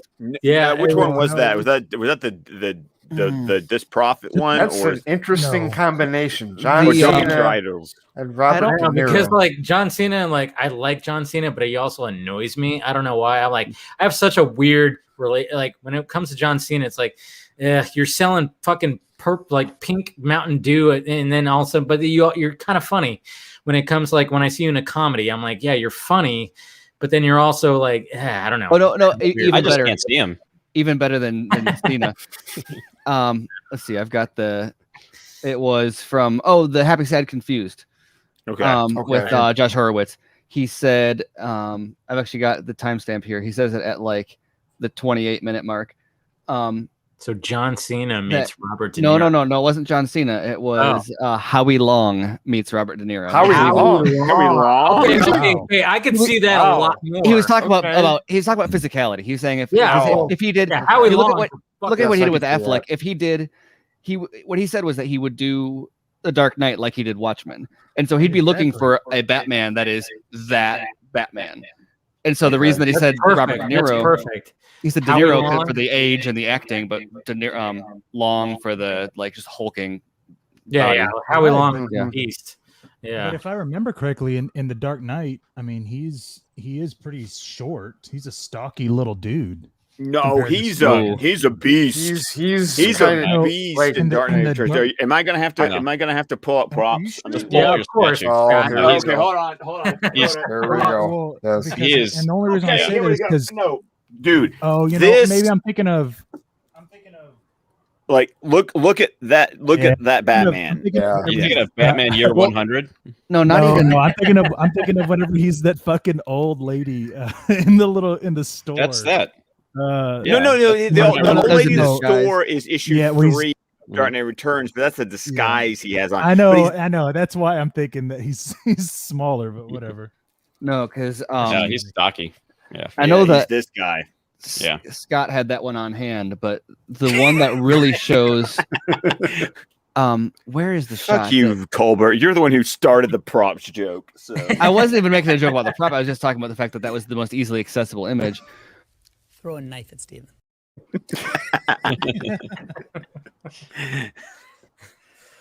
Or I don't know. I guess this one is similar. I think this one is the one, and it's weird because this is out of context. But those are the best kind. What are you talking about? Right. The out of context. There's nothing to compare it to. Is what I was. Oops. Which. I think by the way, while Steven's looking for that, Ray, I've got more stuff coming your way. By the way. Are you serious? Oh, no, I'm serious. Okay. That one. Yes. Okay. Yes. To me, that always communicates his size, just because of the pose he has to take. He's just like hunched over himself. Yeah. The Dark Knight Returns is not on my list. I have read that book. Yes, you have read that. I have read that book. But here's more for your list. What is okay? Who is that? It's more John Byrne Superman. John Byrne. Yes. You know what? I mentioned that the other day too about how you're all about. Oh yeah. Look at how little huge she is right there, man. Yeah. Big dude. So I could totally see the Howie Long. Howie, that's a name I haven't heard in a long time. Howie Long. Broken Arrow, bitch. Yes. Broken Arrow. Oh my god! Wow. There's a movie. That's your drop, though, isn't it? Isn't it, Dave? Oh yeah, I got a drop from Broken Arrow. Of course, I don't have where is it? I'm scrolling up. I can't even find it. That's how. Fuck. Yeah. Fuck. Yeah. Oh, I got a drop from Broken Arrow. Of course. You know what? I think that might have been. Because my initiation of John Travolta was the Look Who's Talking movies. So really? I'm gonna go to the bathroom, but you just talked about that. Yes. I mean, yes. Yeah. Because I remember watching Look Who's Talking in the movie theater as a kid. I mean, let's face facts. When you're a kid, the opening scene of Look Who's Talking, you do not know exactly what the you have no idea what you're literally happening. seeing sperm right floating down to the egg. fallopian tubes. Yes. You know what would be awesome that feels lazy because he was literally just in a Snyder movie. But it would be out of the box and would be a phenomenal size and acting prowess for Dark Knight Returns. Yeah, Batista. Yeah. Batista, Dark Knight Returns. Batista, Dark Knight. Okay. There you go. Forget Bane. Make him Batman. Well, yeah, I mean, how long is 6'5"? So. How long is Beastly? He is. Yeah, but then, so who do you get to play Superman then? Like, God damn. Well, the Superman for the Dark Knight Returns is going to be like the douchiest like Superman ever. And he still looks young. You know what? Zach might actually cast Tommy Long as Superman. I mean, at the rate we're going, it could probably be Henry Cavill be his next appearance as Superman. He could play Superman in Dark Knight Returns. So. Yeah, but I don't want to see him be a douchey Superman. I don't want that. I don't want Cavill to have that honorific. Well, yeah, but if he does it, I mean, it's gonna be like he said, it'd be like Watchmen. So it would be the period piece. Yeah. It would be the chess piece of Reagan. Yeah. Okay. Which is brilliant, I think. So I'll make it Howie Long. That's what the animated movie did so well because they put it in '86, and then even Christopher Drake's score was like that A synthesizer, like that. The only thing I knocked the animated film for is I just did not dig Peter Weller as the voice of Batman. Really? Dude, I actually really like this. I actually came around on it. I didn't like it at first because I'm a Conroy fan. Robert. Something about it being different. I think the problem for me, and this goes back to that was something that's not on the bingo card is expectations for Ray, but that's like on the second edition of the second edition bingo card, because I of course deal with the Legends of the Dark Knight episode of Batman the Animated Series where Ironside was the voice of Frank Miller Batman, and that was chef kiss having Ironside. Well, if we're talking voices, I mean, yes, Weller has a great voice, but no, Ironside is like just one of the, he's got that voice from the first, even in a live action sense. Like the first I ever heard of him was what? Total Recall. Exactly, Richter. Total Recall, and even from everybody, Total Recall. Yeah. Even from that point, I want that fucker dead. It was like. Jeez, I hate this dude, but he's got like this great, like booming voice, like just. It's why you still need to see Nobody, Ray, because he's in Nobody. Oh, wait a minute, what? He does that. He has that voice still in Stormtroopers. Troopers. I did. Yes, he does. Oh, yes. So this is for all you new people. I only have one rule: everyone fights, no one quits. You don't do your job, I'll shoot you. You get me? Welcome to the Roughnecks. Yeah, we forgot that one, Scott. Ray quoting line for line exact. Oh my God, his exact quote. Oh, that should be memory. Yes. No, that's totally the, and I love Starship Troopers. That's like one of my movie's so phenomenal. You know, the first time I watched Starship Troopers start to finish was Riff Tracks doing Starship Troopers, and that was hilarious. I know. I think the only thing that Zach would do if he did the Dark Knight Returns is he's definitely either gonna have it during it, or it'll be a flashback of Batman going down on Selena. Yeah. He'll have. That'll happen. That'll definitely. He'll have a picture. He'll do the scene with Bruce Wayne naked, embracing Carrie Kelly. because that is such an that would be breaking a lot of rules, and Zach could be like, "Fuck it, I'm doing it." Yeah. I still love I still just love the fact that I got more Carla Gugino on my timeline this week. So God, I'm okay with it. Dude. Oh man. There was a gift that showed up on my timeline today. Oh right? From her Cinemax show. Yes. Okay. Yes! You know what I did? I looked up that show. Oh, there's some better gifts out there. I'm just saying. I mean, Is yeah, that there's the one at the where- table? She's sitting at the table. Yes, the one at the table. And then she does like the whole like this, like open Yeah. up, but of course Yeah, the table's okay, blocking what's the everything. name of that Yeah, show? isn't that Basic Instincts? That's the Basic Instinct. I know, move? yeah. That's essentially the same move. Yes, totally. Yes. No, like, but I haven't but seen that, but I saw the found a GIF and I was GIF- like, I found a GIF where she's literally just walking, which is nothing but high heels, and I was like, okay, I should probably watch this show because my God, yeah. No, And- she's Have you seen Gerald's Game on Netflix? No. Do you know the plot? That's right. Where she's like held captive on the bed or something. No. Oh no. Okay, No. here's the plot. Here's the plot for Gerald's Yeah. Game because it's based on a Stephen King novel, and it's Mike Flanagan, Mike the same guy Flanagan. who did Mhm. Doctor Sleep and Haunting of Hill House. Mhm. The idea is that her and her husband go to this cabin for a sort of rekindle the marriage kind of weekend, and they get kinky and they handcuff her to the bed, and her husband has a heart attack because of the sex. That's right. And dies, and Yeah. she's Wow. chained, and That's she's right. handcuffed I to still the need bed. to watch that. I still need to watch that. Oh, it's so good. Yeah, it sounds like a good plot. but- okay, Scott, I'm going to ask you. I'm going to put you on the line here. Okay. Carla Gugino or Rebecca Ferguson? Ooh, Fuck you. There you go. Ooh. Yes, Fuck you. breaking your Ooh, balls Scott, right now. Scott straight up was like, Don't do this to me. Yes, I'll still go pick ahead. Carla. Do it. I on. have to go with Yeah, I to would go go with Ferguson. Tim. I think Carla yes. pulls that one out. I really do. Okay, But fuck you. Yes. Man. Hey, I Totally. mean, you know what? I've had a crush on Carla Gugino since Son-in-Law. I'm just saying. Yes. Son-in-Law. I mean, that's where that's all started. And then she was in Snake Eyes. I don't know if you guys remember Snake Eyes with remember Nick that, yeah. Cage. Ooh. Did anybody watch the first season or so of Spin City, where she was literally dating Michael J. Fox? No, in I the did show. not. Wow, I No. forget. That- I didn't know that. That is I totally saw that, where I yeah. first saw her. What are you Okay. showing? That's a little Carla Gugino thing. I do think Carla is, she is a good.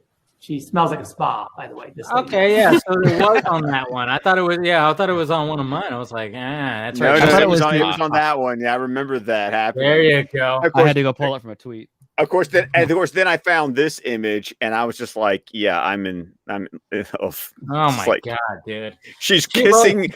By the way, and I loved it with Meg because the part that makes this even better, Stephen, props, is the fact that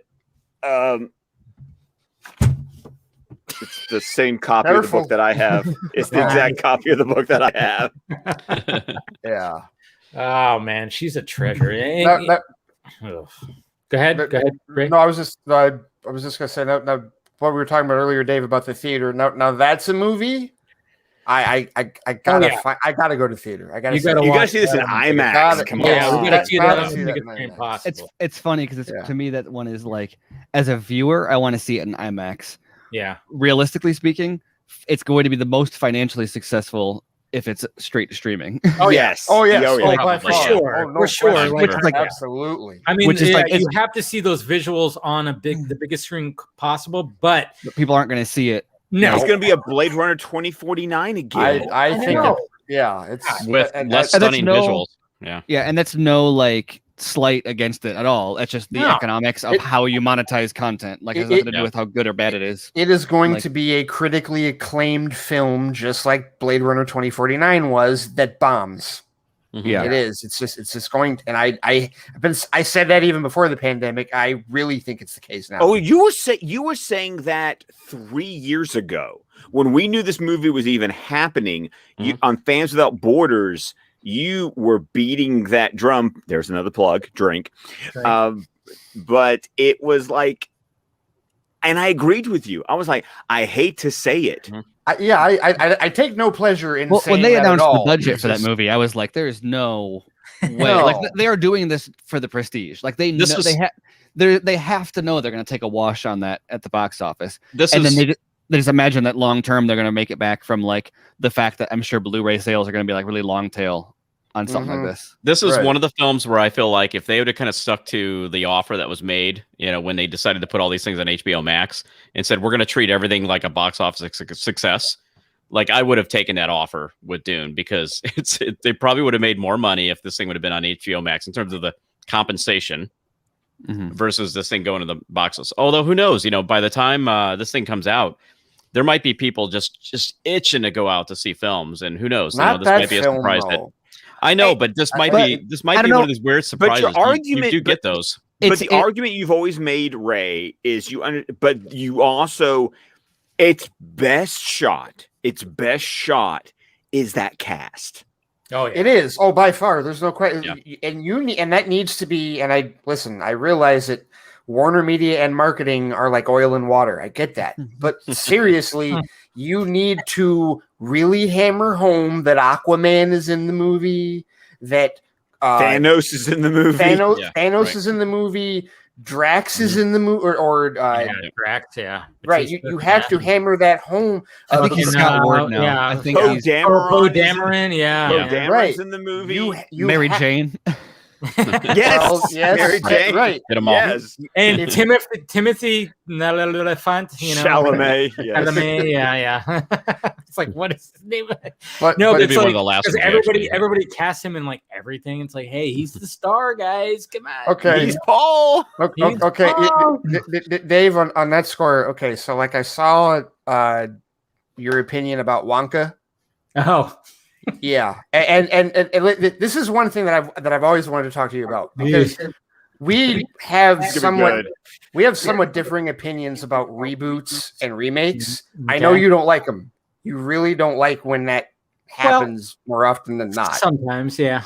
Yeah, and I will say that I'm a lot more open-minded to like reboots and remakes, but I will tell you that I completely agree with you on this one. Okay. Because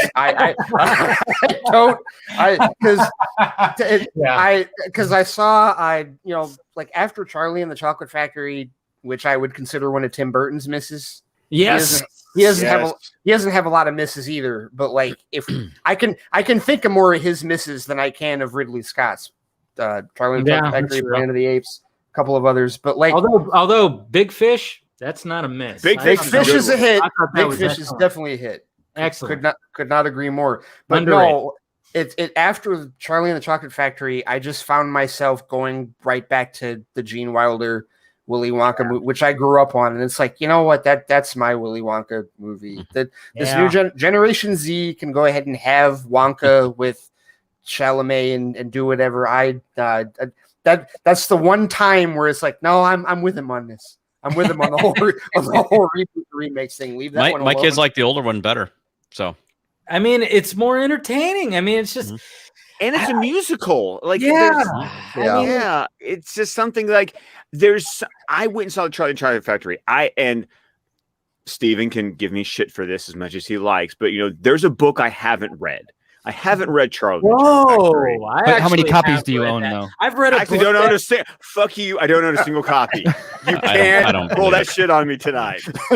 he probably owns a couple. He just is. They're lost amongst the sea of other copies of other things that he's got. Oh, you probably have one.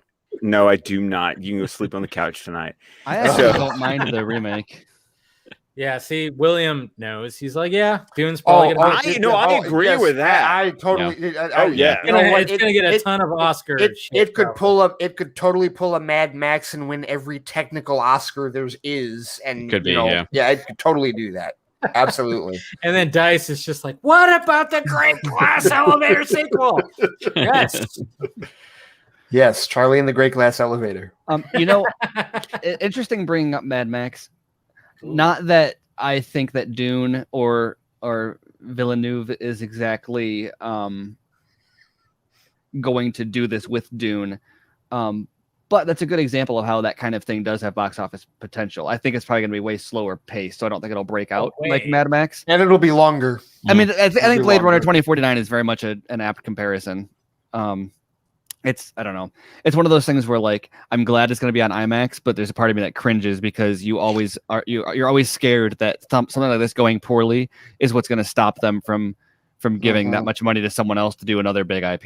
Yeah, right. But the thing about giving it to I remember going to see Blade Runner 2049 opening weekend on a Sunday matinee, and not a lot of people. I will admit my wife fell asleep during the movie. But that one was a sequel to a movie from the 80s. And that nobody saw. Like there's a reason Blade Runner is a cult classic, because there's also like 5 or 6 different versions. Like literally, when you talk to someone about watching Blade Runner, the conversation, which version do I watch? Right. Literally, that's the conversation. That's how the conversation starts. And it's not, for how widely known it is, it's not really that commonly watched. It's like Citizen Kane, where it's like on everybody's list. It's not mainstream. It's really It's not. really not. When people talk about Harrison Ford's career, it's not. That's Indiana not a movie Jones, they mention. Han Solo. That's what it is. Never a fucking Decker.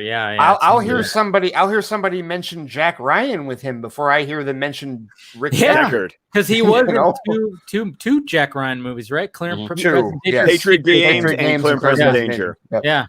They should do a Jack Ryan multiverse movie. Fuck yeah! You get Oh. him. You get what? Ben Affleck. Yeah, you get Affleck. John Krasinski. John Krasinski now. Wow, that's a damn good idea. Well, and you bring in Michael B. Jordan because John Clark exists in that universe. Because then you get John Clark, Willem Dafoe, and Liev Schreiber. Do you have any idea how many bases you just covered with this, Steven? Yeah, like you covered the whole gamut of all of it. There's somebody's out there taking a note right now. I know. I was like, they got to start sending me checks for this stuff eventually, because I can't do it for free my entire life. It's nice. He's going to Steven, stop it. Yeah, that's what it is. but I'm thinking about Dune and the hope springs eternal optimist in me is that Blade Runner 2049 was a sequel to a movie that is a cult classic. Yeah. So Blade Runner 2049 will thus be a cult classic. Will be a cult classic. Yeah. I mean, I remember the day I went to Ray and on one of our mini 3 a.m. conversations, because that's what happens when the two of us get on like Zoom or Skype when we record a podcast. I said this and he did not believe me. He was like, screw you, you can't mean this. And when I was like, I think 2049 is a better movie than Blade Runner, and he was like, you've got to be shitting me. I was like, I shit you not. I didn't buy, because at the time I hadn't seen 2049. I was not fortunate enough to see it in IMAX. So, but later I did a rewatch of the first movie, and then I watched 2049 the same day, and I was like, fuck, he's right. 2049 is better. Well, the thing that made 2049 amazing is that you didn't have to watch the first one to get everything that was in the movie. True that. There's a lot of people that only saw the second one. Yeah, I only saw the second one, and when I saw it, I was so pissed off at myself. I didn't go see it in theaters that I was like, fuck, I have to watch the first one. And so I watched the first one, obviously the final cut, and it was good, don't get me wrong.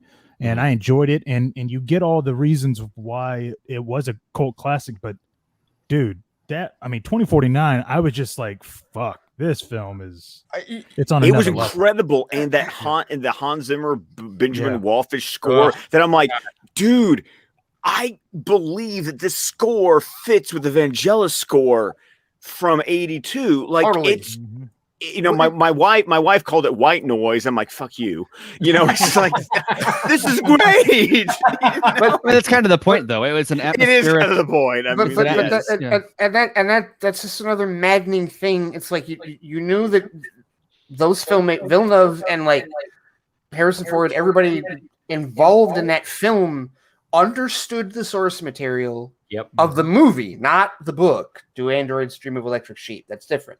But understood the source material of the original film and put all of that heart and soul and energy in to the. Oh, that's nice. That's sweet. Yeah, I actually have it. And what's funny is, in a way that, like, I don't think Harrison Ford cares. Definitely not about Han Solo. Maybe not like Indiana Jones. But if you ask him, like, is Deckard real? He has an opinion. You ask him, did Han shoot first? He literally says, I don't care. There's a great clip of Frosty interviewing him.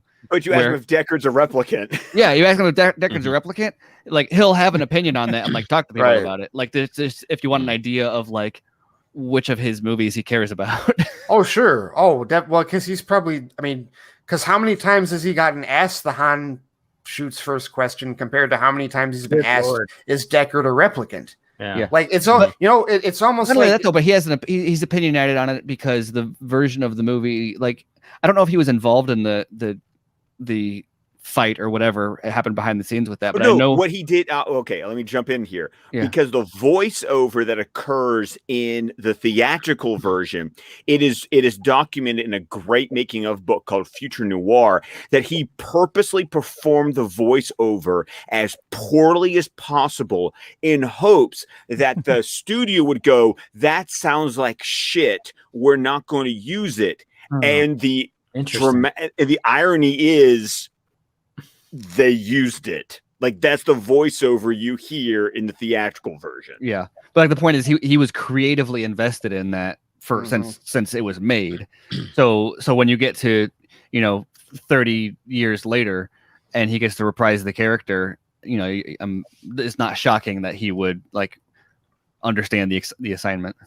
Well, and then so to say that, then you get to Dune. The only like pathetic sliver of hope I hold on to is that it's not a sequel to the 1984 film. Yeah. It's just a new adaptation, but once again, it's a new adaptation of a book from 1968. Right, and that's the thing that's going to hurt it. It's going to look gorgeous. It has a stacked cast, but as you know, if you go over to Wonder Meg, and Meg and I are doing our Dune chapter by chapter stream, I mean, we've been at it for like 4 weeks now, and we're only like 10% through the book. The book's big. It's a hefty ass book. Yes. It's a hefty ass book, and not only is it a hefty ass book, when you read it, it's dense material. Like the fact that we can spend 2 hours talking about 3 chapters because every chapter you can like there's so much going on. You can pour over it. This is not going to have mass general audience appeal. It really isn't, because I mean I'm reading it right now too, and it's just like it builds up a lot to like, okay, this is why they're going to Arrakis, or this is that whole thing, and then all of a sudden it's like you're finally getting to the thick of it, like, oh wait, there's somebody in here that's not who they're, somebody's being a little shady, and then it's a build up to that, and then there's so much that happens. Well, and you look at just all the underlying like lore and background to the factions and the groups and the secret societies and etc. And it's one of those things where like in the hands of like these creatives, like that's, I'm sure like we said, it's gonna be a great movie. Whereas you imagine like the version of this that makes money is like the shared universe, like let's truncate and add a ton of exposition to around all these, and like I don't know, there's like, I'm trying to think of another way to say it because I hate just dunking on the MCU, but like there's the MCU way to do that where you're just like, oh yeah, there's all this stuff, and then even split it up into multiple or whatever you're gonna do. Whereas then you have like the version of this movie that people are going to have to watch several times to like remember everybody's freaking name. Totally. Not just how to remember what their names are. It's also, as the joke that Meg has, is how you fucking pronounce these names. Yes, correct. Correct. Absolutely. Because there is no way that the general audience gets all of it right. There's no way. Like it's just there. Someone will be like Planet Ericus, or Baron Harkonnen. But then when you see it, you're like, oh, hey, the main guy's name's Paul. Paul. Yes. Right? Yeah, I got that one. I got that Exactly. one. I got Totally. that one. Yeah. No, it's and Maybe again, Jessica. we don't relish the idea of like saying that it's going to bomb. No, we're not happy that that's going to be the case. We're lamenting the fact because we're looking at it somewhat objectively going, we've been down this road before. Yeah. We see how this is going to go. Right. And we're lamenting the fact because we know it's Villeneuve. We know the source material. We know the cast. And we know it's going to be a brilliant film because Arrival 2049, Oh, Prisoners, I Sicario. I think one of the biggest problems with Dune is going to be all the external shots. We already know that landscape is pretty bleak. Like, there's not a whole lot you're going to be able to do to kind of like desert. It's desert. Yeah, it's desert. So I mean, you're going to see like in Harkonnen's castle and things like that. Maybe over in Arrakis, you'll see a lot of lush, scenery there. I would imagine. Might see a little bit of Kaladin, depending on for sure. But yeah, it's but who's the DP on this? Is it? That's a great question. Not Deakins, is it? Yeah, that was a question. I was gonna say because it's not what's his name? Deacon. It was not. It's not Deakins. Oh, Fraser. I thought it was Deakins. It's Fraser. It's Greg Fraser. Oh, okay, yeah. So Fraser, desolate landscapes. It'll be fine. Yeah, like for real, no joke. Like specifically Zero Dark 30. I mean, honestly, I mean, he's not gonna be doing that anyway. That's all gonna be. Yeah. It's all gonna be the VFX team anyway. Well, no, but they still consult the cinematographer for lighting and. No, you brought up I've only seen, and this is again most of Villeneuve's movies are on the list because I've only seen bingo. You already said it, so you don't get another bingo card. I've only seen two. I've only seen 2049 and Arrival. And I just gave you some cards. Okay, at least you saw Arrival. You did just give me Arrival. I would tell you to Get the fuck out. And I would, Arrival, and I wouldn't, and Dave, Arrival was one where I had heard great things about it, but I had never seen it, and it was the Blu-ray, the Steelbook was on sale because I'm a Steelbook nut. Literally, if I'm buying, we talk. if I'm buying a Blu-ray at all, it's 99.9% of the time it's a Steelbook because that's literally my thing. But it was on sale and I just bought it sight unseen. I was like, you know what? I'm just gonna take a shot because odds are I'm probably gonna like it. And it was fucking brilliant. That movie. Oh my god, man! Mm-hmm. So that movie. I mean, the score, everything about. I mean, oh god, the best shot of that movie is when it's just slowly moving in to that spaceship and we just see the landscape with the fog and everything. Yeah. Such a gorgeous, it's just one of the most gorgeous shots. My dad watched that movie from my Voodoo account and my dad was like, that movie was so brilliant. This is why I love having my father it's Dad, what I watch my dad and I watch the movies that he enjoys, and I swear 75 to 80% of my movie taste is my dad. The movies I love is because my dad said, you watch this. I swear that's why I got into Mel Brooks movies, because all I heard for my entire life was, you need to see Young Frankenstein. You need to my dad harped on me for years for me to watch Young Frankenstein. So my dad, same thing, but not with it. My dad loves the Planet Hollywood guys. So Arnold, Sly, and Bruce Willis. Yeah. So literally that's how I saw, because he has all of their movies. That's how I saw Die Hard. That's he took me to see Die Hard with a Vengeance when I was 12 when it came out, because he knew I loved the first two.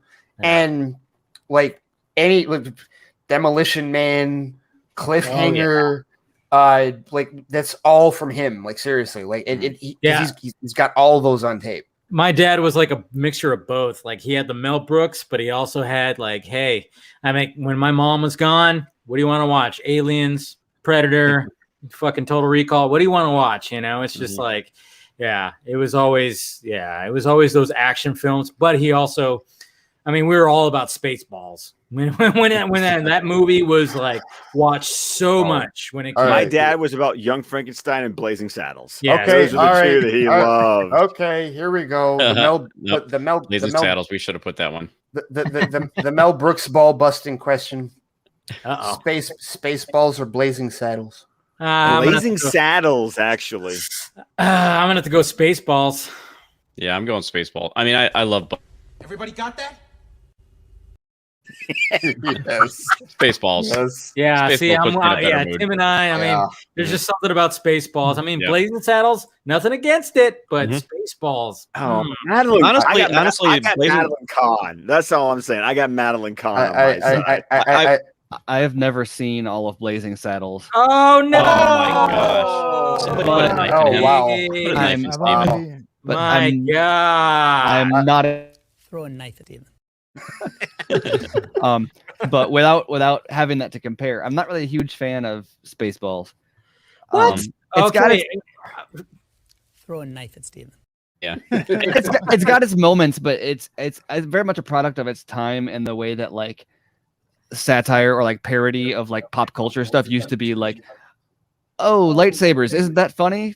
Like that was kind of the extent of the joke to me. It felt was like funny. It was very funny. It was hilarious. Merchandise. You have the ring, and I see your Schwartz is as big as mine. Yes. My favorite is Rick Moranis going. Yeah. Oh, Moranis. I can't breathe in this thing.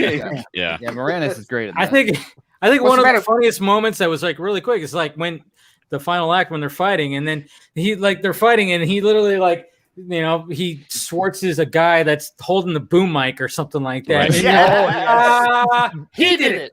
And then they just continue fighting, and it's just like just those random moments where Well, like, they also it have gets very the meta. stunt double swap. Oh yeah, that was Yes. These are not them. You've captured their stunt doubles. and that was what's his name too, who's like in It was, every movie. I can't remember. I can never remember his fucking name. No, but he's been in so many movies. Groundhog Day. Bing! Yes, That's yes, yes. Oh god. right. I can't And of remember. course, I still love we're combing the desert. Yes. What have you found? Yeah. We ain't found shit. Oh, I know. Yeah. And- That's the and- thing. I'm sorry, it's an Afro comb. Come on, That's Steven. the part. With an Steven. Afro pick. Yes. Are you The not fact that entertained? Mel Brooks, when he parodied Race, he did it very well. Where it was like nowadays people would like go, "Oh my god!" No, Dave, Yeah. people still nowadays I- lose their shit over these movies. I have to tell the story. This is Blazing Saddles. This has happened in real life. I've heard this. is true. I've heard I have this. to tell this. So the first time that I saw Blazing Saddles was with my mom Oof. over Christmas holiday. She had seen the movie already, but I hadn't. She's like, "Ray, let's watch Blazing Saddles." And so we're sitting there. It was on AMC, so it was unedited. Yeah. And I mean, like 5 minutes into the movie, the language is there. And I'm sitting there frozen, like this is hilarious, but I don't know if I'm allowed to laugh at this or not.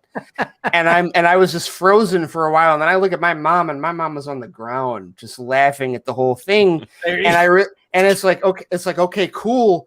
This is that type of hilarity. Like this is funny. This is something I can totally laugh at. But no joke. Years later, watched this movie with a group of my white friends. Oh, I'm sure they're like looking at you, probably like, yes, Dude, they we looked don't at like- okay to laugh at this? They literally We don't looked like at me. watching movies like that. I had to tell them, yes, this is funny. Go ahead and laugh at it. It's I'm okay. so glad you said that, Ray, because it's like, yes, it's just enjoy it. It's Listen, is that a movie that could be made today? No, it's not. No, Not at all. And I'm not entirely upset with the reasons why it can't be made, but by the same token, don't retroactively point at it. It's not like the whole point of it is that it's a satire. It's supposed to be a commentary. He's poking fun. Yeah, I mean, one of the wow. funniest moments is like when everybody's like looking at him like a black sheriff, and then he goes like, and then like everybody's like moving at him, and he just draws a gun on himself. Oh He goes, God! nobody yes. move, or the gets it. And Right. it's like, No, oh my dude. God! It's like I laughed so hard because it was like, but should I laugh? Huh? Yeah, it's one of those things. It's like, but it was so funny because just the way that he just goes, he just pulls the gun on himself and just says, "Don't move," or the Right, he's or holding himself hostage. Or like with the governor, he's like, "Wow, come here, I gotta talk to you. Are you out of your mind? Can't you see that man is a?" There he is, Scott. No offense intended. Yes. No, and it's just no. The Blazing Saddles is hilarious. Blazing Saddles would probably. I love Spaceballs. Blazing Saddles is probably my pick. Yeah. And one of the things that I do mention to people is that movie had 5 screenwriters, one of which was Richard Pryor. See? So shut up. Shut up. Seriously, Everybody. they're that's how I feel about that. And it's that's where it's like that's where it's all subjective kind of comes into play. But even going to Spaceballs, like combing the desert. I mean, the fact that it was just like, and then even like the details of like, you got Dark Helmet, who's in a safari Dark Helmet kind of way, and then he's talking to Colonel Sandoz, and he's like literally talking to him through the bullhorn, and then he goes, "Found anything yet?" It's just little details like that.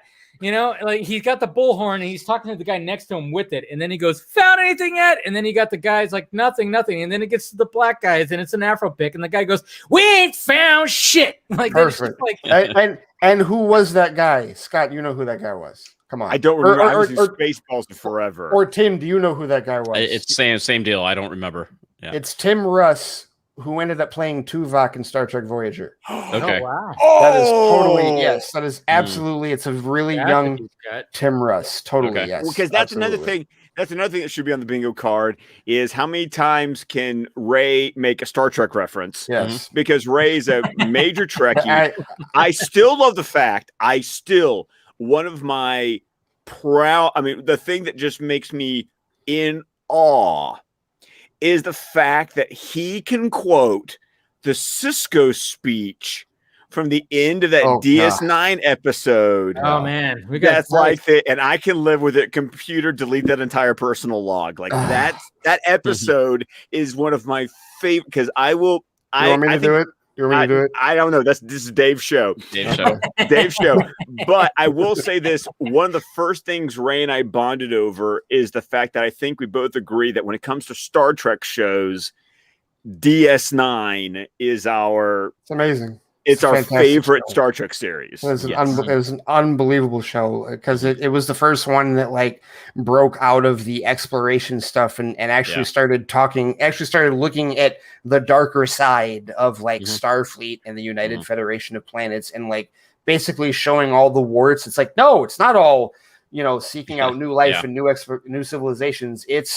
There is an underbelly to this, even in the 24th century. And no, Dave, you were talking earlier about how like, we love talking about nerdy shit, but we end up talking a lot about cape shit. Yeah. But I will tell you that my biggest franchise, my number one favorite franchise on the planet, even beyond cape shit, is Star Trek. I thought it was Frasier. No. It's Star Trek. My dad's a big Trekkie. Like, he was all about, the original and then Generations, Deep Space. I don't know how far he got into it now, but yeah, he was always all about that. So I love it all. Seriously, I love all of it, including the CBS the Paramount Plus stuff now. That like so many of the purists hate. That's the thing about you, Ray, is that you are one of the most. You talk about that. There's nothing for the bingo card that I left off. The wide strike zone. Yeah, I have a very wide strike zone. You accept things that even I draw the line on. Like Ray and I have had many conversations about like VFX. How I get really Dave, when we do our Fanimated stream, you know how I can always comment about the animation? Yeah, we talk about the animation a lot. Yeah. I'm the same way when it comes to VFX.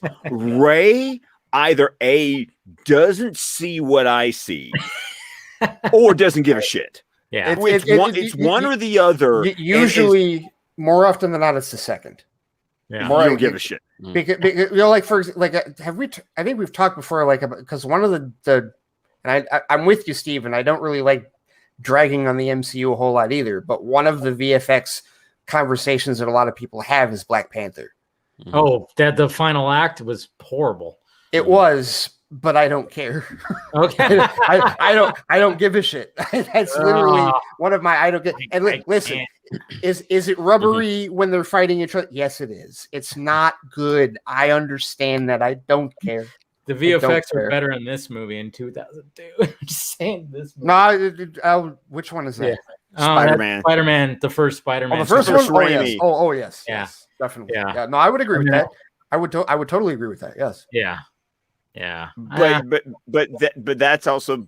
I have a friend of mine, a very, very close friend of mine, who is one of those purists who dogs on everything that Paramount Plus has done. And it's so funny having a conversation with him and then turning around and having a conversation with Ray, where it's like, if it is Star Trek, he loves it without shame. It doesn't matter what it is. If it is Trek, that's all you need. Well, and on top of that, it's like so many, and this is in all the fandoms, like when we talk about like the purists and people in every fandom, they all have the same modus operandi. They're basically saying they didn't do what I wanted them to do. That's literally all any purist in like any of these fan bases is saying. And so when you look at the people that hate the Paramount Plus stuff, they're acting no differently than the Snyder haters. No differently. What they're literally upset about is that it's not a carbon copy of The Next Generation, or that it's not a carbon copy of the original series. That's why you have people that are like, the Orville is more Star Trek than anything. No, it's not, because literally it's not Star Trek. When Seth MacFarlane created the Orville, it was literally supposed to be a love letter, his homage, parody to TNG, to The Next Generation. That's why they love it, because it's more of what they got from 1987 to 1993. It's like the same people saying Lego Batman is the best representation. Yeah, only Lego Batman gets Batman. I'm like, no. Yeah. No. Not at all. Yeah. And they just don't allow for the evolution of a franchise or for anything to like go any further and tell stories that we haven't already seen for 54 years. Well, it is interesting because I think partly due to just the way that there's these like big universes now, that it didn't used to be the same way. I feel like my entertainment was like less siloed.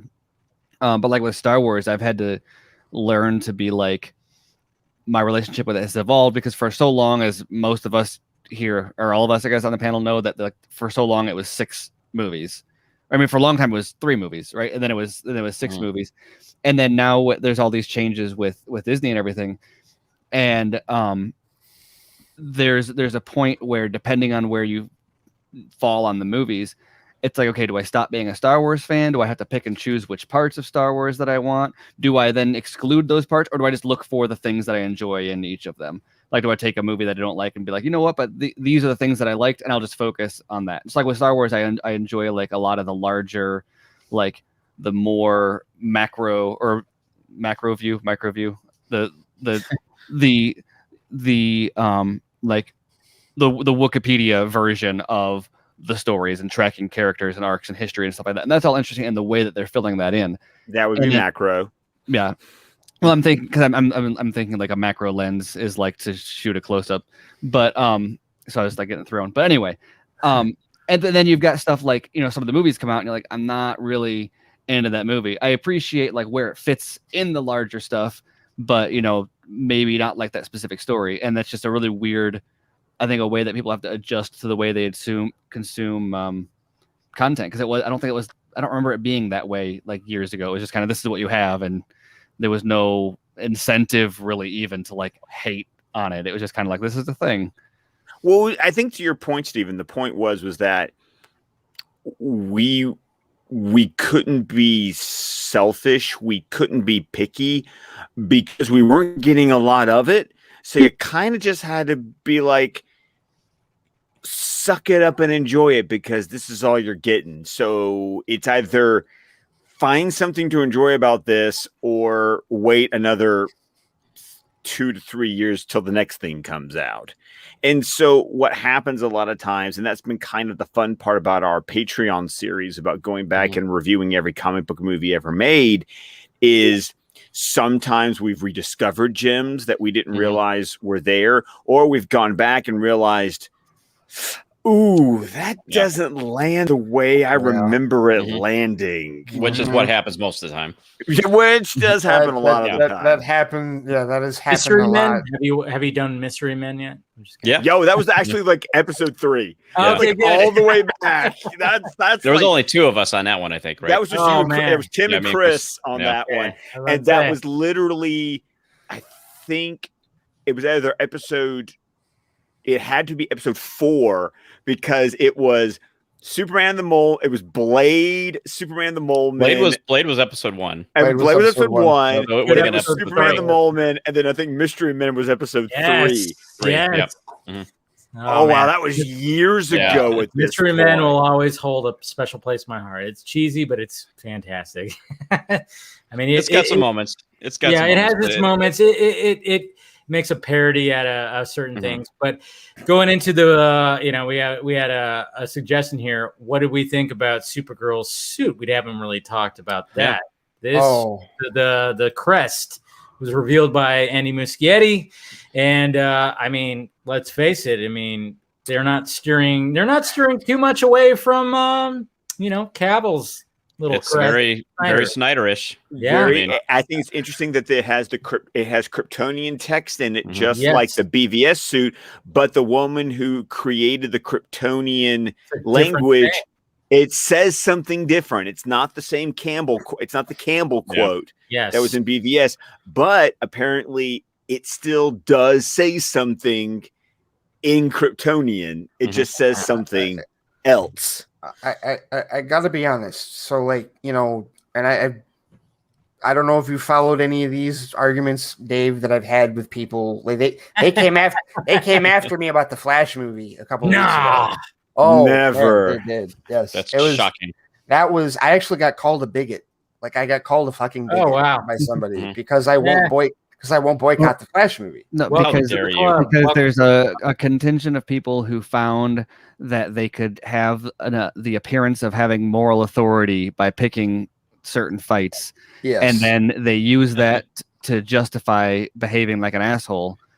Totally. Because bottom line is they want to act like an asshole, and so they just find something that makes them feel like they have the moral authority to do that, and this is one of those cases. Yeah, but my whole thing from the beginning of this is, there's this perception that, especially with this particular movie, like, this is the reset button. This is what's going to erase the entire Snyder Verse from canon and trigger this Hamada-verse, which doesn't exist. There is no Hamada-verse. There is no such thing.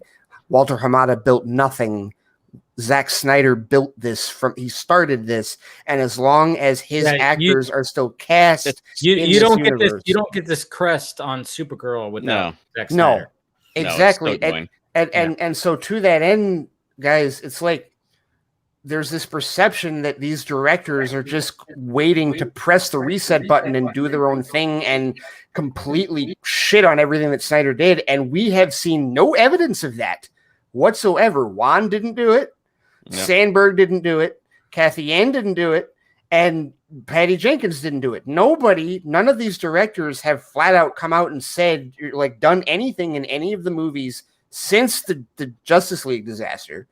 They've done nothing to, like, flat out erase that movie or even point to the one that came out in 2017. And my whole contention is that I don't think we're going to see that because they all know how shitty it was.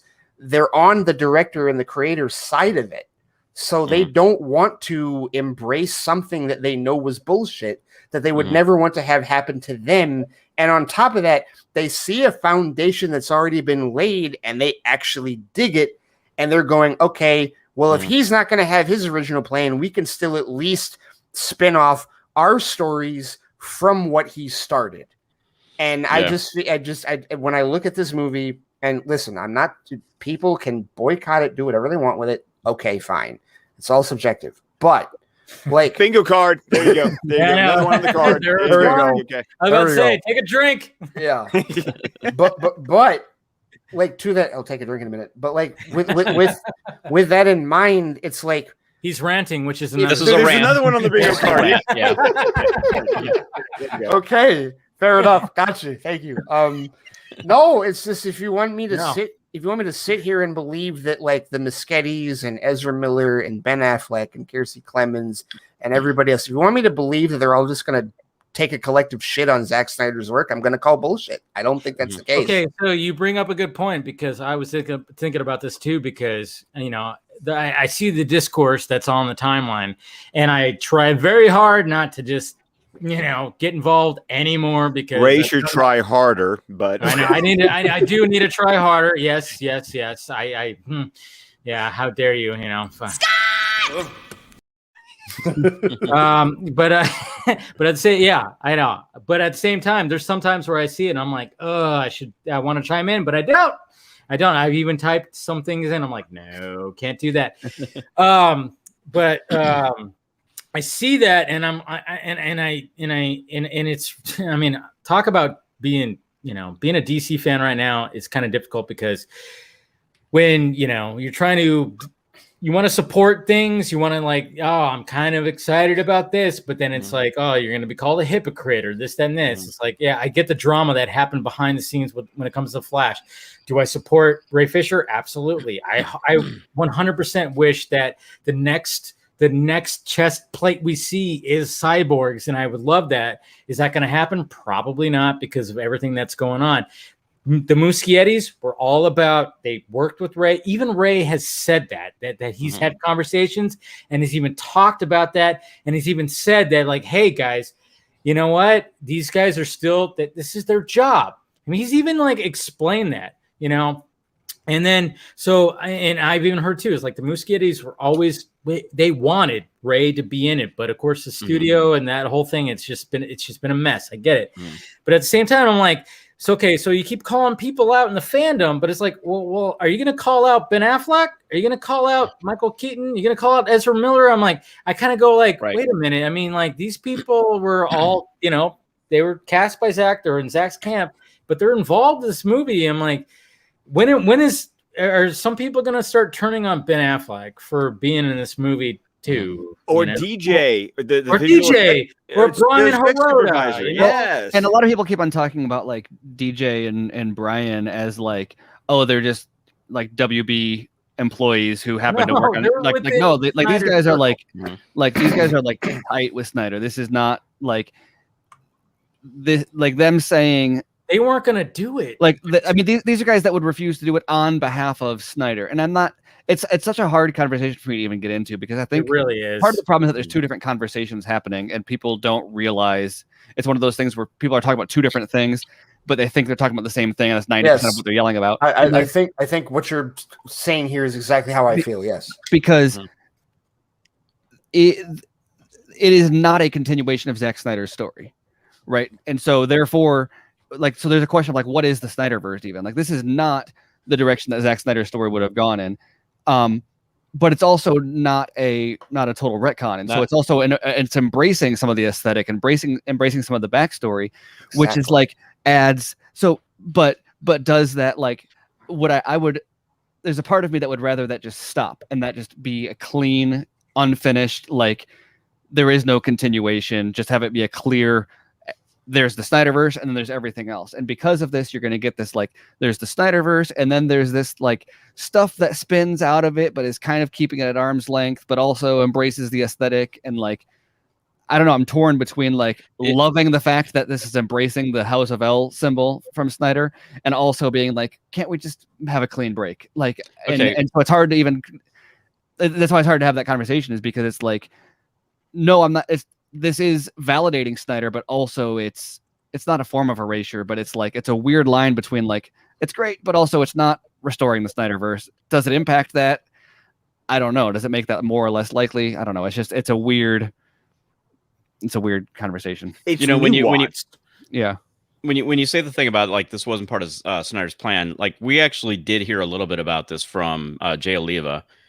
He did kind of reveal, and I'm trying to remember how much of this was said on air and off the air, but like, he did reveal that was the general understanding, that like the Snyder verse was not going to be able to go on, you know, in perpetuity. Like it was going to have to end at some point, because like nobody wants to commit 10 years or a decade of their time as an actor to this.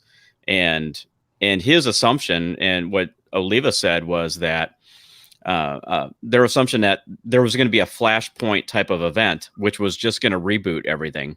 Right. He said And that, so that was always the assumption that was where it was going to go. But that would have been after Justice League 2 and Justice League 3, Right, though, exactly. not right. before. That's the only difference is this Flash film was originally supposed to happen earlier. And it's got no involvement from Zach. And like I'm able to separate my like appreciation and love for Zach and his movies and his DC and the Snyderverse from the rest of this. The problem is that because they are not making it, like if it was a full reboot, people would be mad that they are throwing away what Snyder did. But because they're embracing it but not doing the exact story, people are mad that they are like overwriting it, or like it's like a retcon of something that was never actually made. Right. Yeah. Well, right. And like with the whole, like when you're talking about the people talking about two different things, you know, and merging them together, like needlessly, like the way that I look at it is like when we say Snyderverse, you could mean one of two things. Either you mean the JL sequels and everything that was going to spin out of that, like Deathstroke and the Batfleck movie and the Cyborg solo and the Adam show, like all of that. That's what Restore the Snyderverse is about. All of that. But then there's the other Snyderverse, which is literally the DCEU as it continues on this other path. Because the DCEU at the end of the day, until it ends, or until Gull, Jason, Ezra, and Ben are recast, it's always going to be the Snyderverse. Because they're using his actors, they're using his cast, right? They're not going to get rid of them. Joss Whedon did that too. Right. How dare you? Yeah. Like Justice League 2017 used the same cast and like generally the same story. And so like I'm not necessarily even using that as an argument to say that that's what the Flash is. But that's why it's hard. It's a complicated conversation to have because it's not a pure it's very complicated. You're right, Stephen. It's very complicated, but by that same token, when I look at Muschietti's Flash movie, I know that there's only going to be his version. It's not like he took it's not like he took Rick Famuyiwa's Flash movie and bastardized it. You know what I mean? Like it's like which that's where the difference comes into play. Because you're right. We did do that. The problem, the difference, and this is where it gets complicated, is that he torched somebody else's movie that already existed, as opposed to telling his own story from scratch. Well, that's what it gets complicated though, because we know that there was and is a plan. There were whiteboards, and we saw the movie. It sets up all sorts of future stuff, and this is not that. But like I said, that those movies don't exist. It's common that there are plans for movies that are abandoned in the course of the universe. But the fact that like Zach isn't involved, and I don't know. I'm weirdly torn between like it's respectful to embrace what he did for the universe, but also, I would like a clean break and just for Zach and his stuff to stand alone. And I think you can feel both ways. Truthfully, I do feel both ways. And I think that's why that's a lot of why I don't even engage with it on Twitter. It's because like, what are you gonna like? You know, with all this, it's because you're not you yourself are not trying to like plant your feet and draw a line in the sand. You're acknowledging the gray, the ambiguity of the situation, and you're not trying to actually pick a side. Right. You are existing in the quagmire that is the situation. And I think what happens is too many people do not feel comfortable living in the quagmire, swimming in the gray. It is more comforting for them, or it allows them to, have a personality trait on Twitter to basically pick a side, plant their feet in the sand and say, this is the way. Instead of going, this is fucking complicated. No. The shitty thing is, and I'm going to talk. Let's say, hey, Garza, are you awake? Oh, no, I know. I'm just saying, no, you're not going to fucking talk, Steven, okay? I'm gonna okay? The shitty fucking thing about this entire situation is that, unfortunately, listen, I don't want Zach's world to get tainted and it and until they do a full-on fucking reboot. Like me and Ben had this conversation, and I was like, listen, dude, I would much rather have them recast Wonder Woman, Aquaman. I want a new Justice League movie, because if Zack's not involved, it's not the same thing. You get what I mean? So if you're going to have another film like The Flash, and it doesn't reset everything except for Ezra Miller's Flash, that means we still have to wait more years before we get a Justice League film. Because let's be real, it's not like we're going to like never see a Justice League film again. But goddamn, dude, every time they keep like, dipping their fucking pinky toe in the water of keeping Zack's characters alive, technically, then that literally is elongate a word? I'm trying to think. Yeah. Elongate. Yep. Yeah. Okay. All right. Yeah. That just makes it go further into, okay, well, if they're still there, you can't now recast them because they're, they exist still. His world is still existing. Yet if they were to just cut it off and say, you know what, this is a completely different timeline.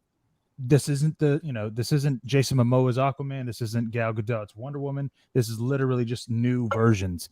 That would be so much better.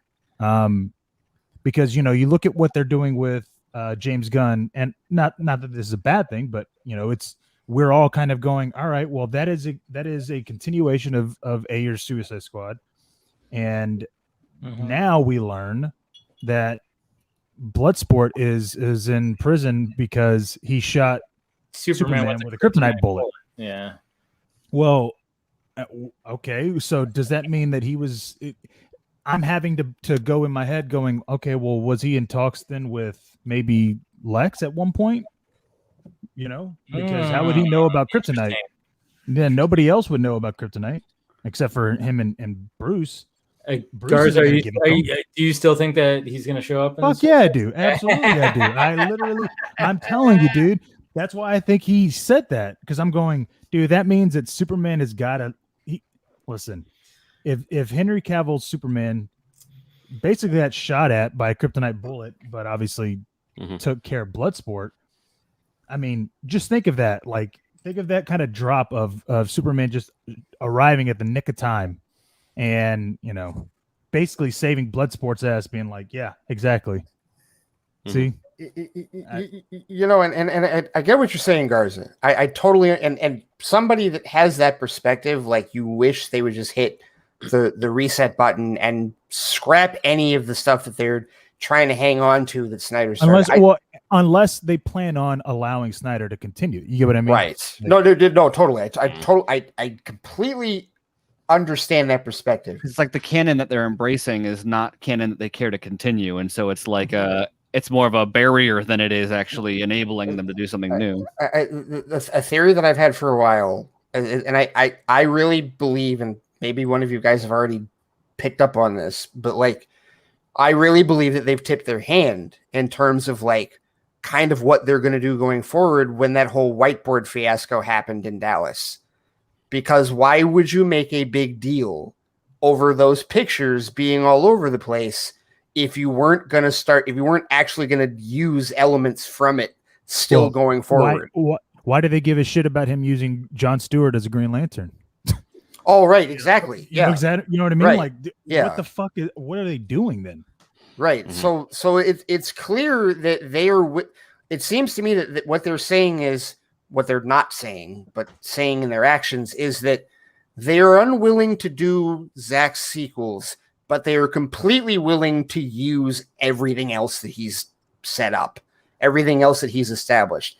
And while I totally understand why somebody thinks that's bullshit and wants that not to be the case if he's not involved, there is definitely a part of me that is still appreciates that no matter what, they have to respect his original work because they have nothing fucking else to use. Literally, what gave them and with a plan. I mean, that's what I was going to talk about. It's like the weekend after Zack Snyder's Justice League came out and that Ann Sarnoff interview came out, which was totally planned, and she was just like, we're done with all that. It's like all she had to do was be like, instead of doing that and realizing that people were so hyped about it, it's like, hey, just promote your future movies, and like specifically this Flash movie. Be like, well, if people are excited about Zack Snyder's characters, hey, guess what? We're continuing with the Flash. That's Ezra Miller.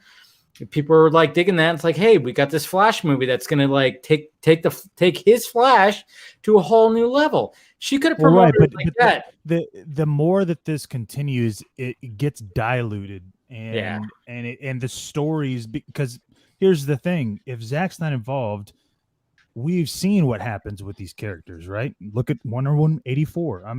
People loved it, and that's great, but that film, at no point in that film are you going, this fits in Zack Snyder's world. Yeah. And you know what? Hey, Patty Jenkins is like, dude, hey, more power to her. She was like, no, I'm making my own film. That's great. Perfect. And that's the thing, is that if Zack would have done a Wonder Woman film, which is crazy to think of, but if he did one, we wouldn't have gotten a Wonder Woman 84 film. You know what I mean? And so it's those things where I'm going, I would have wished that Wonder Woman 84, I don't know if it would have been a bad thing to have a different Wonder Woman there, but what happens if another, if Aquaman and the Lost Kingdom is kind of like Wonder Woman 84, where it's just so cheesy and corny? Not saying that it is, but every time that happens with one of Zack's characters, it taints BVS and it taints Man of Steel and it taints Justice League. Can you say taint one more time? Yeah, taint. Ain't gonna do it. This is totally where like the subjective nature, because I really don't totally agree with that.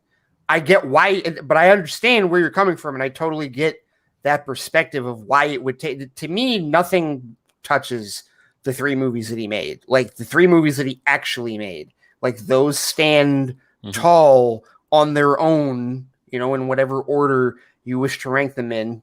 But they're all 3 at the top. Yes, they're all at the top. Totally. I don't care whichever one you have at the top. They're all the top 3, 1, 2, and 3. His movies. I don't feel like anything that Jenkins or Wan or Sandberg or anybody else does. I don't think anything they do will taint that. I really don't, because I think that they stand alone.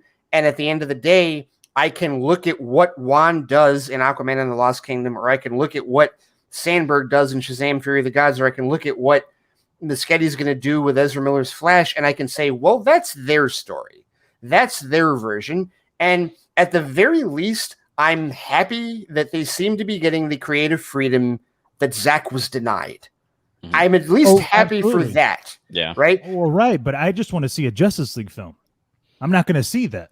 That's why I'm saying, like, I want it to just start over, because we're not going to see a Justice League film. We're not going to see Ben Affleck. Well, maybe I'm saying that, but you know what I mean? I think part of the thing for me, you already signed on. What are you talking about? That we haven't, what we haven't brought up yet, that taints, if we're going to talk about the story for me. We going back to the oral thing? Okay, sorry. Well, there's I think a little bit of cynicism, or has to be at least, knowing like how we got here in the first place, and remember that like WB is on a has been pushing to have a universe, not to build a universe. Like, that's the thing Terrio complained about. Even Snyder was like, no, like they were, I think that Man of Steel, BVS, Justice League is like a fine progression. Like, I don't think that they like rush anything, but there were things that, like, even with BVS, that they made him do to like make it more of a Justice League teaser instead of like its own thing. And so when they go to doing something like embracing, you continuing on the Man of Steel aesthetic with the Supergirl costume and stuff like that, it's hard to not read a little bit of like sunk cost into there, where they're like, well, look, look at how much longer it's going to take, versus we could just, and this is how we got this is how we got the Whedon cut of Justice League in the first place, right? Is, we can fix that, right? We'll just take the thing that people didn't like and we'll fix it in post, right? And so they're like, we'll take Snyder's foundation and we'll turn it into something else. And so until I see it, it's hard to know, like, good or bad, completely aside, whether or not it is a continuation of that story that I want. And now in my head, I can draw a separation, and it's like, I don't think I would say it taints Zack's movies for me in the sense that like I'm not going to change my opinion on BVS based on what Muschietti does with Affleck's Batman, but there is going to be like, if he doesn't do Affleck justice, there's always going to be a part of me that's like, why did you have to do that with that version of Batman? Not because it impacts how I feel about BVS or Justice League, but just because like the ending of Justice League was perfect for Like if the Snyder Verse isn't getting restored, that last scene with Martian Manhunter in Justice League concludes Bruce's BVS and Justice League arc so perfectly as a conclusion with more to come, but like your parents would be proud of you, and he's no longer a xenophobic raging like killer. Yeah. Like Martian Manhunter comes down and he's like, oh hey, what's up? It's an alien. Yeah. And you are. Yeah. That's like such a you look at him in BVS and you look at him there like that's perfect. And so like if that doesn't change, it doesn't change with what you do with him in the future, but it's like if you're not going to continue that, why not get someone new? And I know it's multiverse and there's all sorts of other things happening, but then even the way they treat the multiverse is like it's not actually the multiverse, it's just not Snyder Verse. Is right. Really the only consistent messaging we've got out of that. And that's why for me my perspective rests in I guess I'm trusting the creatives. I'm trusting that the directors are not going to shit all over what he did. I'm trusting that they're not going to pull a Whedon. And so far, listen, however you feel about Wonder Woman 1984, would you still watch that over Justice League? I would think so.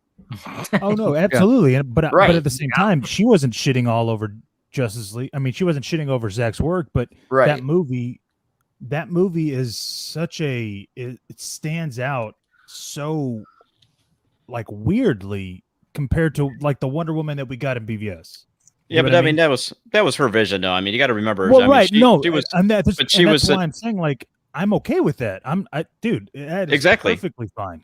I mean, but that's the thing, though. I mean, what? Yeah, I was gonna say when we talk about creative freedom, I mean, but that was like a really important time to her because I mean, she had a really real strong attachment to that era of films, and we had even talked about it on our show. There was we had learned that there was actually an attachment, like she had like this kind of like her special dad bond. died like her right dad before had she died. saw Superman 78, and I think that's really influenced making that movie. Part of what's frustrating for me about the movie as a whole is that I get that and I appreciate it, and I think that would be a really cool movie to do, but it felt like it picked and chose like when to embrace that aesthetic and when not to. And like there were scenes that are very clearly like, oh, this feels like a send up to the Linda Carter show or to Superman 78. And then there were scenes that were like, this feels like a modern superhero movie, and it I think broke like if you didn't have the scene of her beating up the dude, like Cheetah beating up the dude, and kind of establishing that the movie was willing to go to that tone, and you kind of embrace the mall aesthetic throughout the whole thing. Then that finale with Max Lord is like way more like, oh, that's just what this is. But you're like, oh no, we'll go to this dark place or we'll go to this like emotional place, and then like you can have it is the end. It's like well, the biggest problem with that film is it started off with what I think were its best scenes of the film, when it's on Themyscira. And then it went immediately right to what I thought were the worst scenes in the film, which was this homage to the Donner. The mall was terrible. I mean, like it wasn't even an homage to Donner; it was an homage to Richard Lester or Richard Lester. Lester. No, but like it was just kind of funny too, because like I remember just like talking to Connie Nielsen and be like, before I saw the movie and being like, oh my God, you're back and this and that. And she was barely in it. Cause I really was hoping that there was going to be a lot more flashbacking to Themyscira. And the opening Themyscira, fantastic. It was cinematic. It was pretty fantastic. And I'm like, okay, cool. And then that was it. And I went, shit. I thought there was going to be like going back to it. For some reason, I don't know. I had it in my head. And well, it's because after the first movie, in the same way that like Wakanda was so big after Black Panther, the Amazons and Themyscira were so big. And so you think about like Halloween costumes and toys and all that stuff that like WB cares about. You'd think they'd be like more Amazons, more Amazons in this movie. And instead they like which isn't inherently, we spent half of this time like mocking them for prioritizing toys. It's just weird when like their own standard isn't what they They didn't meet it. They didn't meet it. Yeah, I know. Well, and that's, I think that is a risk if you're going to be on that side of it, where it's like on the side of it that I'm on, where it's like, okay, I'm gonna trust these creatives. And this is what true of any of these movies. If I'm gonna trust these creatives, then I'm gonna take a risk that I may not like their decisions. You know what I mean? That's always a risk that you have to take with respect to what they're going to do, if that's how you're going to proceed with it. So because you, and I think Ray, you and I have had this discussion before, or we've at least been very like-minded. It's that, okay, that was a choice. I didn't like the choice, but it's like, I think Voltaire said, I might disagree with what you say, but I'll defend to the death your right to say it. And I think what we talk about with creative freedom is that people like to tout creative freedom when creative freedom leads to the type of products that they enjoy. And yet they will then hypocritically back off of that when the creative freedom doesn't give them what they want. So, for instance, I can look at Wonder Woman 1984, and if I'm to believe that Patty Jenkins had the creative freedom, I question that maybe, especially some of the way she was talking right before the press tour leading up to it. But if we go on the, let's stipulate that Wonder Woman 1984 was actually the movie that she wanted to make. Okay, good on you, Patty. I didn't like it. I didn't care for it. Right. Which I'm happy to say that, because I'm going, hey, look, it didn't work for me. But you know what? There's nothing for me to go, oh, well, I didn't like it because something happened to you. Get what I mean? Like, no, those were her choices. And great. But the other difference here with this universe also is that you've got a lot of movies that, like Wonder Woman, it doesn't matter what, like Wonder Woman 1984 or any of the sequels is, they could all be trash and Wonder Woman is still a great movie. And the same way with Zack's movies, because they are all designed to be their own movies. And you get other franchises where they sell the movie on what's going to come next. And so this movie is like, this is so exciting because of what it's setting up for the next movie, and so on and so on. And either they just keep you excited for the next one forever, or you get The Rise of Skywalker, and then everybody's like, that makes me kind of like the whole trilogy less. Whereas like nobody likes The Empire Strikes Back less because The Return of the Jedi was inferior to it.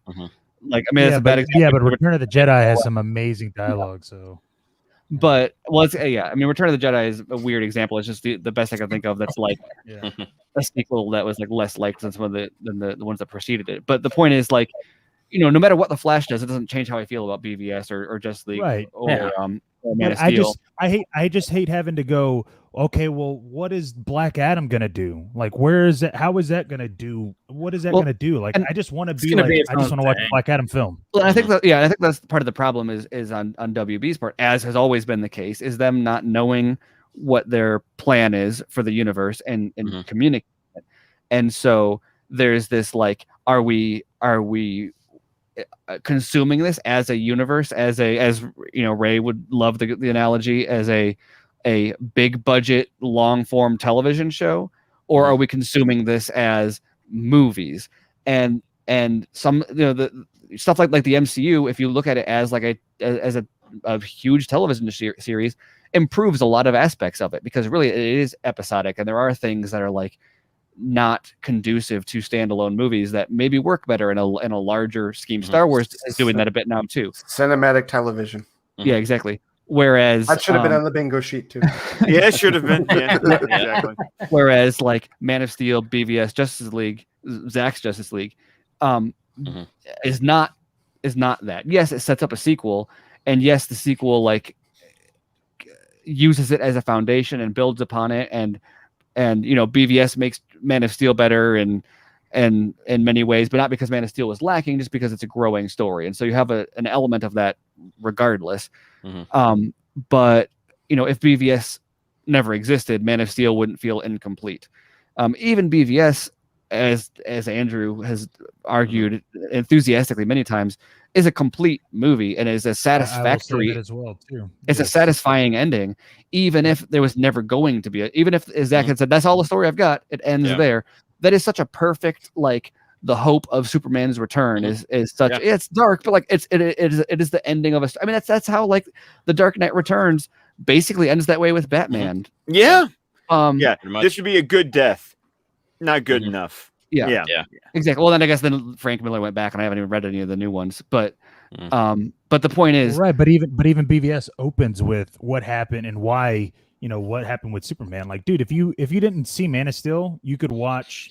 It gives you the context. Yeah, it definitely does. Yeah, for sure. All right, one last question from a patron, which is a very easy one to answer. This is from Lane.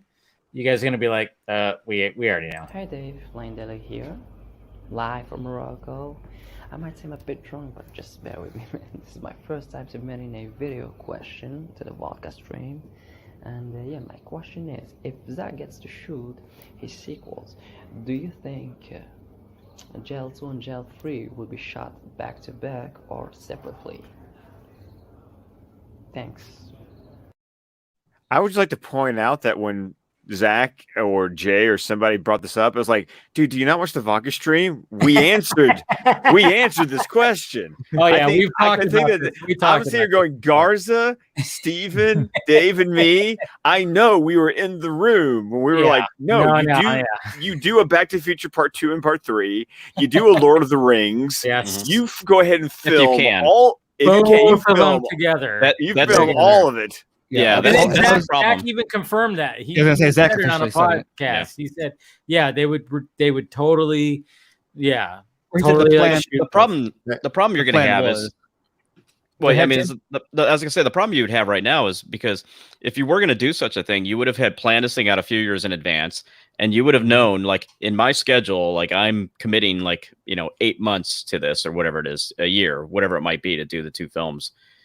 As it is right now, it's you couldn't just suddenly schedule that thing. You'd still be way out, and I think you'd be beyond the lifetime of some of these actors wanting to play these roles. Honestly, and that just compounds the audacity of the mistake 4 years ago, because you didn't just screw over the story, you screwed over the time, literally the physical timeline that you could get it done in a reasonable manner. Speaking of finishing with it and do a hard reboot. Yeah, speaking of finishing the universe and rebooting, if they had shot just the 2 and 3 back to back, the whole thing would be done by now. We would have little Batman and the Batcave and whatever was all on that last whiteboard.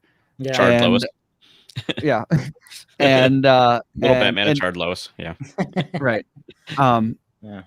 And then they could just they could say, okay, we're done and we're moving on. And then, you know what? You could even still, because they're doing the multiverse, you could even say, here's the same Wonder Woman and the Aquaman. These are all whatever, and continue on after that. And I feel way less conflicted about it than I do, because it's very clear that it's an addendum or an additional. Whereas the problem is that because Zach's story ended and was left as incomplete, now when somebody else picks up those toys and plays with them, it's hard. And I think part of it also is there's a lot of fans are hypersensitive and aware of the perception of the general audience. And they know that whatever Muschietti does with Affleck is going to influence people's opinion, not necessarily ours, but there are people who don't know Snyder or don't know the story or everything as intimately as the fans do, who will, if Affleck is not, or if any of the Ezra, whoever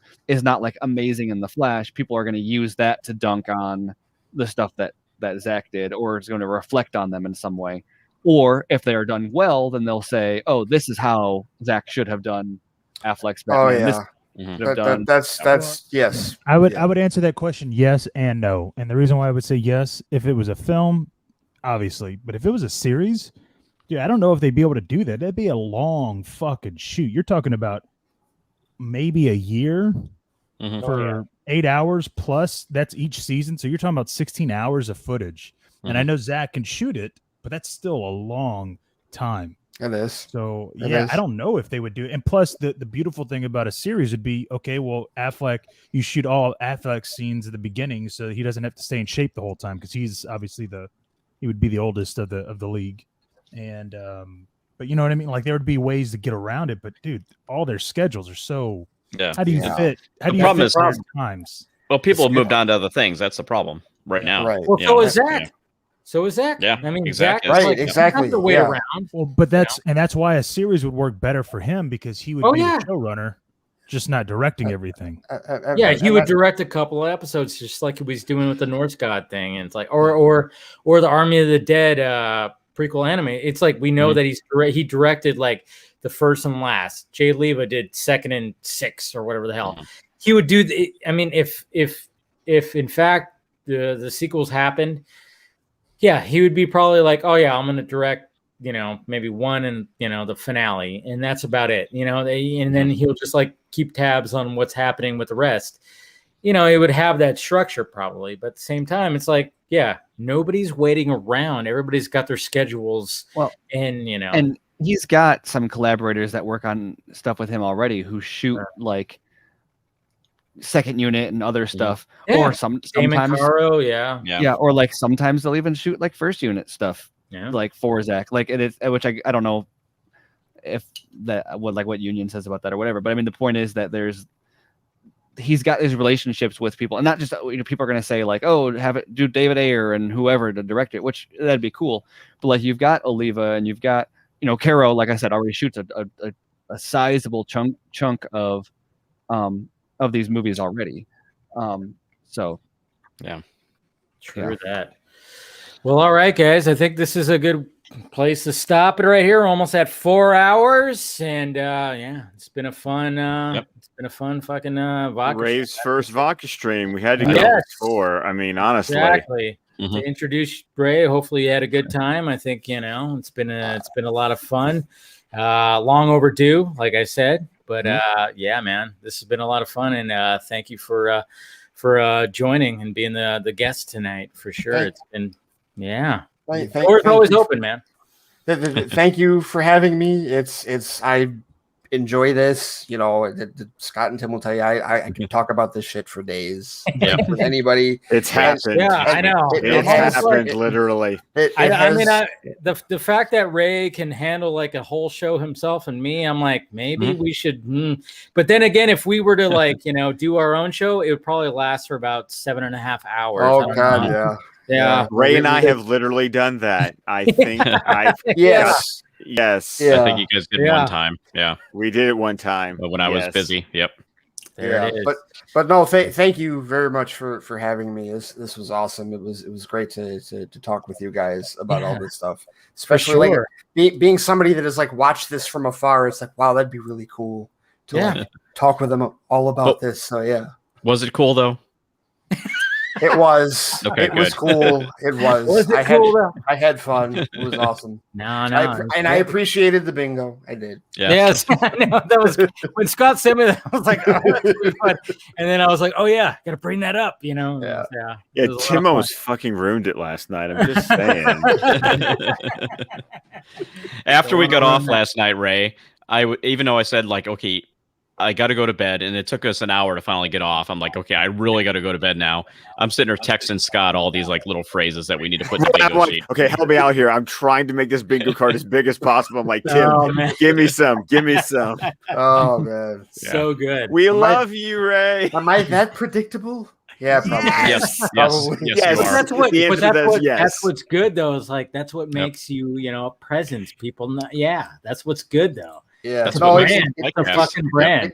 It is, and it's funny. You were talking earlier before I came on about like some of the other stuff that you want to do, like the ideas that you have for your stuff, and I have a ton of ideas that I really need to start being more consistent on. I got more consistent on the show, the podcast itself, but like there's a bunch of other stuff that I want to do. Like with your, I have a YouTube channel. So, and I need to do something with that. And you guys, honestly, with how you guys do it, especially you, Dave, it's like an inspiration. It's like, okay, I take notes a lot of times. Like, what does he do? Okay, let's man, see how this works and how If this Dave goes. can do it, I've totally. I know exactly. If I could do it, trust me. I mean, jeez.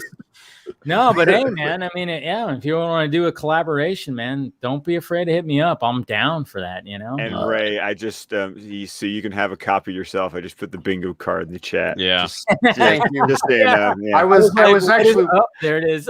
I was actually wondering about that. Like, can I see this? Can I have a copy Yes. of this? There Wow. it is. There it is. That Awesome. should Thank almost you. be the cover art. It's good. Right. Got it. Love it. Awesome. All right, let's go around the horn. Let's go ahead and plug everything, and we'll start off with Ray. Oh, I love that. That is so awesome. Yes. My I have a website, theflightcast.com. That's where you can find my blog and my show, the Flitecast, which is also available on like Apple Podcasts, Google Podcasts, and Stitcher and everything. And of course, I am part of Squadcast Media with these fine gentlemen. But I do Fans Without Borders and DCTV Squadcast when we get to watching it again. Yeah. Yes, Ray and I will be talking about Superman and Lois at some point. Yeah, totally. Nice. And then, of course, we saved Scott for last. So, Garza, I don't have a drop for you except for. Shut up! Shut up! Shut up! Yeah, and that's not even really mine. So. And you know what? Actually, I've almost been, absent on anywhere. I haven't really been out online just because I've been so. You've been kind of working on shit, right? Yeah, I've been just working That's on good, some man. shit, and and hopefully, I'm That's getting gonna be better and me better. when I get my new computer. Shit. Yeah, right. So Yeah. I don't know, man. Yeah, just be on the lookout in the next couple weeks, because like right now, I've never worked on something so fucking much and like so much difficult than learning something and just knowing that okay, well, I think I know how to do it, but no, I don't. Well, I don't. I can tell you with the stuff that you're sending me, I feel like your dedication is like really impressive, because you will, it's like you're learning to walk, and you like take a couple steps and you're like, check this out. It's like, well, you took a couple steps, and then you're like, now I'm training for a marathon. It's like, well, Yeah, maybe, exactly. Yeah. It's like maybe learn to walk, like run, Yeah, jog you're like, a little well, bit. maybe first. you should jog, and I'm like, yeah, but check this out. Boom. You're like, oh. I don't know what it is you're working on, but I will tell you that I really have dug a lot of your work that you've done, like video wise, with like your trailers and like some of the like seriously, like some of the shit that you've done is like, damn, I need to step my shit up. My God. Yeah, right. Oh, I appreciate that. No, and again, like, so basically, what I'm doing is I'm working in 3D animation, and nice.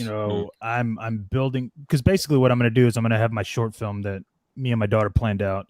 I'm going to do it in 3D animation, but in order to do all that, I got to learn how to actually do 3D animation. And so, and so I've literally been spending the last 2 months basically digging into it and sculpturing and figuring out all these textures and all this shit. It is the most complicated fucking like puzzle I've ever been on. Like doing videos, editing videos, all that shit is like fucking cake compared to this. And so, John, what software are you using? Blender, actually. Blender. Okay. Yeah. And it's amazing how powerful that system is. Blender's insane. It really is. Now that you're being more explicit about it instead of having a vague analogy, he's sending me stuff like inanimate objects, an anvil and teddy bear and different stuff that you're making. That was like, wow, chess pieces. Chess pieces, yeah. Where the lighting and the textures were like really, I'm sure difficult. And then you started sending me these human faces, and I was like, and that's where that is like nobody can hand draw a human face, much less like 3D sculpt, and especially with, it's not like you are a sculptor that is translating that. Like you are just like figuring out how to make a lifelike human face, and that's why I was like, well, maybe you should work on like some more teddy bears first, like not because it's bad, but just because like that's the way most people learn. But you're like, no, I'm gonna like choose the hardest thing to do and just like do it until like I don't know, most people I feel like would quit. So I've been really impressed with your like. Oh no, I'm still working. Man, just wait, dude, because I'm literally I'm doing this like kind of not class, but I'm gonna basically create an entire character, like rig it and everything, and move it and all that stuff. So as I'm saying, Awesome. like just wait. Like it, dude. It's about to go fucking. It's kind of next level. yeah. Kind of shit that I'm like. And I have other shorts that are planned that I'm making for a specific reason. So I'll get into that involve like that chess piece and all that. But I'll keep that on the DL right now. Okay. So you won't. Oh, great Odin's Raven. Yeah, you won't find me online, so don't worry about following me. Yeah, you can still follow John. It's fine. He sent me like a face, and then like I didn't hear from him for like a week, and then he sent me like a much better different face. There was not like an evolution of that one; it was a totally different one. And I was like, in my head, it's like he hasn't left his computer in that like whole. I haven't seen him tweet or anything either. He's just like. I think it's good for you. Dude, I haven't even been like getting I haven't even getting hate or anything. People are just like, he doesn't exist anymore. Yeah. Like, Wow. good, Now it's good, man. Now put it all in the work. Kind of missing it, aren't you? Yeah. yeah, right. I know. I'm like, Hey. God, I haven't started shit in a while, dude. I know you do. When you get done, just fucking just drop a bomb. Yeah. Tag on with Ray in some conversations. You can find 3 or 4 a day. That's frightening because I've found some of the stuff, like there was that one you did last year, or like year before last, with the shot from Endgame. Oh my God, that was the three walking up. Right, that was so good. it was insane. That's awesome. All right, Steven. Throw a knife at Steven. We're doing plugs. I'm Stephen Colbert. You can find me on Twitter at smcolbert, and you can find I got a bunch of way overdue stuff from some like interviews podcasts. so I got some interviews that I should get up because there's some cool stuff in there for people. But then we've got new episodes of Army of the Dead by the Minute on the way, the inaugural episodes. And another Just League by the Minute is on the way as well. You can find all of that stuff at snyderminute.com. And we also just did we ended up doing a Patreon where we also discussed the first episode of Loki, if anyone is interested in our thoughts on that. It's on our Patreon. It's like 45 minutes long. It was going to be 5 minutes long, and I think you can hear the timer go off like 9 times during it. We were kind of digging like on a Wait a roll. minute, you have a timer telling you when to stop? Well, it's me and Dice, and so we had to. I was like, "Look, I gotta start a timer and just make sure." Ray, take notes. Other people use timers. Just saying, it didn't work. I was about to say, you think a timer would work? Yeah, we're not going to give you. You won't have a snooze button. No. Here's what's going to happen. Next time we do a Squadcast, all of a sudden I'm going to hear dings in Tim's background. Ray, shut the fuck up. Great. Oh, that's awesome. All right, cool. Well, Tim, I don't have a drop for you, so sorry. Oh, fuck. That one works. I like that one. It's usually how I respond. So guys, you can find me on Twitter at AlanFire. I have not been that active last couple months. I'm in the middle of a product launch, so I'm about 2 weeks away. Well, nice. I can't really give the timing, but anyway, I'm getting close. And so once I'm past that, I'll be a little bit more active. But you can find me normally on DC Film Squadcast, our podcast that I do with Scott, who's above me. I don't know where everyone else sees him, but so I do with Scott. We also do a show in between, which we call Squadcast Movies. And that's where we're just going. And each one of us kind of picks a film and makes the other one watch it. And we talk about it together. It's actually been a lot of fun. We also do a show on Patreon where we go back and review every single comic book film of all time, also called Squadcast Movies, but it's the Patreon edition.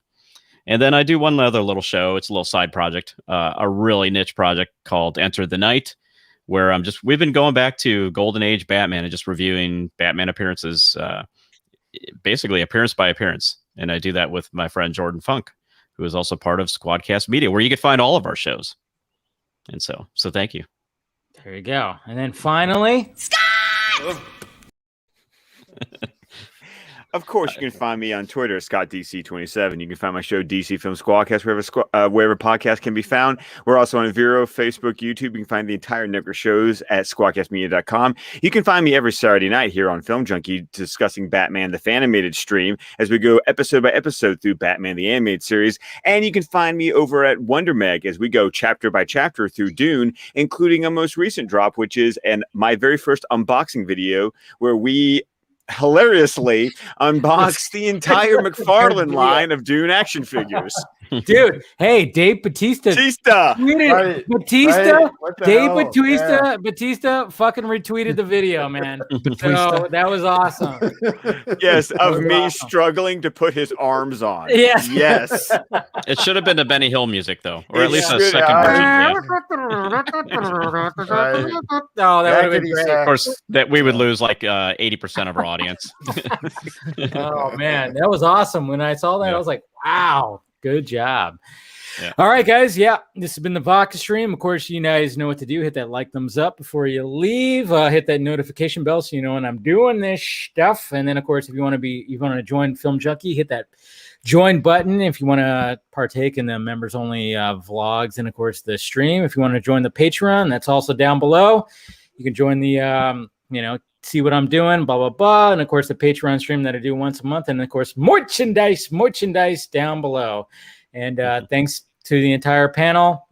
Ray, of course, thank you for being the special guest. The door is always open if you want to join, of course, and everything. And, yeah, guys, this has been a lot of fun. And remember that, yes, Batman, in fact, does. We get it. You know I'm good at it. I do the alphabet. A is for Alfred. B is for Bat. It's a clitoris. I get it. Fucking hard fact. All right, guys. Talk to you later. It's Canon.